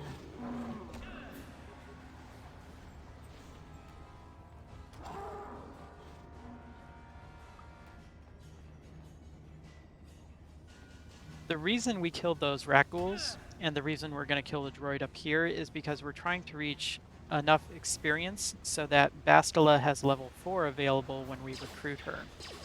For us, that means we need to hit 7,500 experience. So being level 4 here means we're in good shape. You can see we just reached level 4. We are not going to actually take level 4 until we switch classes to our Jedi class. So Rancor Juke is an optional trick that saves a fair amount of time. If you don't want to do it, you can loot this sort of disembodied arm here for synthesized odor, but I'm going to show you Rancor Juke because it's not too bad, although I don't have Alacrity active. So we're going to come over here, and then we're going to do a safety save. This Rancor will one-hit kill you if they're able to reach you. So we're going to try and run at an angle so that the Rancor cannot actually get to us before we reach this grating here. And that means the Rancor won't be able to reach us. So that's called Rancor Juke. Again, it's an optional trick. If you don't want to do it, you can take that pile of bones we were standing on and put a frag grenade and some of that synthesized odor inside, and you'll have about a 20-second cutscene where the Rancor eats a frag grenade and explodes from the inside. It didn't actually look too bad, though. That looked pretty straightforward. It's not too bad. It's also easier when you still have Adrenal Alacrity active. Again, I don't have it because I'm pausing to explain things. Yeah, so you actually did it a more difficult way, and it still looked pretty easy. Yeah, so it's not all that hard a trick, and it's actually a lot of fun to do. So if you're not going to do the GP warp, which sort of skips the Rancor automatically, I would recommend going for Rancor Juke.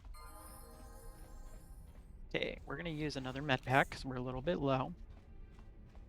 We do want to kill this patrol droid. If you do the GP warp, you'll actually have a party member with you, so you'll have to kill that droid. And if you're not doing it, you want to kill it to make sure you hit your experience threshold. Now we're going to do a trick called Defense Turret Skip. This is a sadly random trick that lets us get into the Volcar garage. So we're going to open this door, run into the corner here, and quick save. These 3 turrets also kill you instantly if they hit you. Now it is possible for them to miss you, but all 3 of them missing you is very unlikely. So we're going to queue up 2 concussion grenades on the center turret and hope that after they both explode, all 3 turrets are stunned. If you have another party member with you, you can split the concussion grenades between those 2 party members. Since we don't have them, we just wait and throw both of them. And then if we get all 3, which we thankfully did, you can see the plumes of smoke rising from each of them. We run for the elevator and enter inside. So that was somewhat good luck. The numbers work out to a 59.6% chance to stun all 3 of them. They're making will saves against your, they're trying to make will saves against your DC 15. So if they roll well enough, then they've got you. If they don't roll well enough, then you get all of them. All right, so now we're going to run down this hallway on the right. We have to loot a pass card from a desk over here. And there's also some computer spikes in here, which we're going to loot as well. So the desk is here. The key card's at the bottom. Here's our computer spikes. There's 2 in there, so we're up to 5 if you're keeping track. And then we're going to run back this way. Again, if you still have Alacrity active, this is a lot simpler. Or a lot faster. I'll also mention, I've been using med packs using the hotkey, but as you can see, there's an animation associated to that, which kind of freezes your character in place. And so in general, if you want to use a med pack, but you're in the middle of combat or otherwise don't want to have an animation, you can actually use the med pack from your inventory screen. But what you want to do is take this Show New Items button, click it 5 times, 1, 2, 3, 4, 5, and then this will have your stims and your med packs available for use here. So you can just click on the med pack, press enter, and you use it without the animation. We can run past those 2. We don't need to worry about killing them. We already have enough experience. And now this is a pretty neat trick here that involving a save buffer. When we open this door, we want to buffer and then load the buffer. What we're doing is skipping a cutscene with Candon Arc here, where he gives you the option to either betray Gadden and assassinate him, or you have to fight him and his buddies here. By buffering the conversation, we're able to go loot the swoop accelerator, which we're trying to get. And now we could leave here and run outside of the Volcar base, but instead we're actually going to trigger the cutscene we skipped by talking to Candon. And we're just going to mash this cutscene. And all of a sudden, we're outside the Volcar base. What we did is agree to kill Gad and Thek. We basically agreed to side with the Volcars. But by save buffering that conversation, we're able to loot the accelerator first. And we just pretend that we're going to kill Gad, and then Candon helpfully warps us outside of the Volcar base to save the like 45 seconds it would take to run out ourselves. I mean, that's a substantial time save. That is a substantial time save. That's actually one that I found. I called it Accelerator Warp because I'm very creative. So I'm going to show off something here which is just silly and not good speedrunning tech. Because we agreed to kill Gadden, Gadden goes and hides in his office, and Zerdra is the one we have to talk to. It turns out it's very easy to talk to Zerdra multiple times. So you just want to mash this conversation, but I'm going to mash it a few times. And then you can clone Gadden. For every time you talk to Zerdra, you can clone Gadden, and it's possible to get dozens of Gaddens filling the deck base here. Anyway, you shouldn't do that in a speedrun because you only need 1 Gadden to go to the swoop track. You just mash the conversation. One little thing here, you need to click the mouse sometime during this cutscene, otherwise there will be a big delay before it takes you to the swoop track. Yes, cloning is not a major glitch, but it is a cool little trick. Is it a specific point during that cutscene or just at all? So what happens is when you mash through Zeradra's conversation, there's a little bit of a fade out so that the game can put Gadden back in the module and then start his conversation. And if you talk to Zeradra again during that fade out, it redoes Zeradra's conversation and then runs the script to spawn another Gadden in. And if you're quick enough, you can just keep spamming default action as you go through that particular conversation and essentially spawn Gaddens until you run out of memory. Sorry, I actually, so you said you had to click somewhere during the cutscene for it to progress, the one after Gaddon? It's just clicking anywhere. The game, for some reason, waits for you to click. Okay, as long as you click at all. Okay, yeah, got just it. click anywhere at all and it will go through. Okay, swoop racing. You have to win 2 swoop races. You talk to the race coordinator and spam through it. Swoop controls are basically strafing left and right and then shifting by holding down the mouse button and occasionally repressing it. You can shift a total of 4 times, but in a hilarious bit of optimization, it's actually faster not to shift into the last gear by about 1.5 seconds. This is only true on Terra's swoop racing, and I think it has to do with the way they coded the effects of this prototype accelerator we're using. What happens here is every time you do a race on Terrace, your swoop actually accelerates faster and faster and faster. So something about the way they coded that must have made that the case. So just don't shift into last gear. Whatever time... Yeah, it's a weird little quirk, but it's a fun one. Whatever time you get on the first race, Redros will beat by 1/4 second. So you then have to beat that 1/4 second lower time on your next race. The only real big time loss you can have here is if you hit an obstacle on your second race. As long as you don't hit an obstacle, because the game accelerates your swoop faster, as long as you finish without hitting anything, you'll pretty much be guaranteed to beat Redros's time. So just don't hit anything on this second race, and you will avoid having to do a third race.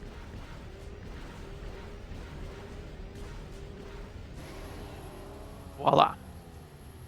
Now there's supposed to be a big fight with Gadden here, but we're going to skip it. This Ithorian has 2 techs, and then we're going to save buffer. So click, and then click and immediately save buffer. Like that. This skips the cutscene where Brejik does his little proclamation here. And Bastila's conversation is already advanced to the point where it's at after that fight. So we're going to just talk to Bastila, mash through the conversation. She bends down to loot Brejik's non-existent corpse, which gives us her lightsaber and Brejik's equipment. And then when we spawn into the hideout here, there's another save buffer to skip a little cutscene. So that's all kind of quick there after that second swoop race, but it's a buffer to skip the Brejik fight, and then a buffer when you reach the hideout to skip a short conversation. So that's the first half of Terrace. Now we're going to do the second half. We're going to leave the apartment complex. We don't need to bring anyone with us, but we're about to do a new glitch called a map cutscene skip. And so our goal is going to be to click the map menu icon in the top right here before the next cutscene starts. It's a little hard to get the right one, but as long as you hit one of these buttons up here, you can always switch to the map. So we're going to click OK, and then we're going to move our mouse up to the corner and click anything. So I didn't get the map, I got the options menu next to it, but I can just click the map here. And then what we're going to do is transit back. The reason we can transit back is because we set our waypoint earlier in Javier's Cantina. If you remember, that happened. I said to remember it in 15 minutes. This is hopefully 15 minutes from then. Before we go there, we want to add Select to our party. So we'll go ahead and do that here. And then we'll just transit back, and we're in Javier's Cantina without having to run all the way there. What can I do? Now, unfortunately, I didn't hit the experience threshold for Bastila. Sure. So we're going to have to do a little bit of extra movement with our main character before we can level Bastila. But that's okay. We're just going to talk to Canderous there. That starts the quest to escape Terrace. And then we just run outside here. At this point, we would normally level Bastila to 4, and this gives her Burst of Speed, which is a skill which doubles your movement speed. So we would normally level Bastila here, have her cast for speed, and then use her for movement in this section. Because I was a little bit low on my experience, we're going to have to run with our lumbering MC here. But that's okay. When we reach the upper city here, we're actually going to do another trick that involves leaving a party member at the elevator. Normally we're going to leave the main character here, so I'm just going to go ahead and do that. Picture this being twice as fast as it normally is.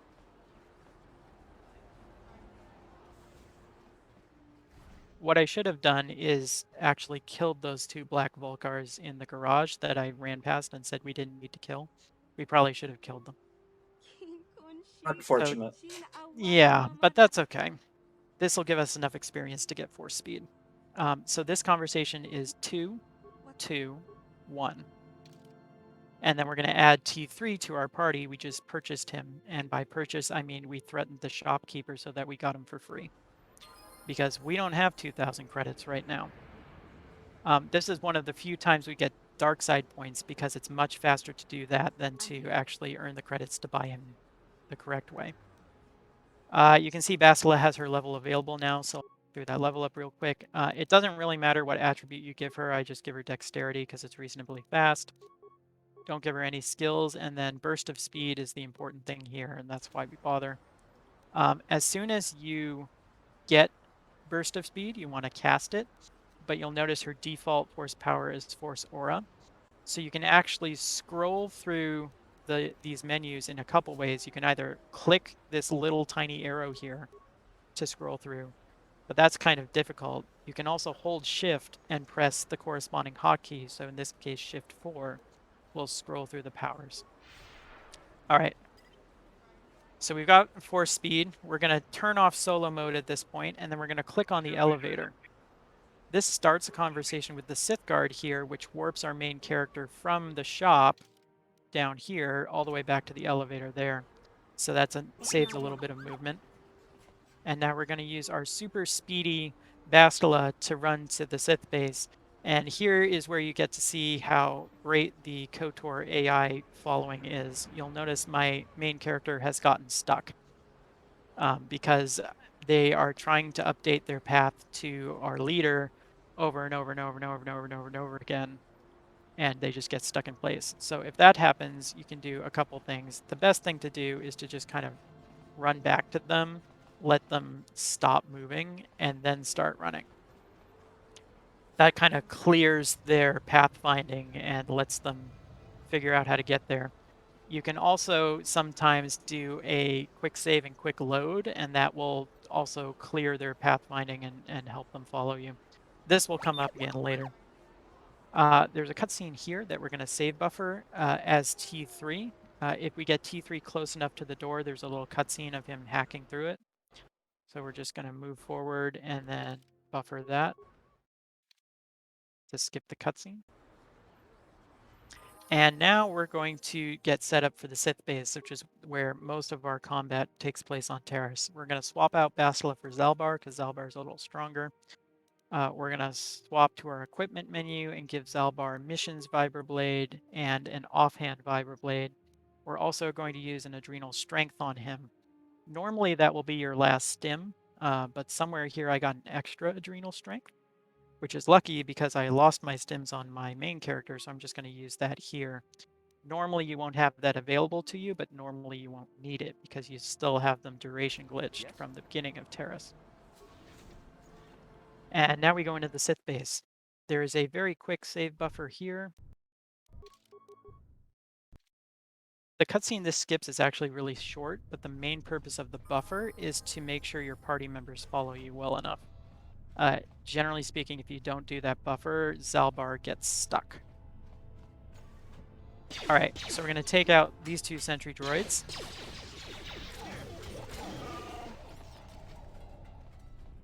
We used to rescue that Duros for some light side points, but it turns out there's a different option which is 2 seconds faster, so he gets to rot in his cell. Sorry, time save's more important. Sorry, buddy. And now these guys are kind of annoying. We want to... Basically, Zalbar, you want to use improved power attack for extra damage. You want our friend here to use flurry, and then T3 is pretty much has one trick to use. We want him to loot this footlocker because he's kind of the weakest combat character. We need the pass card to activate the elevator. And then what we can do from here is use not the stun ray in the middle here, but the shield disruptor. This deals 20 damage flat to any target, but is absorbed by shields. So we're going to use that. Sometimes your Wookiee and your main character will have this fight well in hand. It looks like they're struggling a little bit here, so we're gonna zap a few people with a droid.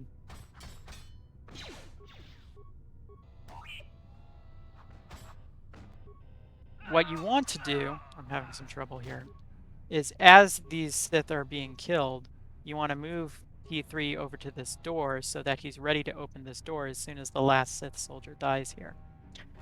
This is going to be the first major fight, the assault droid fight. And we're going to do a save buffer right at the start to skip the little cutscene that introduces it. So I'm going to pause right at the start here. I always pause at the start of this fight.